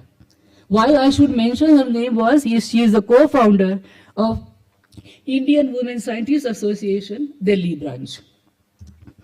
Women in science, there are innumerable number of women in science. Even today when I was listening to the speakers, I was very happy to note that when I was working in NPL way back, the number of women scientists in NPL hardly varied between 8% to 10%. But today, if I remember correctly, the number has gone up and now it is 30%. That shows that how women in science, the number is increasing day by day, year by year, and their contribution is very significant. Some of those women in science, the first Hindu woman who got the medical degree in Western Hemisphere, she was Anandibai Joshi. If you look at the biography of Anandibai Joshi, it was her husband who forced her to take education because those were not the days where women literacy was there. They were some of the reformers who tried to have women education to be included in the society by starting the thing in their houses. Jyotiba Phule was another person that way. So it is because of her husband that she took medicine, she went to USA, she completed her medicine education. E.K. Janaki Amar was in the field of botany, and she was again recipient of Padma Shri. Asima Chatterjee was from the field of chemistry. Her area of interest was natural products with special reference to the medical plants. She was again recipient of Shanti Swarup Bhatnagar Award, C.V. Raman Award of UGC, P.C. Ray Award, and she was the first lady president of Indian Science Congress, member of Rajya Sabha. I think Dr. Malhotra mentioned about Kamal Randive. Kamal Randive again comes from Bombay. Her field is biomedical. She had PhD in cytology. She was recipient of Padma Bhushan and established the first culture laboratory in India, presently which is Cancer Research Institute. And she was the founder member of Indian Women Scientists Association. Kamal Sohani is another Kamal who was biochemistry. She, because of her nature, she saw to it that Professor C.V. Raman, who used to hate women, she saw to it that he allows women to enter into his institute. Anna Mani is another one. Aditi Pant, we saw that her special field was marine science and oceanography. And when Dr. Sen Gupta was mentioning about his expeditions to Antarctica, she was one of the members of the 3rd and 5th Indian expedition to Antarctica. Rohini Godbole in the current state has been talked about her work so much because she is a part of the program which is carried out at CERN, which is they are looking to find out the Higgs boson, or what is called as God's particle, and she is involved in the planning of all those experiments at CERN, remaining at IISc even after her retirement. She is a recipient of Padma Shri, and she has many other, plenty of them awards, and she is also a member of INSA. Rocket scientists, we have plenty of them who took India to space. Few of them are Ritu Karidhar, Nandini Harinath, and Anuradha T.K.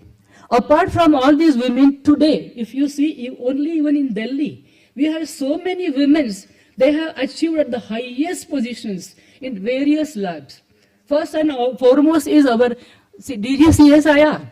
She is Kalsi Devi, who is for the first time in the history of CSIR that there is a woman DG. In SSPL, Seema Vinayak is another director. Tessie Thomas, again, who was involved in Agni mission, she is a DRDO of Aeronautical System. Chandrima Saha, Dr. Malhotra mentioned about her, she is the current director of National Institute of Immunology. And Nupur Bahadur, who has not arrived today here, she is the assistant director at TERI. Women in technology.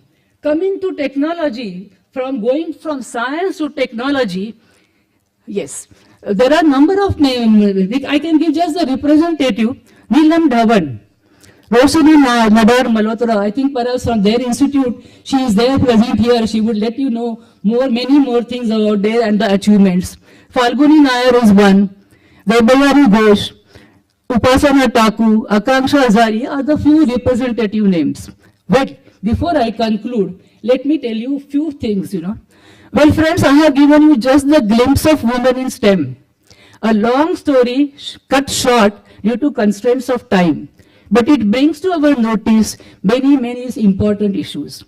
If we ask these women achievers what inspired them to opt a particular faculty apart from their natural interest, it is noticed that majority of them are from middle class families where education is given high premium, where equal opportunities were given to sons and daughters. Many of these women had other achievers, not necessarily in the same faculty, in their families, father, mother, somebody else. Maybe for some of them, teachers had great impact. One or some of these factors inspired these women to opt for a faculty of their choice and then had full support and encouragement to pursue it. These women had no role model who functioned and were functioning in the social and economic environment of our country. Well, but my dear young friends, you all are very lucky. All these women are inspiration and great role models for you to dream big and strive for excellence. Friends, technology has evolved as an indispensable aspect of our lives, and as society develops, technological adaptability has become a necessity of our social fabric. Its priority for us as a culture to grow more compatible with the dynamic technology and stay up with forthcoming technological advances. So you all need to be provided with technological fluency.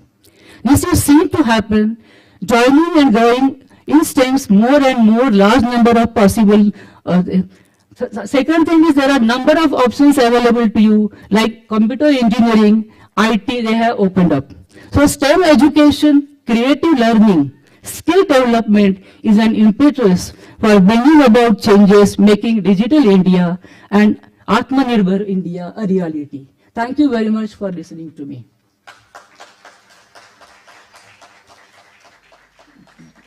Thank you, ma'am. We would like to acknowledge you by a token of gratitude, and I request the session chair to kindly do the honors.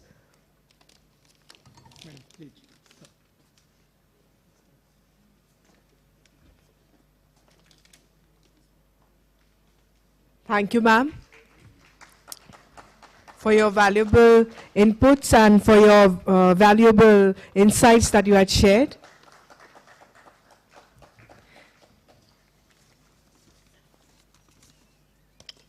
So now, next talk from Dr. P.N. Dixit. He is also the ex-chief scientist, CSIR-NPL. So Dr. Dixit joined NPL in 1981 and he superannuated from NPL in July 2007. He did his basic qualification from Kanpur University, then PhD from IIT Varanasi. And he worked in NPL Thin Film Amorphous Material Group, and he has developed indigenous technology of plasma enhanced chemical vapor CVD. And he has grown developed different type of alloy material, and particularly the amorphous silicon and all these things. Now may I request Dr. Dixit.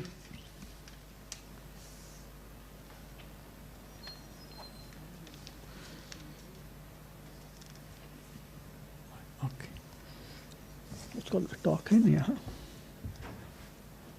On कर देना ये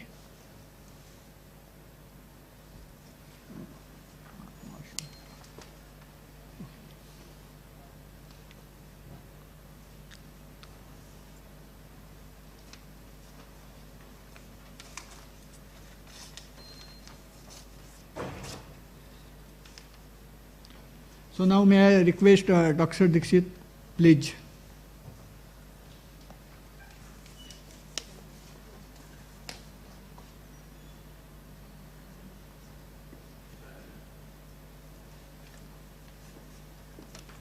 I humbly request our rest two speakers to please limit the talk for 15 to 20 minutes due to restriction of time. Thank you.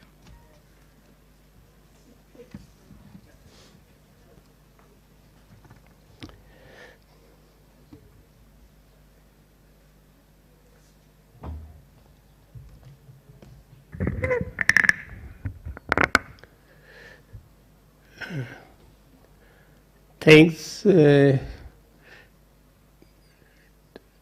giving me opportunity to be here on a special occasion, this program. Thanks Director NPL and organization with this one. This is an opportunity to share my, simple I can say this, my extension of NPL work is still I am working on the same field. The field which I have chosen since joining NPL related with the plasma, growing amorphous silicon, the same thing extended even after retirement, the same group element, silicon and carbon, and this carbon form is now changed from diamond-like carbon to diamond now. And especially this name of one small company known as a Omicron Scientific Company, new startup formed for commercial production of gem quality of diamond. Without gems, I think one can see this is a very precious material gems, and this is the beauty of women. So,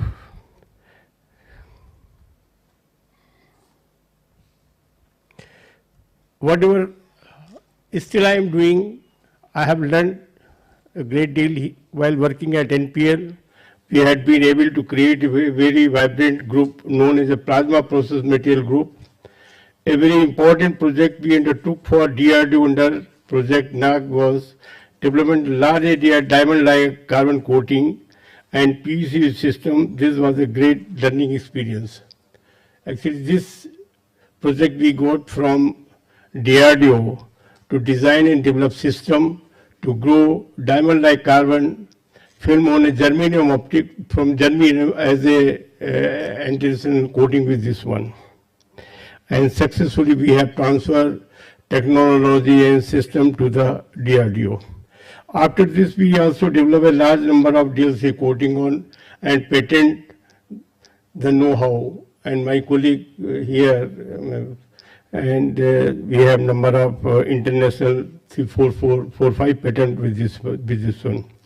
And the same technology applied to this for diamond-like coating. This system I like to tell with this one, while working with this one, diamond-like carbon, we got another project to design a system, this diamond dual frequency, that is the PECVD, microwave PECVD system. This same system was actually designed and built up here in NPL with some collaborator with this one.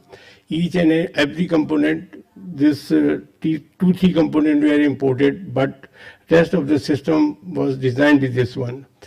If you see the chamber design, actually in microwave, roll of this frequency, this 2.45 gigahertz frequency, this was the industrial frequency allotted by for the industry, and wavelength is 12.24 centimeter.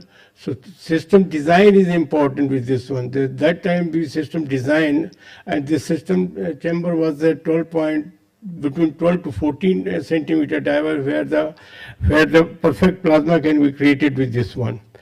This system, it has two quality. You can create a microwave plasma along with the RF bias with this one, and this was ultra high vacuum system. And on this system, while working in NPL, that time many students did PhD on with this system.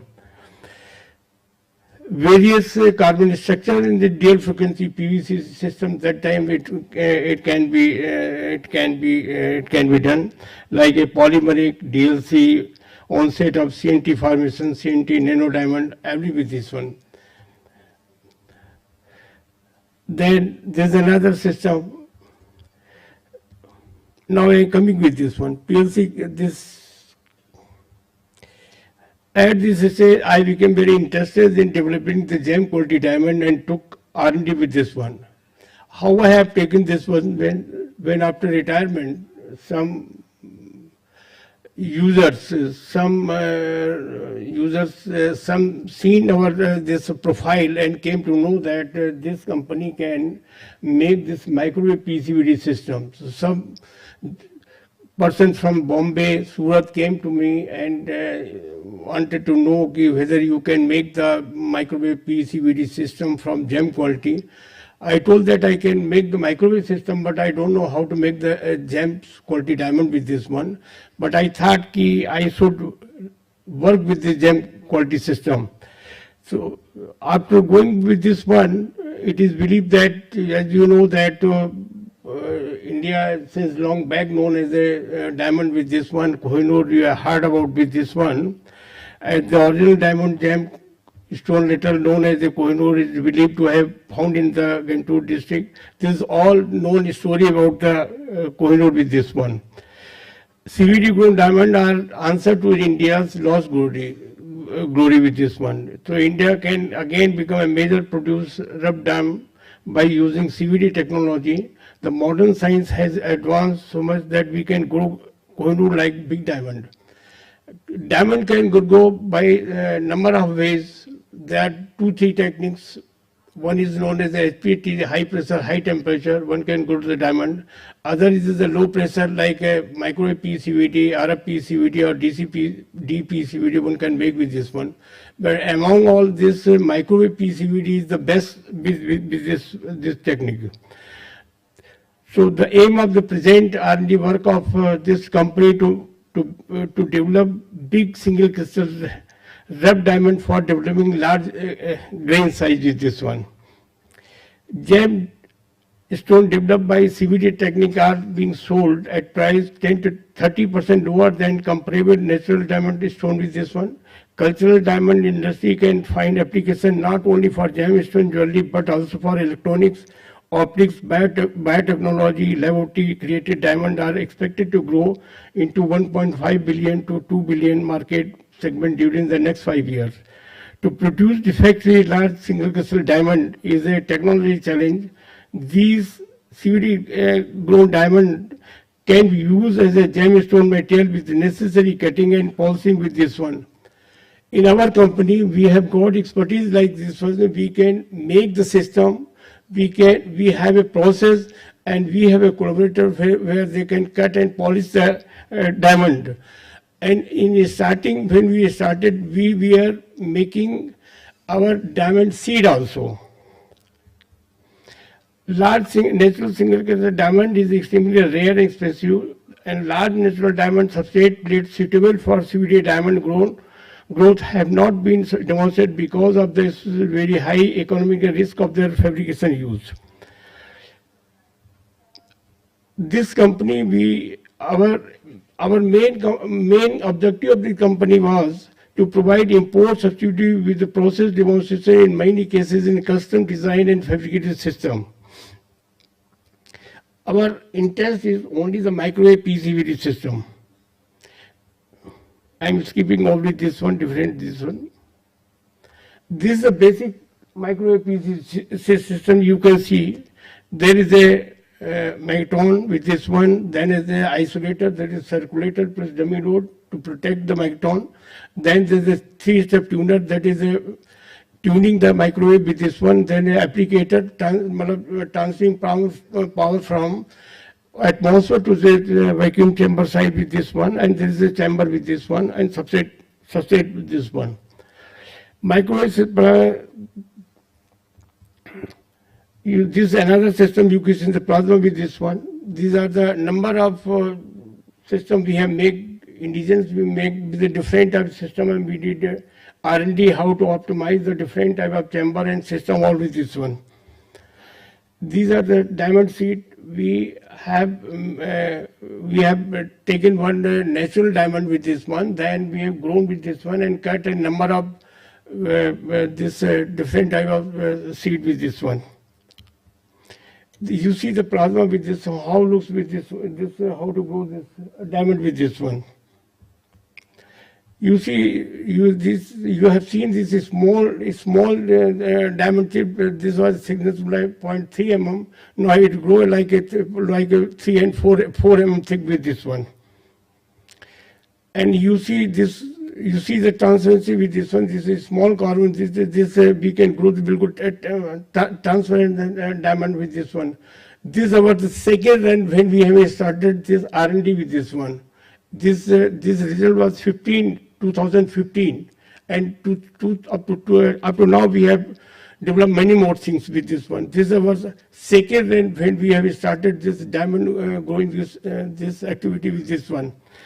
This was possible with the help of one Surat people. You see, cut and polish how this diamond look with this one.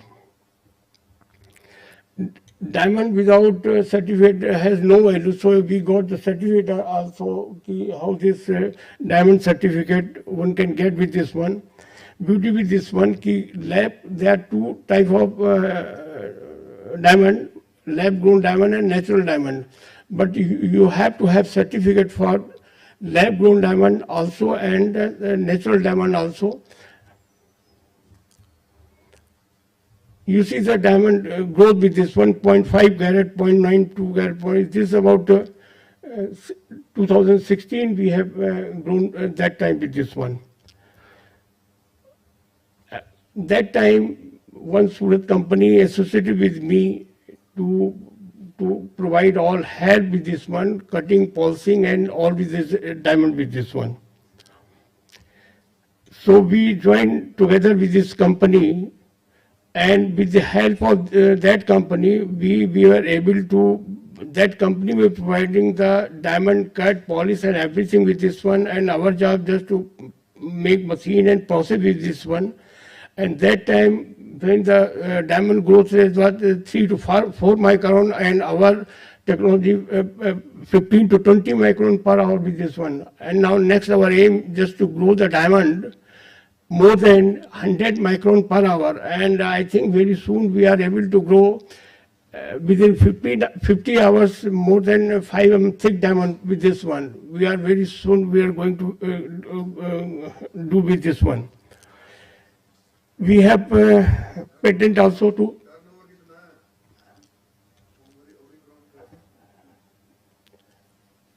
This is a confidential. I am a scientist still in the same company. If you like to show, so back with this one. This is a company, diamond, you can ask with this, what is the turnover with this one. And I will show the cost of one machine.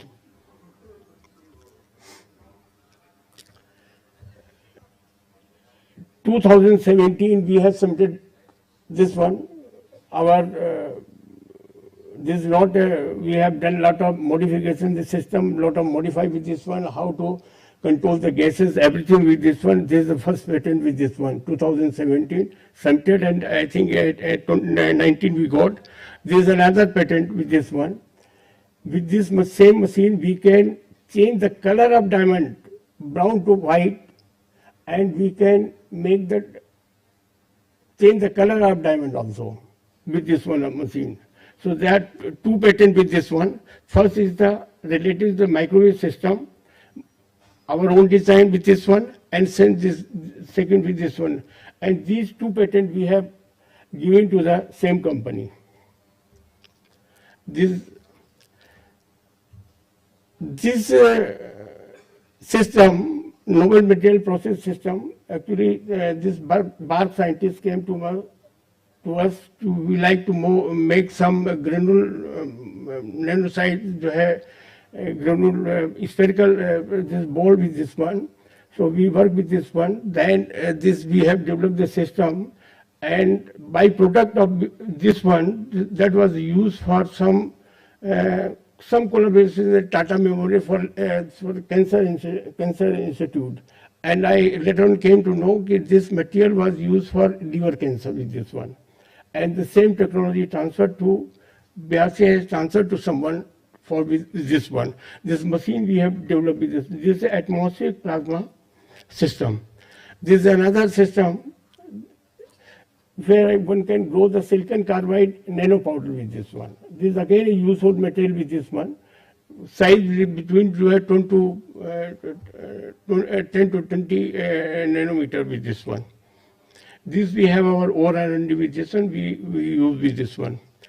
This is again a big system. This is a linear anti-microwave system where one can grow 1 by 1 foot diamond-like nanocomposite, presently using Meng-Laksa Institute for as an anti-cell coating on silicon solar cell with this one to replace the silicon nitride. You see the color of this. One can grow 6 silicon vapor at one time with this one. This is another system with this one. This IAST using this source microwave linear antenna source 1 by 1 feet, where they are making Al2O3 coating on a solar cell for as an anti coating. This is another, you see the plasma with this one, coating with this one. This is all system designed and developed at our lab. This is our modified system, this microwave PCB system, again you can see with this one, where the chamber design, a calm cell design, chamber design with this one. So if you see the Google, you can find this type of system with this one. you can see the chamber design with this. This complete system design from our view of our concept with this one, and except a few material we are buying with this one. Somebody using this system, how they are putting nicely on the lab and doing this one. Cost of the system, Dr. Bansi, I like to tell you.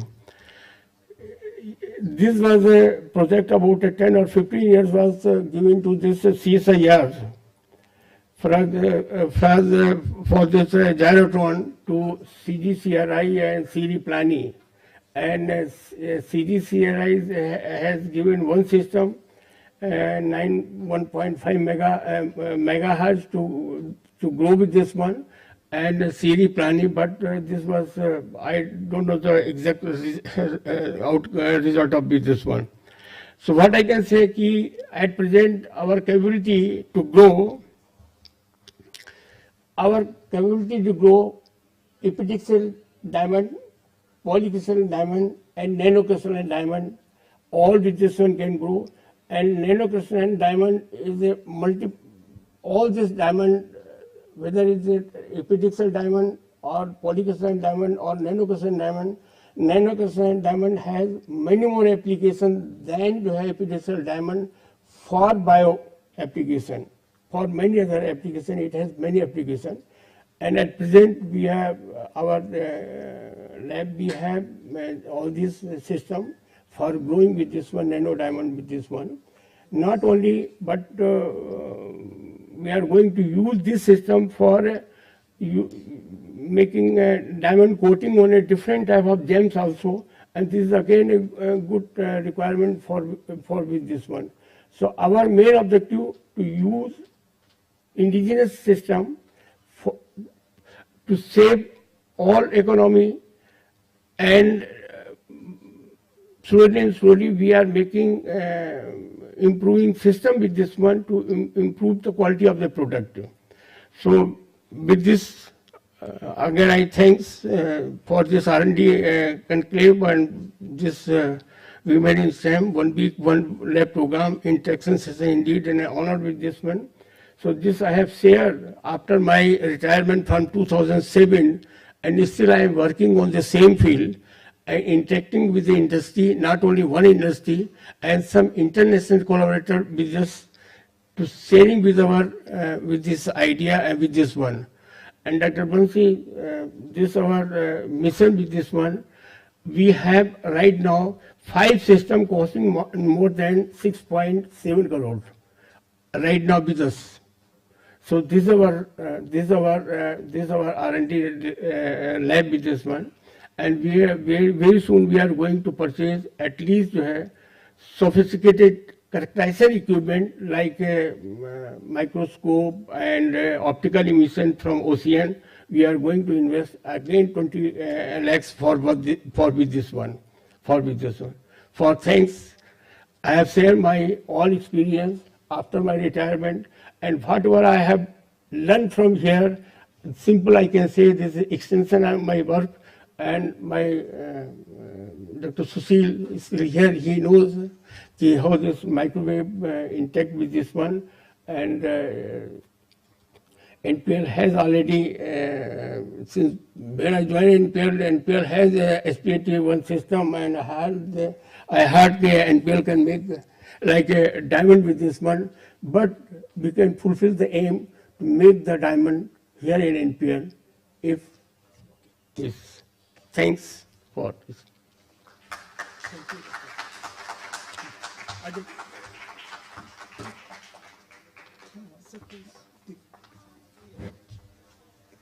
Thank you, sir. It was a pleasure to hear you. We would like to felicitate you with a token of gratitude.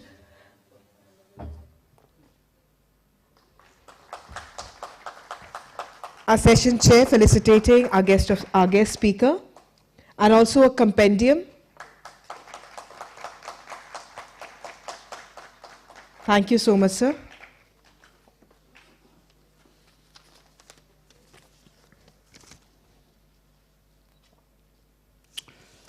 Okay, so far we have heard from a scientific presentation from different speaker.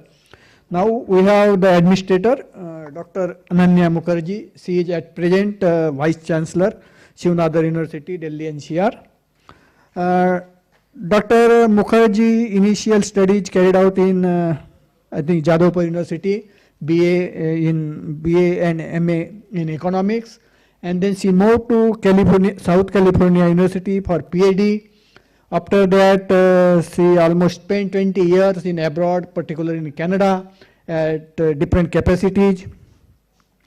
And she was also the Dean of Faculty of Liberal Arts and Professional Studies at York University, Toronto. In each capacity, she led largest liberal art faculty in Canada, with 23,000 students from 123 countries. Dr. Mukherjee also developed different interdisciplinary works. She has authored and edited several books, published papers, I think more than 126 papers in journals and conferences. Then under her leadership as a founding director at International Secretariat for Women Development, collaborated with different institutions such as International Labour Organization, the UN Office for Project Services, Rome, UN Development Program, the UN Research Institute in Social Developments, and all others. So, Dr. Mukherjee was named as one of the 15 most influential women in education by Business World 2022. Among Canada 100 most powerful women in 2021, and one of the 5 brilliant women in the academia by Canadians. Now I am requesting Dr. Mukherjee please deliver his talk.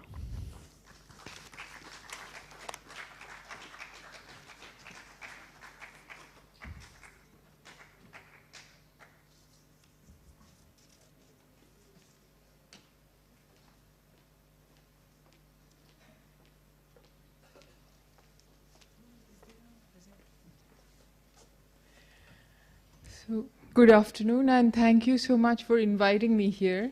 I'm probably the only non-scientist in the room.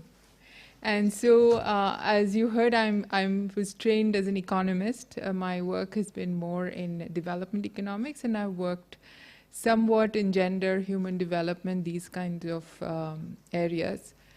And I'm delighted to have this opportunity to speak on women in STEM.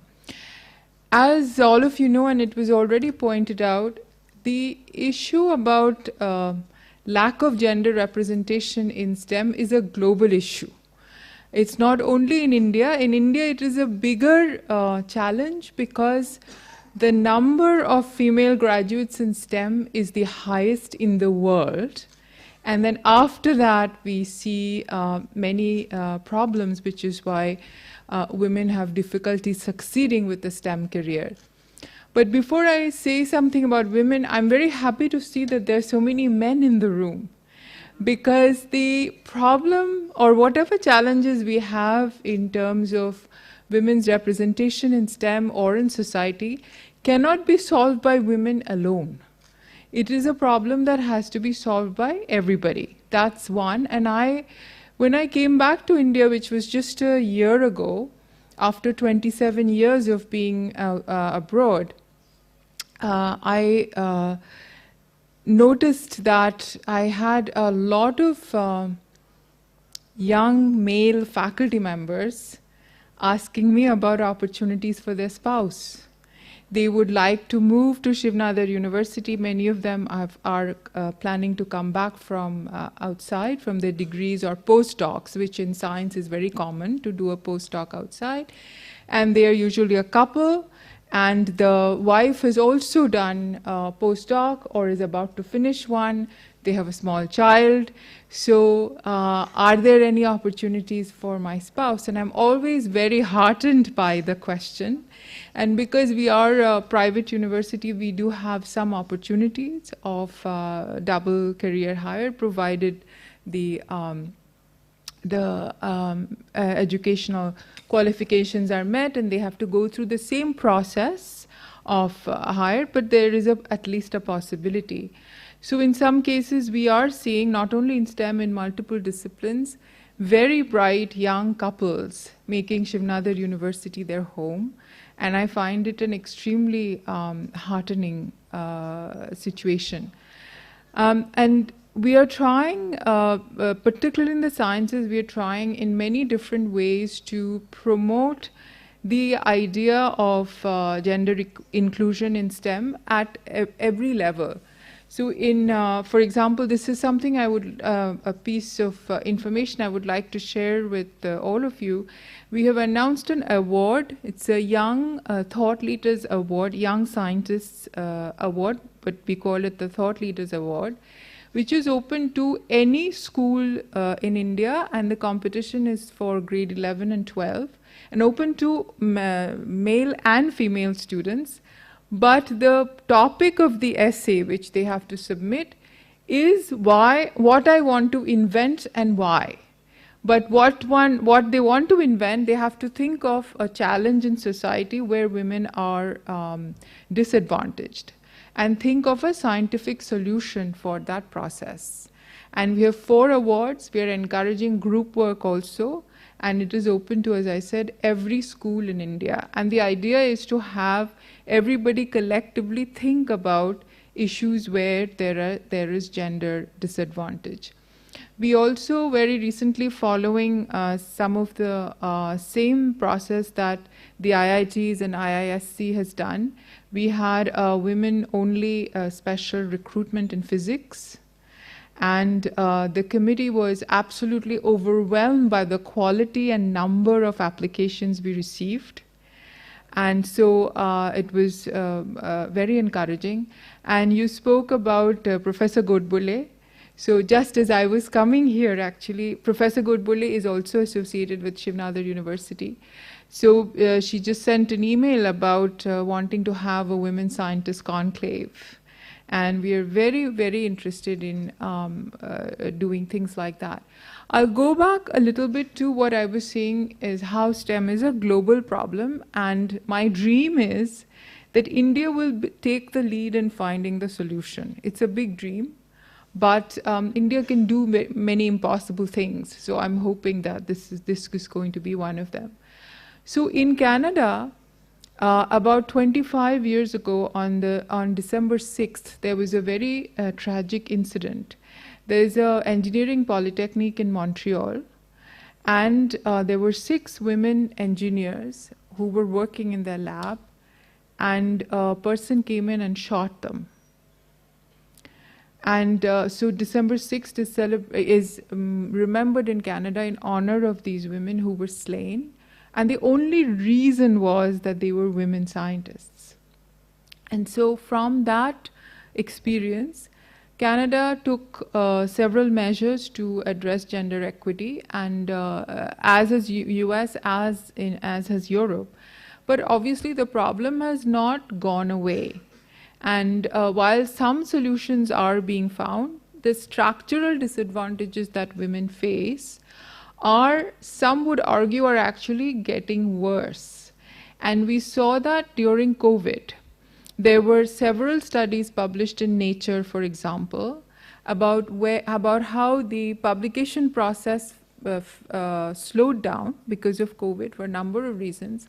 But the publication process slowed down more for women. There were less submissions received by women, and the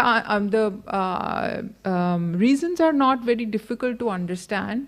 And the situation with women's role in caregiving is not very different. I mean, the structures may be different, but the expectations from women about caregiving is more or less the same all over the world.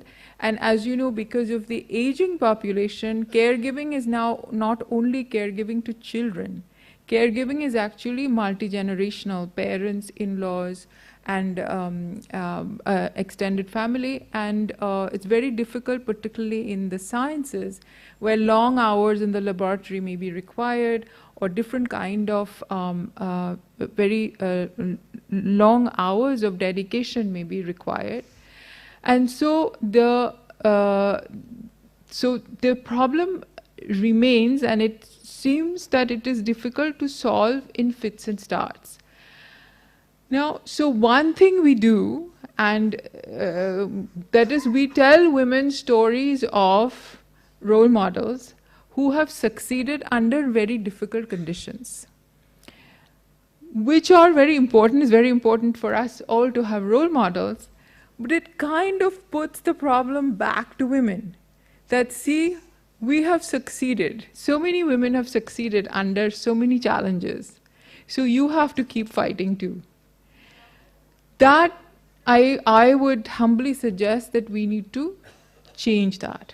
Let us not put the onus only on women to keep fighting the structural disadvantages, but let's try to change the structures from which the disadvantages come. One very one level of changes will have to happen in society and household, but another level of changes, which anybody who is in my role or in any leadership role needs to think about, is how can institutions change? And here there is a problem, again, absolutely a global problem, is that does including women mean excluding men? And if that is the case, then how do we solve that problem? Because as many of you who've been in committees, you would know that we say we have to take the best candidate. We cannot differentiate between gender or any other criteria, which is true.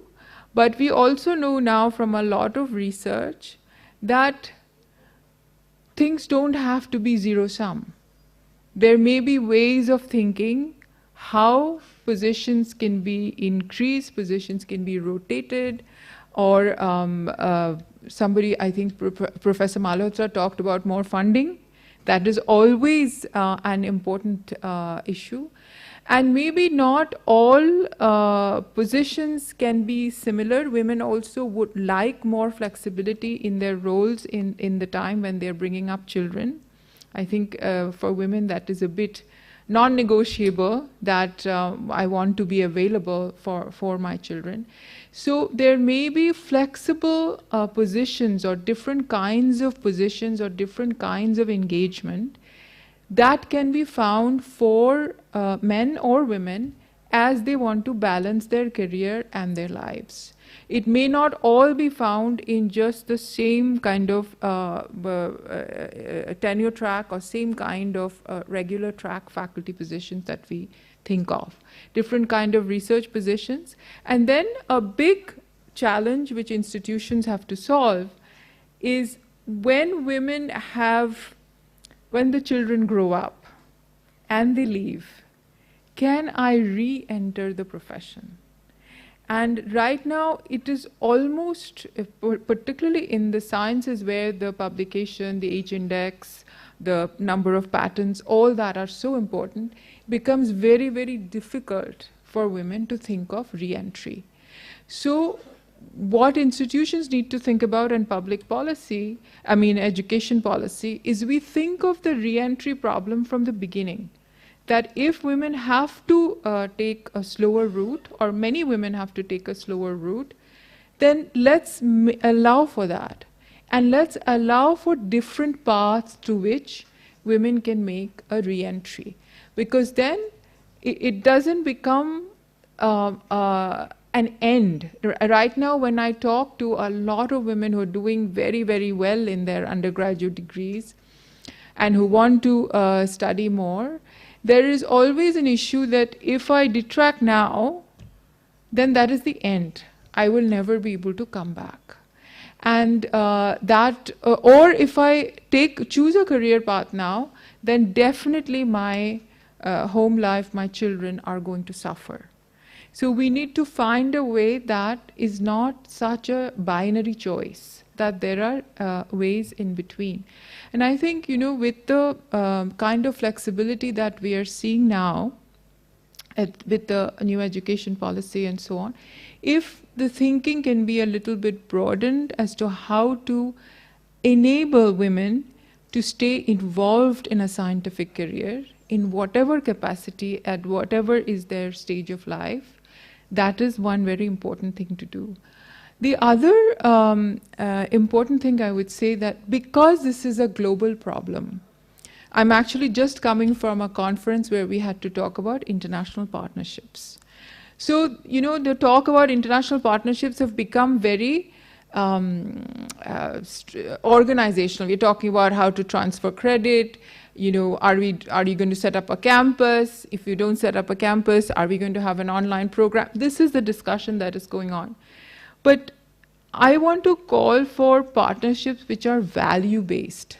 Let's create a network of 5 universities from whichever country who want to prioritize gender inclusion in STEM.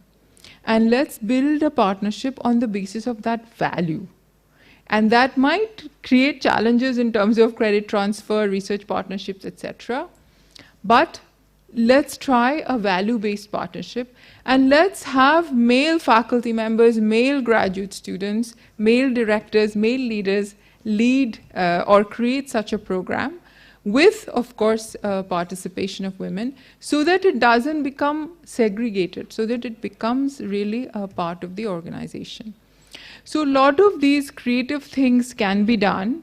And I'm very happy to see that you have this conclave like this, and I heard of many more conclaves, and I actually had the opportunity to speak to principal investigators who were got the grant of the SERB Power Program, which is all women. And I was so thrilled that I saw a couple of couples who came with their small children. Because the the woman is now the PI and a recipient of a SERB grant. And they are thinking of different ways in which their careers can be balanced. So I would really like to call for those kinds of partnerships, international or national, even public-private partnerships that we can create. And we have so many trailblazer women scientists who we saw. And even, when I first read the book Lilavati's Daughters, which was edited by Rohini Godbole and Ramaswamy, it was so inspiring. It was so inspiring, and I had presented it many times in Canada. And it's not inspiring only for Indian women. It's inspiring for all scientists to see how simply the love of science would make women overcome so many barriers. I mean, Rohini Godbole's story itself, that till class 8 she was in a school, because it was a girls' school, there was no STEM syllabus, because women were not going into STEM. So she did not get a chance to even study science. And then she argued that I want to take the National Scholarship exam, and please arrange for me to get the exam. And they said, you can't, because there's nobody to teach you and we don't have classes. So then she said, one was her own perseverance, but then she said the teachers who immediately decided they would teach her in the evening, they would teach her on Saturdays, they would teach her on Sundays, and they took time from their homes to come to teach her, because she would wanted to take that STEM exam, scholarship exam, and of course she received the scholarship, and after that, what she became.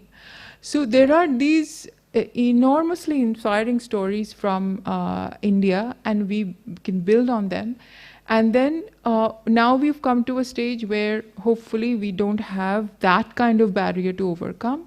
So let's work on this, and I would very much welcome the opportunity to partner with any institution to see how we can take some of these, new experiments to keep to make a more inclusive kind of science, build that together. And as I said, my dream is that India will take the lead in that, but we all have to work towards that. Thank you.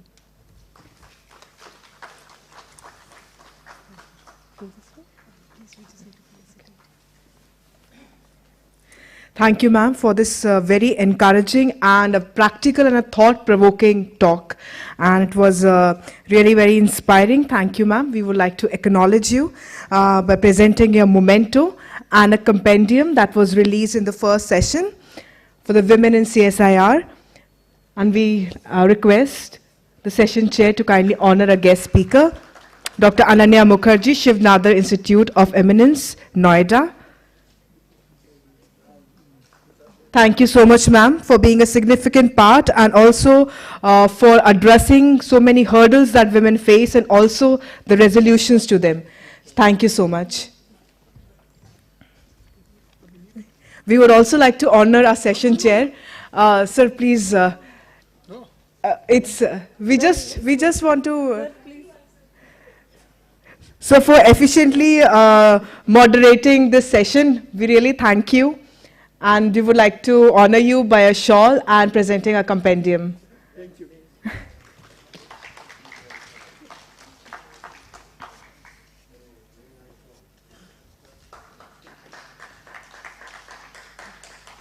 Thank you so much, sir.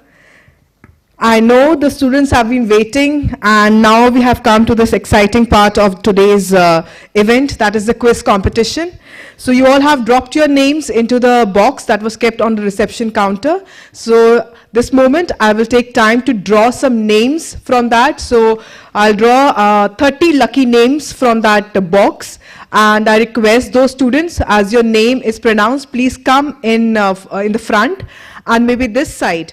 On my left-hand side of the auditorium, you can just be seated in this row, as you could see. So I'll just take out the chit, and I'll be this lucky one to do this honor.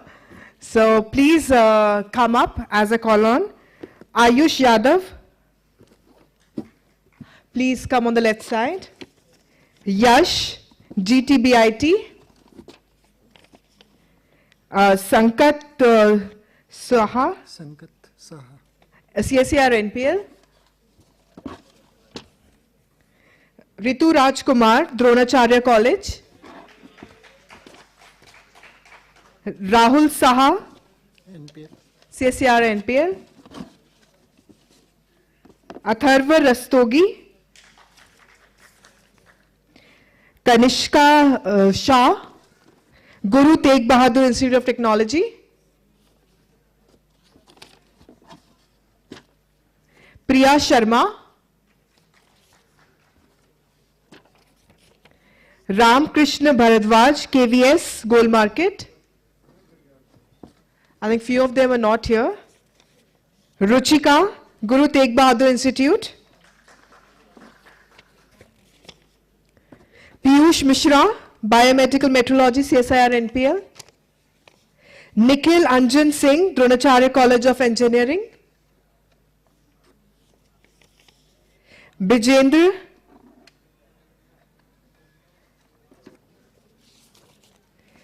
Ria Malik, CSIR-NPL.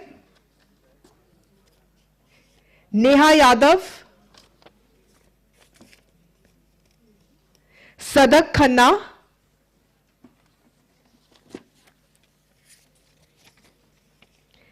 Sanjit Kumar, NPL.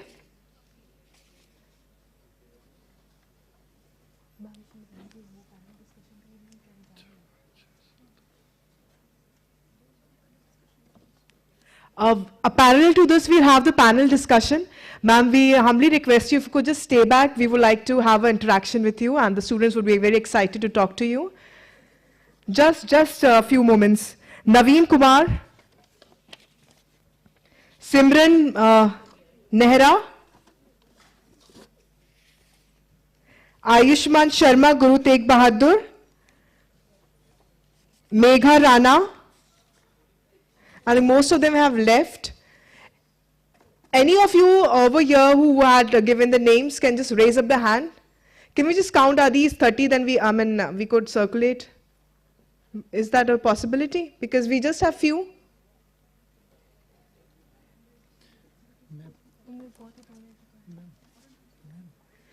So all of you who would like to participate for the quiz competition, I request you all to kindly come to the left-hand side. Because most of the ones who have given the names are not present.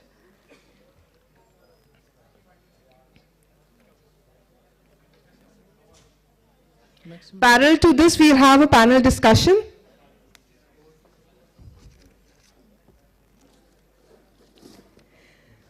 So along with the panel discussion, this quiz competition is there. You'll be giving a questionnaire and just 15 minutes to fill in the answers, because they're just very small questionnaire.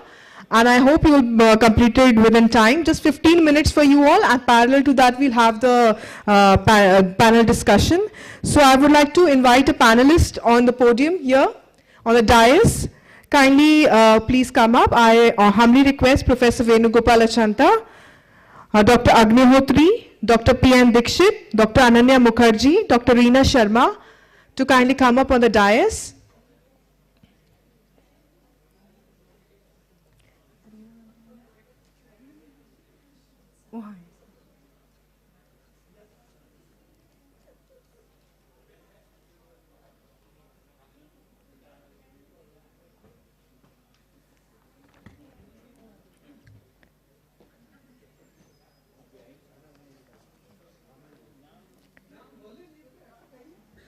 So our panelists are here. I also request the students, if you have any questions, it's an open discussion. You can interact with them and have a very robust and a very dynamic conversation with some of the eminent speakers here. And this is a one-time opportunity for you all to directly interact with them, as they will bring forth their expertise, their experience, and a diverse perspective to you. So any queries, any questions, you can raise up your hand. We'll come up with a mic to you, and you can ask the question. It's a very direct conversation.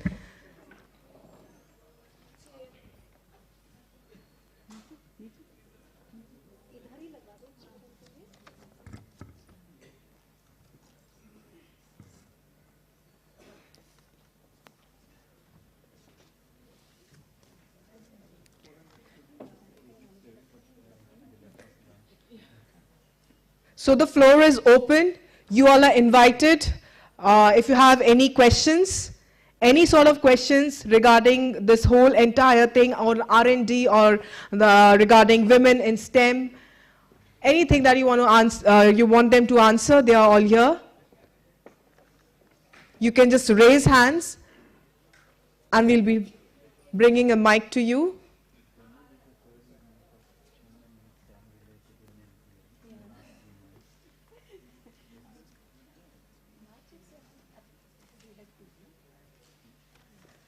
And I now call on the session moderators, Dr. Poonam Arora and Dr. Daya Soni, to conduct the panel discussion. Thank you, Sharon. Very good evening to all of you. I know that some of the students are occupied in taking up their quiz, but I think since we are running out of the time, so we wanted to start the panel discussion. So we had a very fruitful day today. We heard many exciting talks on women in STEM, on R&D, on the experiences that people had in R&D at NPL and outside in other institutes. So now that we have this panel of expert panelists, so we want all the audience to interact with them. We want to first ask the audience. Yeah, first, because this is a great opportunity for you to learn from these mentors. So you can ask question. I invite audience to ask the question.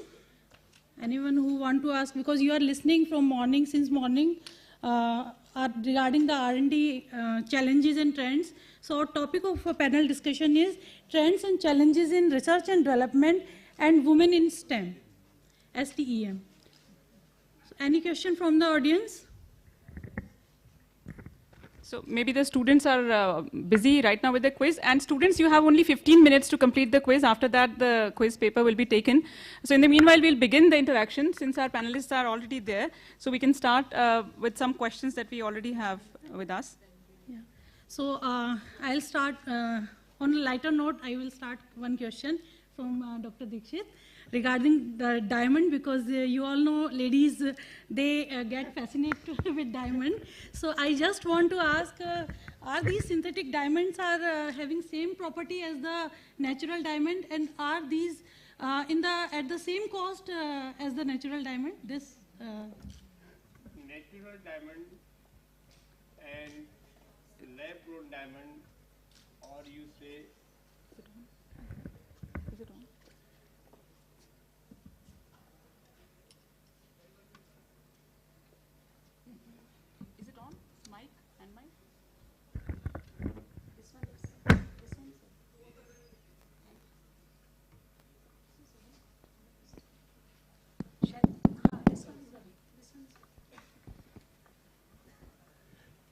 natural diamond or synthetic diamond or lab-grown diamond.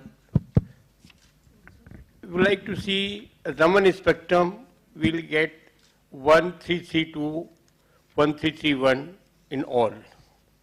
All are tetrahedrally bonded with this one. Hardly one can see the difference between two. Only one can see small fluorescence in difference in natural diamond and synthetic diamond. And very difficult to distinguish between these two. Both are same physical, chemical, all with this property. What I can say, I can say lab-grown diamond are more economical, more valuable in the sense because mineral diamonds, how they are getting, you like to have different story with this one, but your answer with this one, natural diamond and lab-grown diamond, both are same and no difference between these two. Well, very nice. I mean, that way. About the cost with this one, this 30-40% cheaper than the natural diamond. That's a great news, I think, for all the girl students. Or very soon, what I am going to with this one, different type of gems, we are going to coat with the diamond with this one, even a zircon, quad, all with this one will be coated with this diamond with this one. And with the Raman, you can see the peak at in all with this one, even quad, gem, zircon with this one at 332, you will find the peak with this one. In market, you will find this type of gems in the market very soon with this one, with very, very economical cost with this one. Okay. So are they available in market at present? Pardon? Are they available in market also? They will come. These are easily available with this. And this diamond coated gems are easily available with this one, and synthetic, natural, all these are available in the market with this one. Thank you so much. Thank you.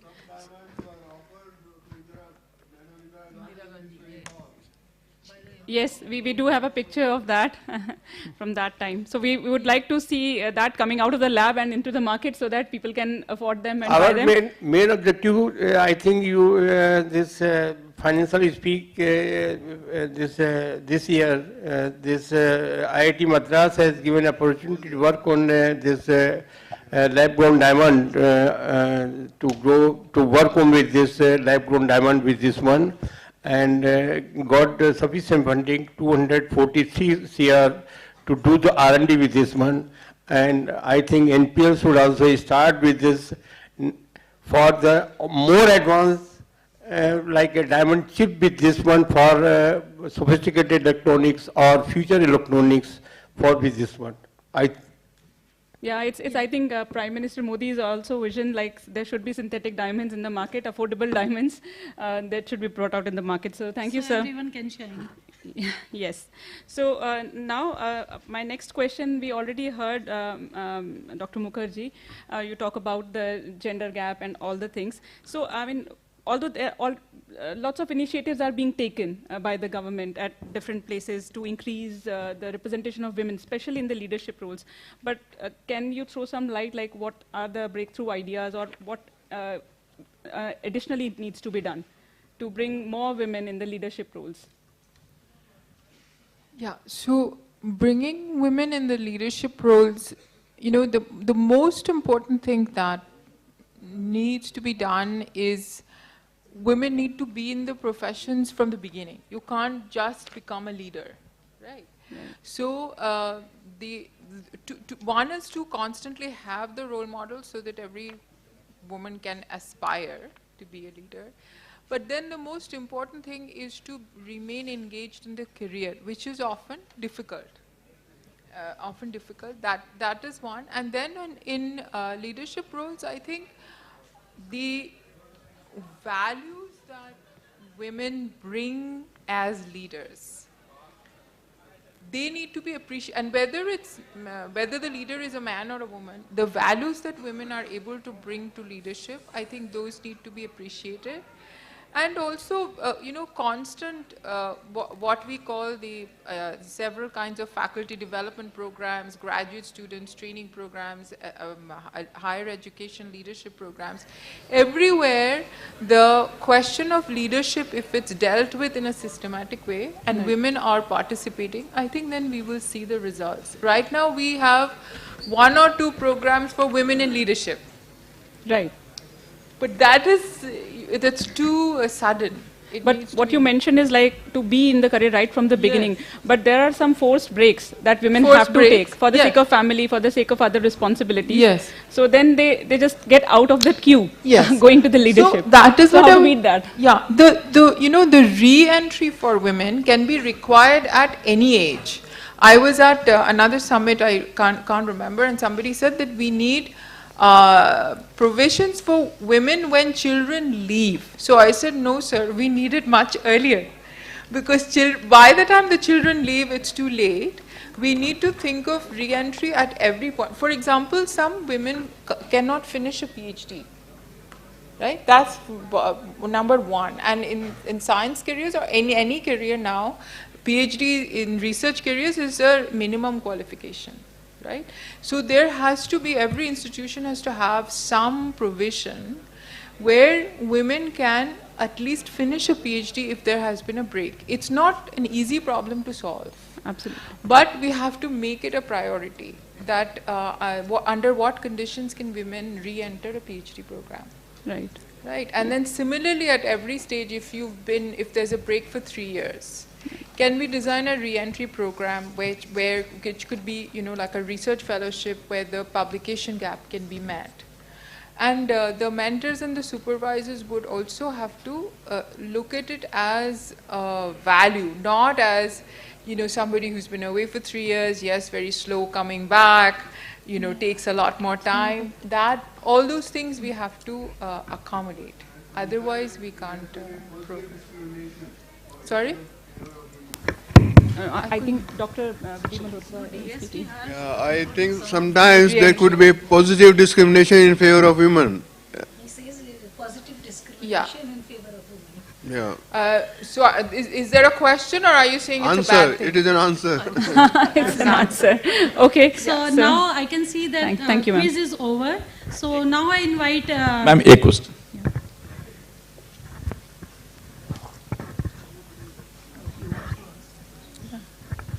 Good evening, ma'am and sir. Please introduce yourself. Sir, I'm Samjana Pokral from Dronacharya College of Engineering. Okay. Indian government research and development की side बहुत ज़्यादा focus कर रही है, but उसमें future aspect क्या है, job opportunities in research careers? Yes, sir, research and development side में. So I'm not the best person to answer that. In research careers, job opportunities. Maybe our director, Professor Venugopal Achanta, can answer this. There are opportunities हर एक level पे है। Sir sector बहुत कम है ना R&D उससे। R&D में हर एक sector में है।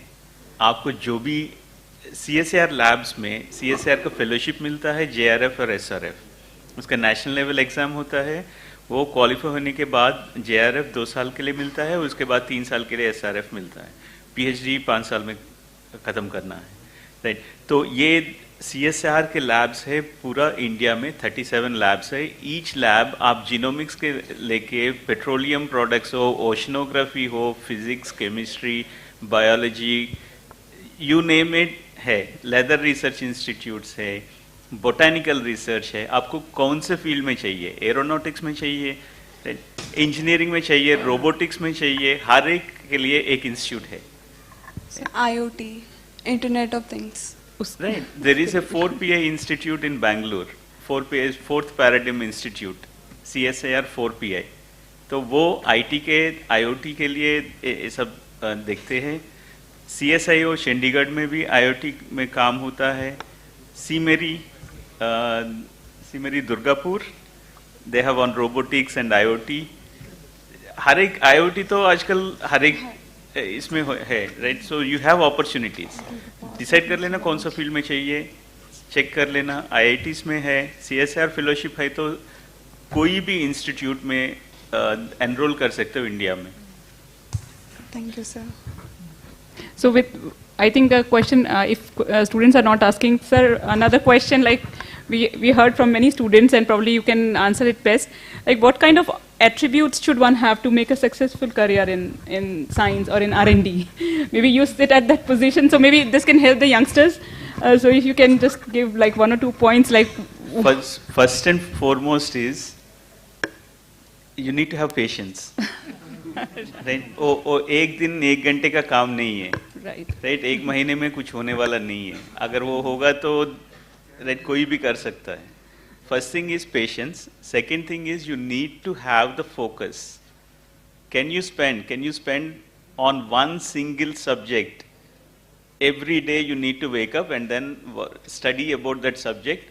Try to do something new so that वो मेरा बेबी है, मैंने डिस्कवर किया हूँ, मैंने इन्वेंट किया हूँ। Can you take the challenge? Can you stick to that vision of yours, focus of yours, and dedicate yourself for 5 years? If you can do that, please come to PhD. I tell the students, even CSIR students की एक ही बात है, इस level पे जब हम आए हैं, कोई भी PhD लेवल पे आते हैं, ज्वाइन करते हैं कोई भी इंस्टीट्यूट में, दुनिया में कहीं भी, किसी ने आपको पूछ नहीं किया कि आप इंजीनियरिंग पढ़ लो या मेडिसिन पढ़ लो, कोई फोर्स नहीं कर रहे आपको। आप अपनी मर्जी से, अपनी इंटरेस्ट से आप यहाँ पे आए हो। Then show that in your work. You enjoy your work and do the best, and you will get good results. 5 साल में ऊपर नीचे होते हैं। अपने जिंदगी में देखा, बचपन से हम नीचे गिरे थे और उठ के चलना शुरू किया है। PhD में भी काम नहीं करेगा कुछ भी। That is where we learn. मेरा एक प्रोफेसर ने बताया, अगर सब कुछ काम कर दिया तो आप कुछ सीखेंगे नहीं। तो MSc का लैब था, कुछ भी आधे घंटे में एक्सपेरिमेंट करके सर हो गया। So used to come and change something, कुछ तो गड़बड़ करके, क्या हुआ, कुछ नहीं हुआ है, फिर से शुरू करो। एक बार हुआ, 2 बार हुआ, तीसरी बार मैंने पूछा क्यों कर रहे हो आप ऐसा? Then he said like look, it can be beginner's luck, you just turn something, आ गया सिग्नल। मुझे कैसे पता है कि आप really doing it with your own hands and knowing that what to turn, how to turn, how much to turn. This is important, right? So unless we really get into it, involve ourselves in it, we will never be able to do something right and precise. Thank you, sir. So patience and perseverance, I think ये 2 keywords हैं which he touched upon. So all the youngsters, although patience की आजकल बहुत कमी है, so वो develop करने की ज़रूरत है, especially if you want to stick to science and engineering and research and development. Thank you, sir. You know, enjoy it, nobody else. Is it right? Yes, sir. You only enjoy. And you will you can go to the highest peaks that you want to, as such.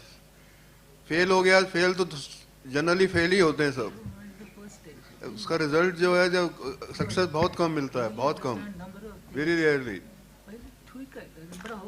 Right, sir. Right, sir. Right, thank you, sir. So now, do you have any other question from audience? If not, that I would like to ask maybe Dr. Reena Sharma and Dr. Suhasini, because our conclave is on women in STEM, and in both R&D and as well as in academics, in both fields, women are engaged. So, which is more challenging field you find in your career, R&D or academics? So, can you enlighten regarding this? Since we are into R&D, hello.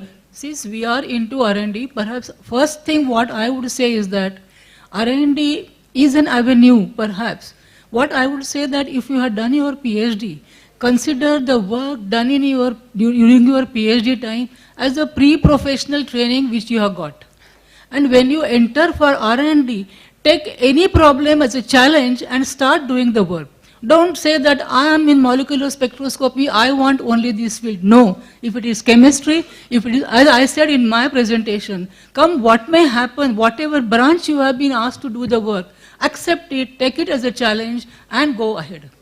Now academics, if you go to academics, I think teaching is an art. Not everybody can do. You know, if you are good at teaching, well, it is a very good branch. But try to find out whether you are good at teaching. Because there are many gold medalists who were there, but they failed to teach the students.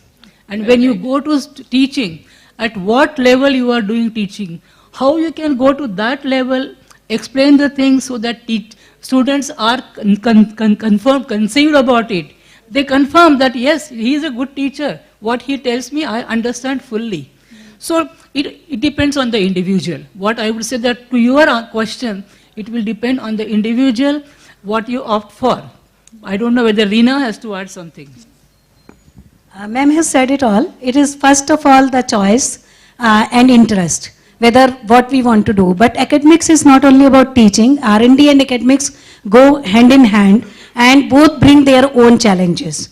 So academics, when we are talking about in an institution where we are having teaching plus R&D, we cannot say one is more challenging or other is more challenging, because teaching is classroom teaching, and then there is mentoring the PhD students, mentoring R&D in your institute, mentoring the youngsters, and naturally generation gap is at home and is here also. So besides the professional challenges, which Madam Agnihotri has highlighted, and our director also said perseverance should be there, you should have focus. Now the challenge is also to understand the next generation and mentor them in a way that they will listen to you. So that becomes one more challenge, I would say, in the academics, besides teaching when you are mentoring a research students. So that is also an important aspect. Youngsters should also find this R&D more interesting, and they would like to take it as a career.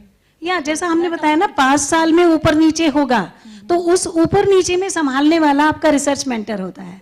तो वो research mentor अपने आप को भी संभालेंगे और अपने students को भी संभालेंगे, वो भी एक चैलेंज है. दूसरा, नई जनरेशन के आइडियाज हमसे डिफरेंट होंगे, ये भी समझना है, और उनके आइडियाज को समझ के जस्ट एक गाइडेंस देनी है. We are not developing bonsais, we are developing seeds that are to grow in big trees later on. So we just have to give a little bit of guidance, not spoon feeding, and that's the challenge, where to draw a fine line between spoon feeding and mentoring. So that's the challenge when we are mentoring students. Yes. Thank you, ma'am. Thank you so much. Thank you. So we can ask one question to Dr. B.D. Malhotra. Sir, like you have been associated with like getting from idea to the product. So like how to make research more socially relevant? There are lots of social issues, but then as NMI we also have to target on some cutting edge science and technology. But how to balance and how to make research? During my time, it was not so difficult because the changes were very small, very slow. But now, looking at the climate change, it is very hard to have predict anything. So what I am trying to mention is that the आपको अपना knowledge हर step पे, हर second पे वो करना है, upgrade करना है. And only then you are going to succeed. अगर पहले time जो था 6 महीने था तो अब सिर्फ 1 हफ्ता ही है. And I remember when we transfer the technology from NPL on glucose biosensor, industries will come. I think Professor Rajgopal, E.S. Rajgopal was the director.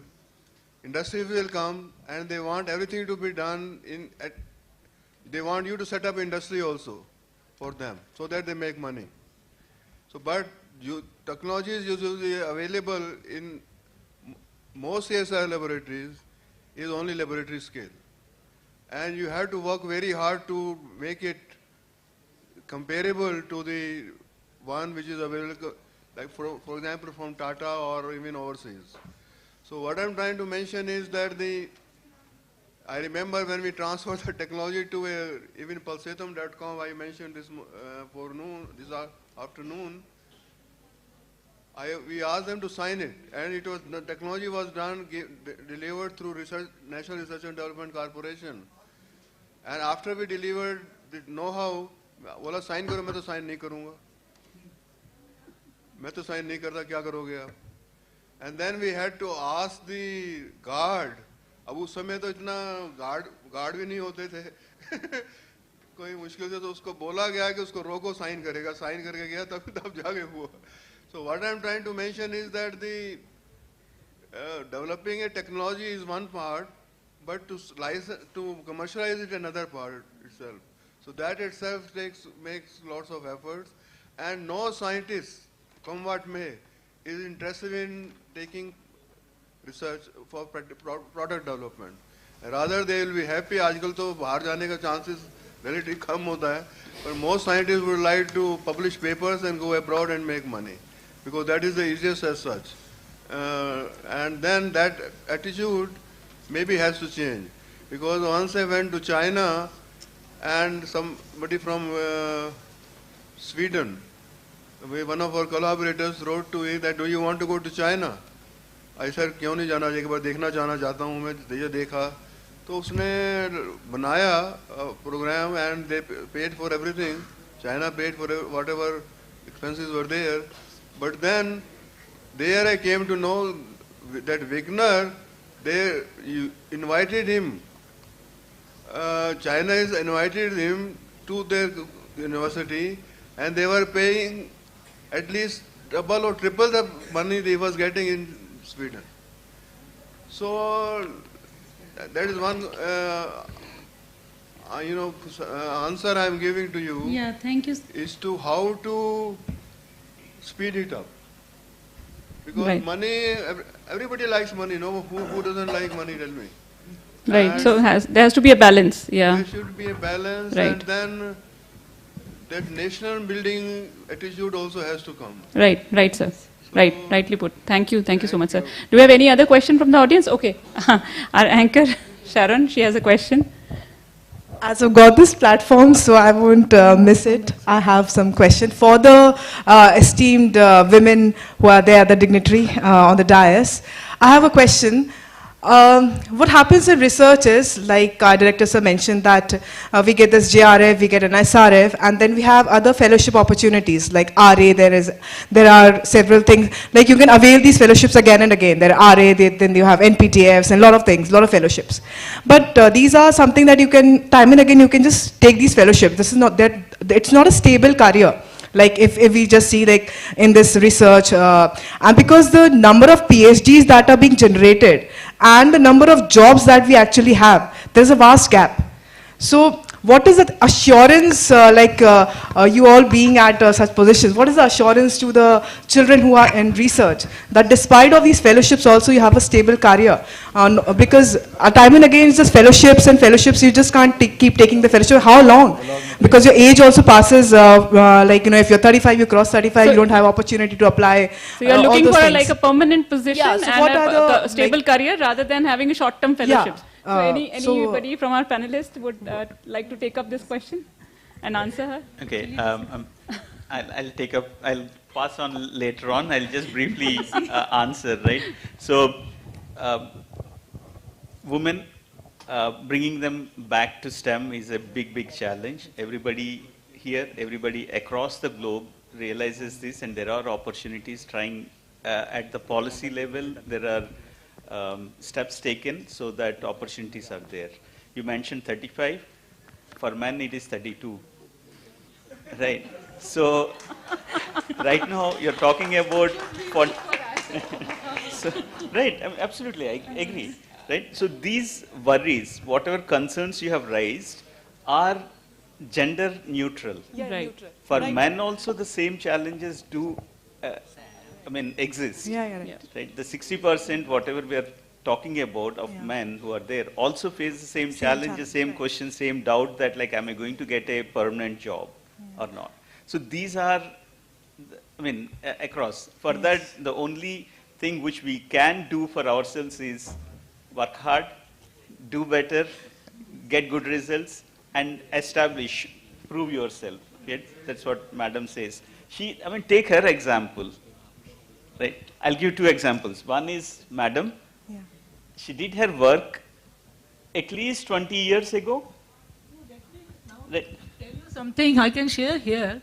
I did my PhD in Bombay University. I submitted my thesis in '74 and came to Delhi. I had my daughter who was 2.5 years. My in-laws, for some reason, they could not come to Delhi. So I can't leave my daughter and take up a job. So I was forced to be in the house taking care of my daughter for 2.5 years. I was feeling very bad, but no, there was no way out for me.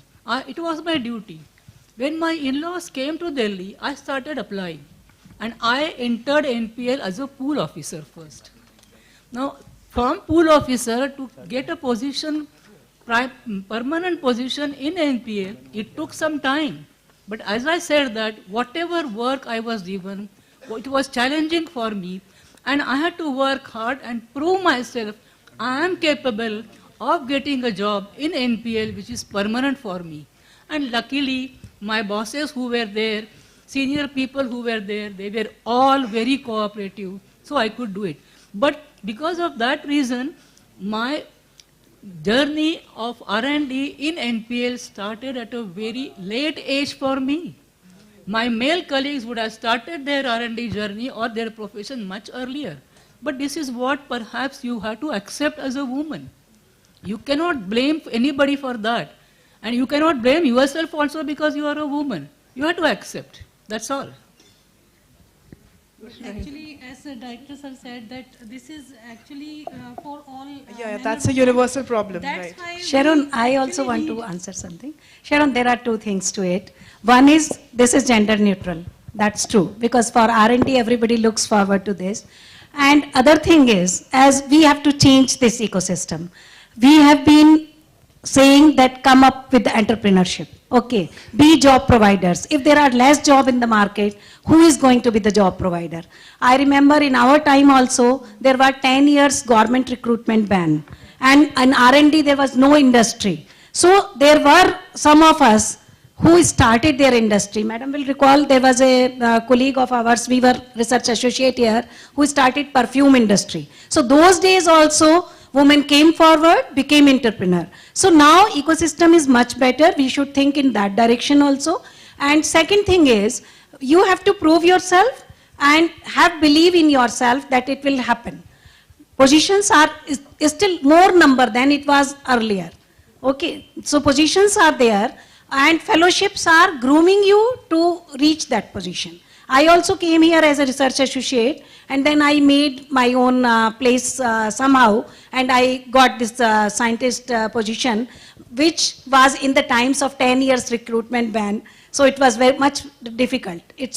Finding a job has been always difficult.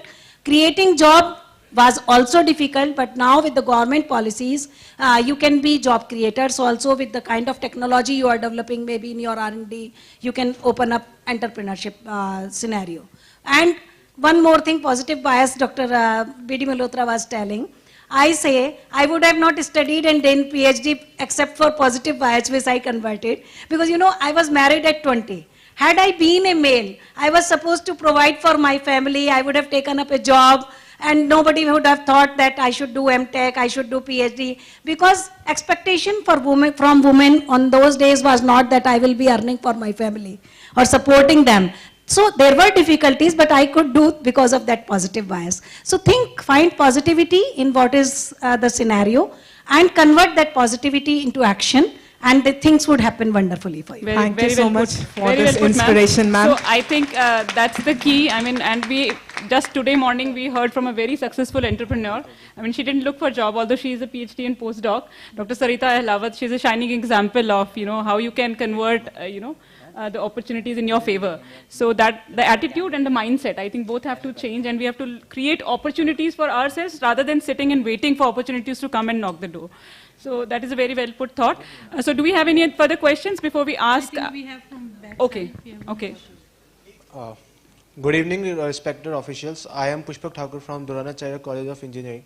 मेरा question ये है कि sir R&D में भी कोई and गोल और second option होता है, जैसे कि and goal in the sense अगर आप किसी एक चीज़ की तरफ मूव कर रहे हैं और उस रिसर्च के दौरान आपको किसी दूसरी चीज़ का पता लगता है, जैसे एज एन एग्जांपल आप इलेक्ट्रॉन की खोज में निकले थे, आपको फोटोन मिल गया, तो आप इलेक्ट्रॉन चूज करेंगे या फोटोन चूज करेंगे या दोनों को साथ में लेकर चलेंगे?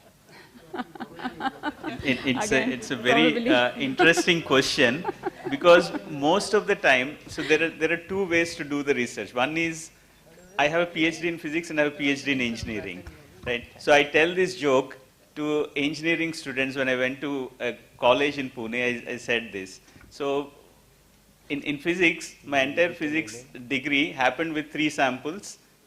One of the best samples in the world I could get from collaborators from US Bell Labs, and then we could get the results, right? When I went to Japan, I had so many, like hundreds of samples which are lying around, and nobody is bothered. They're just measuring and throwing it away because they wanted some particular peak which is not coming, so they're just throwing it away.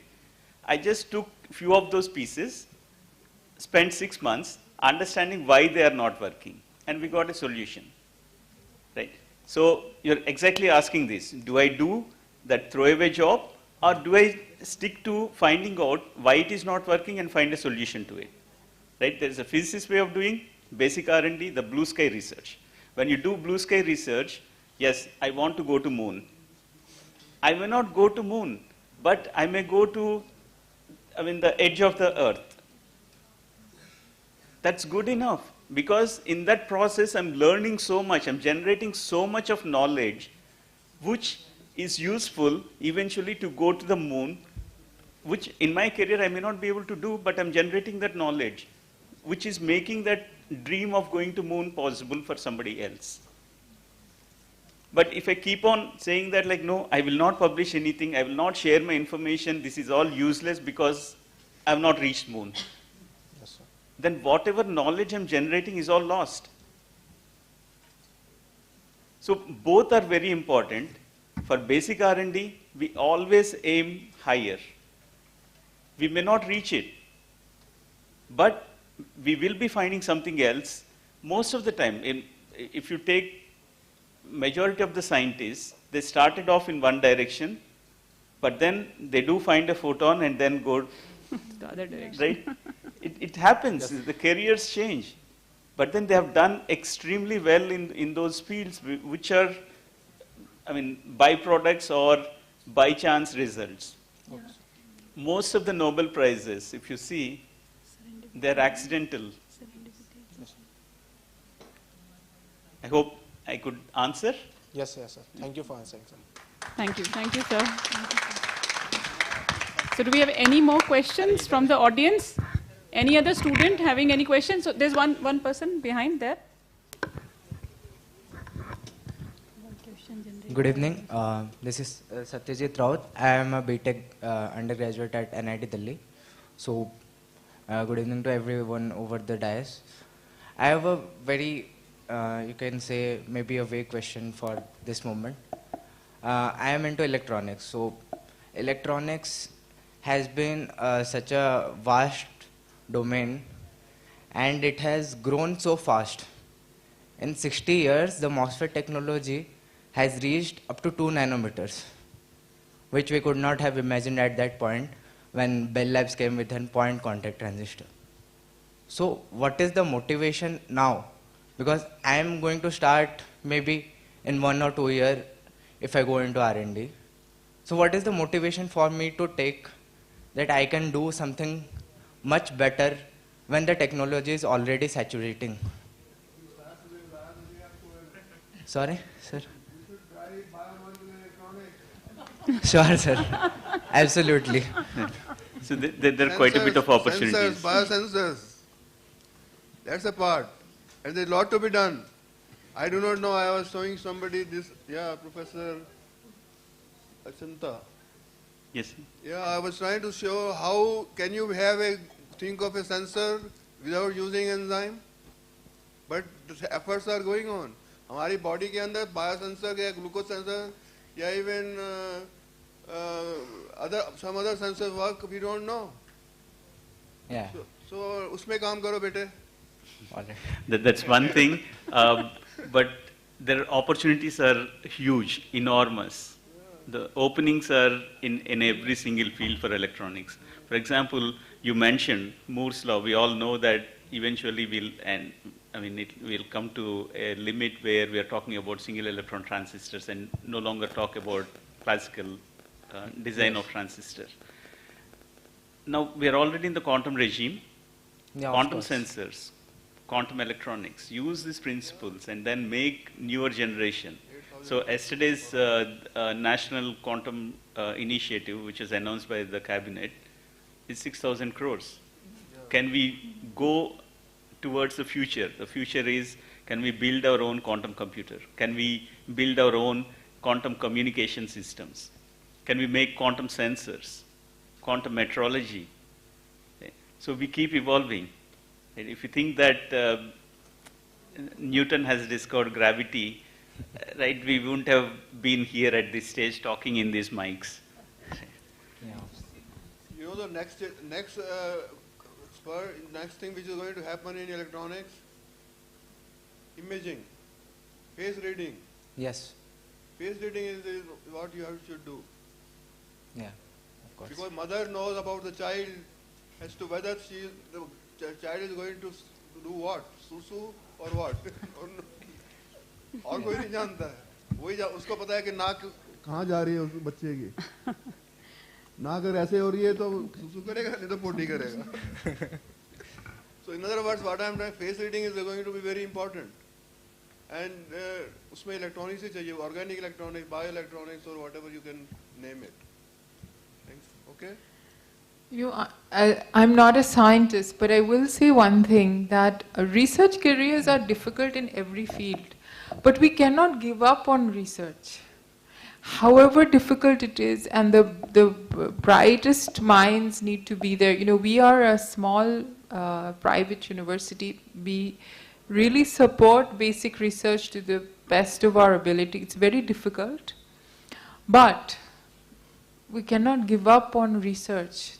And the possibilities, as you know, I understand little about science, but I learn every day that every field seems to be accelerating at unimaginable speed. And you know, like somebody like Stephen King would say that, Stephen Hawking would say that, you know, we are only limited by our imagination. It really seems that way. Every day you hear of a new application or a new research which seems to be opening up a whole new frontier. So I think, you know, as a group of people who are committed to research, we cannot give up on research. It's very, very, very important. Thank you. Thank you so much, ma'am. So I think we have had lots of questions and it was quite interactive. So before I ask Director NPL to give his closing remarks, I have one question. And this is like, we have larger problems like quantum mission being announced yesterday. We have larger problems, and there are basic science problems, little ones. So what is better, solving large problems in teams or solving problems individually, small problems? I'd strongly differ with Dr. Malhotra, and I say that like, because Dina ma'am has also prompted me, and I'm saying that take bigger challenges, break them down into smaller problems and solve them. That's the only way. And in this era, as ma'am has said, like, so it's impossible for me to do everything. Right. Let us accept it. We are not superhumans, we are humans. We can do superhuman work in a particular field. As the saying says, a genius is someone who knows more and more about little and little. Right. Let's be that. Let's be the expert in our field where people will come and discuss with us. We do our part. I do my screw turning. Right? I do that, even if it matters, I turn only screw in the clockwise direction. I don't know even how to turn it anti-clockwise. Right. That is somebody else's job. But let me do precisely my job, my role. And then I come to you and say that, like, please do your part. Right. Collaborations are important. And Teamwork. that is what is going to take our country forward. This is what pushes the rest of the world, the developed Ahead. economies, because there are bigger teams doing their parts well and precise.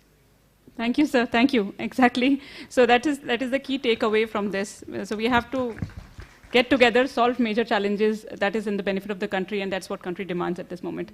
So I think with this, we can close this panel and thank our panelists, but we'd like closing remarks from your side. Not closing remark, but I would like to welcome all the students. One of the things which I see missing at NPL, which we are trying hard and with open arms and open gates, to have more students interacting with us for short-term projects. So in TAFR, where I come from, we have large pool of these visiting students, project students who come for their BTech, MTech projects. Right? So they spend 6 months to 1 year. And they, succeed in making and fixing small challenges which we take a long time because I don't have enough time to fix that problem. But coming as a fresh set of brains, you can do it in 2 months, which I may take 6 months because I have 100 meetings to attend and fukad ka chai pina hai mujhe, right? Ho jata hai, right? I cannot spend that much time in the lab, but you people can come here, can address the challenges which are of, bigger in a larger picture, right? So these are all research problems which are critical to the nation. And please do participate. We are most welcome to have you for your engineering or MSc projects, whatever, right? Depending on your interest. As a metrology institute, metrology is the science of precision measurement. Summer internships. Right? So, we don't. We don't. So that pettiness is not there anymore. So we don't. Right? We don't have to worry about it. Right. Of course, if you want to pay, it's always welcome. But we don't have to depend on that, or we don't have to make money for projects. Right? Right. So you can always participate in our activities which are going on. So we, as Dr. Malhotra says, like, so his own work is on biomedical sensors and other activities. So the group is still there. In the country, we do not have standards for biomedical equipment. Can we believe that?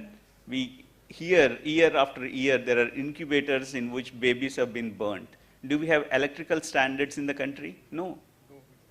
Can we set this up? Yes, this is the place where you can come and do it. Yeah. Right? So please take this opportunity. That's one of the reasons for inviting you all here to convey this message that we are open.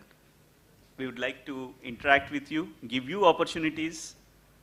Whomever I've seen, all my students, project students who worked with me, almost 100 in my 18-year career at TAFR, all of them are well settled, either abroad or as faculties here. They went, did their MS, PhDs outside, came back. And of course, for doing the good work in my lab, helping me out, I give them good letters to get their admissions in all high-ranking universities. Right? Yeah. So that's, I can promise from our side. Thank you. Thank you very much, So sir. with this Thank you. come closing remarks, we can close this panel discussion. Thank you. So thank we you so thank much. all the eminent panelists here. Thank you to all of you for being here and for sharing insights on the very important questions of the students. Yeah, so after this is the prize distribution, so we can ask Sharon to announce the prizes, so probably the students are waiting for this.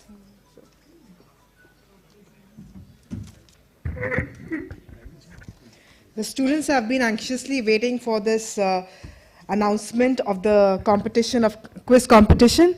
So I have the results with me, and without delaying it, and I will dispel your apprehensions by announcing the winners. The winners have been selected.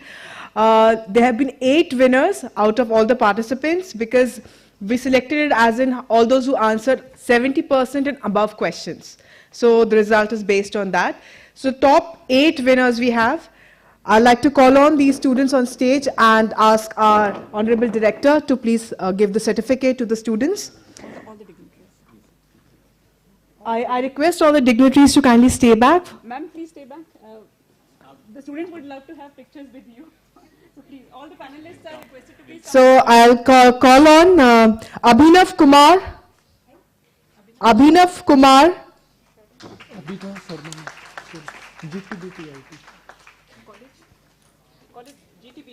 GTBIT, Abhinav. Okay. Sorry for the wrong announcement. Naveen Kumar from CSIR-NPL. Dheeraj Shah, Riya Malik, Sayam Jain, Ankit Gupta, Prabhut Aditya, Anusha Janvi.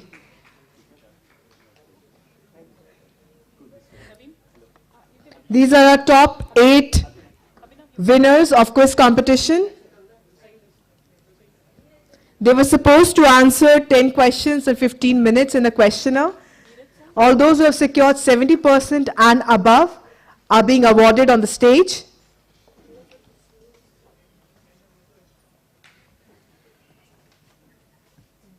Congratulations to all the participants. You all really showed the zeal and just moved to this side of the auditorium. You all wanted to be a part of the quiz competition. So a huge round of applause for you guys also.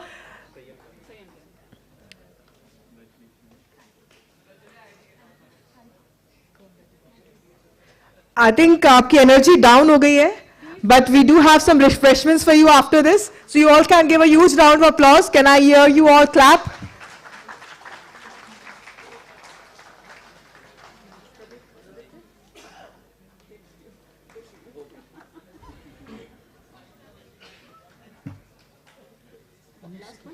Anushka? Anushka from GTBIT.